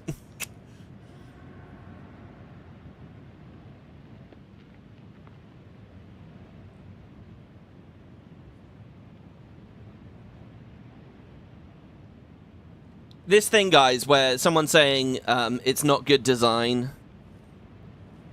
Don't do that on a boss after a really grueling trial. You know this, I don't know what I think about that right now, but you know the main quest we're doing right now for, like, finding the citadels, the Iron Citadel and the whatever Citadel, and they're the exact same, I believe. They're, like, multiple days finding them on the Atlas, and when you go in, there's going to be a boss, and he'll just kill you if you don't know the mechanic, and then you just do it again. And we're talking hours, guys. We're talking hours and hours and hours and hours to find those citadels. And you'll just get one shot and die. And, you know, this is one of those conversations where it's like, you know, if this was a game in the 90s, I'd understand it a bit more. But nowadays, if you give a player the experience like I just had, right? If you give a player the experience like I just had, that player's just going to go to Google. They're going to go to Wiki. They're going to go to Twitch. They're going to go to YouTube, and they're just going to look up everything in advance. That's all it's going to be. It's just that, like, this weird extra artifice where it's like, did you do your homework? You know, it's a Wiki game now. Like, it will punish you very heavily. Like, I've got friends playing this, right? And when I see them in this now in Discord, I'm not going to sit there silently and watch them fail. I'm going to tell them exactly what's going to happen so they can one-shot it. So now they have a way easier time through the game. And when you realize the reality of that, there's this weird thing about it where it's like people's experiences are going to be different based on if they did their homework or they lucked out and had people telling them what to do or whatever. So, I don't know. Well, I'm all right with it personally for there. At least there's a reason to do the trial again. Though I might have for the Divine Orbs. It would have been great though. It would have been great to ascend as well. Just in terms of, like, for this series, I would love to ascend here before we go off to do our Christmas thing. It would have been amazing to have been a top tier blood mage at the end of it. As far as my build's concerned and everything, it's all pretty good. It's all pretty easy. So guys, I don't know what's next. What I would like to do is find a citadel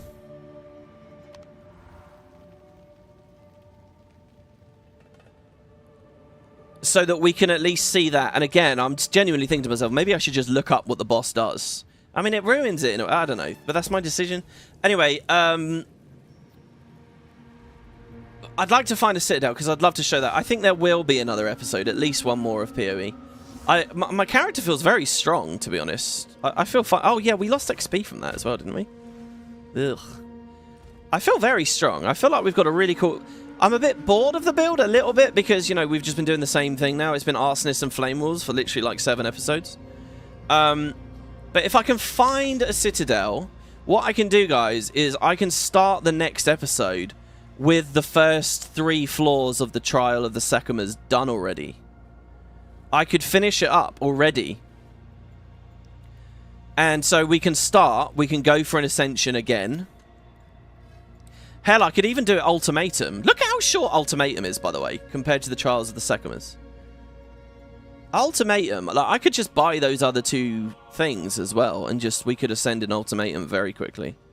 So I think in the next episode we'll do that at least. I would like to show that off. I'd also like to show off this stuff with the skill tree.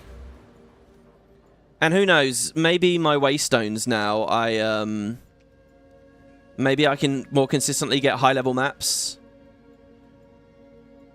It feels like I've done a lot with this now to earn good drops, and now maybe I want to luxuriate in that for a bit and enjoy myself and get some good drops. So yeah, what I will say though, guys, is I don't know when the next episode will be, because I don't know when I'll get a Citadel, and there's this other thing I want to do over Christmas. Obviously, it's the 19th today. And I think kicking up a little, like, a series for the end of the month, it would make me very happy. Because I want to get another project done before the year's over. There's something else I really want to do as well. So I'll probably have an announcement video on YouTube for that. But yeah, don't expect this to be the end of PoE. Obviously, this is one of those games where it could just go on and on and on and on and on. We will have an end point, but I will commit to at least one more episode, at least one more, where we can see some more of this stuff. I will keep playing it in my own time. I will be there in game. The Spud Club is still here. You know, join us in Discord. And you know, and in game as well, you can throw me a message, and we will see. So yeah, thank you for watching, guys. Hold on, let me read chat here as well.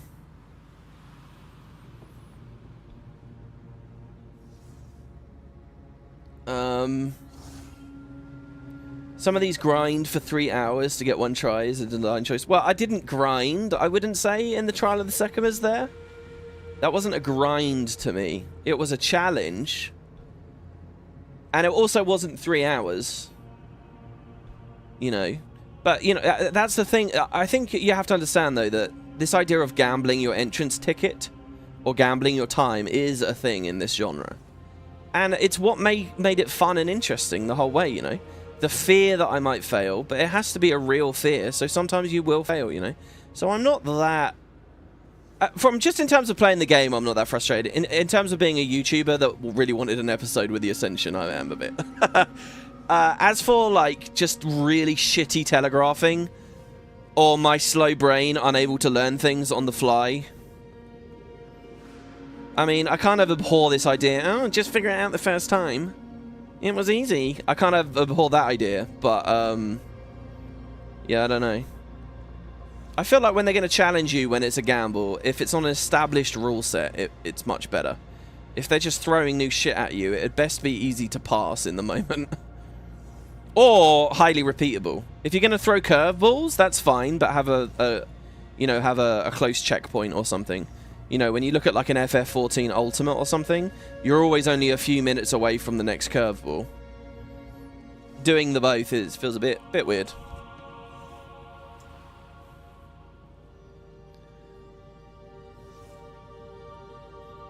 I've seen it mentioned that the Citadels, you need to use a T13 or a T14 Waystone in the towers when they reveal the map around. It might spawn a Citadel.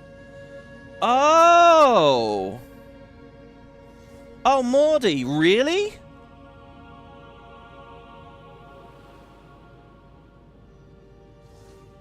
Oh, that makes sense. So hold on, the Citadels might be easier to find than we thought. I just need to upgrade a tower with a high-level thing. Ah, I will try that. That could be good.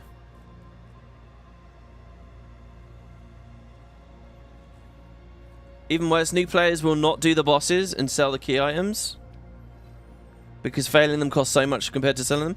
I guess. I mean, it depends what level of new player you are, right? Because if you're not that keyed in, you might just go for it because you're not into the funds that much.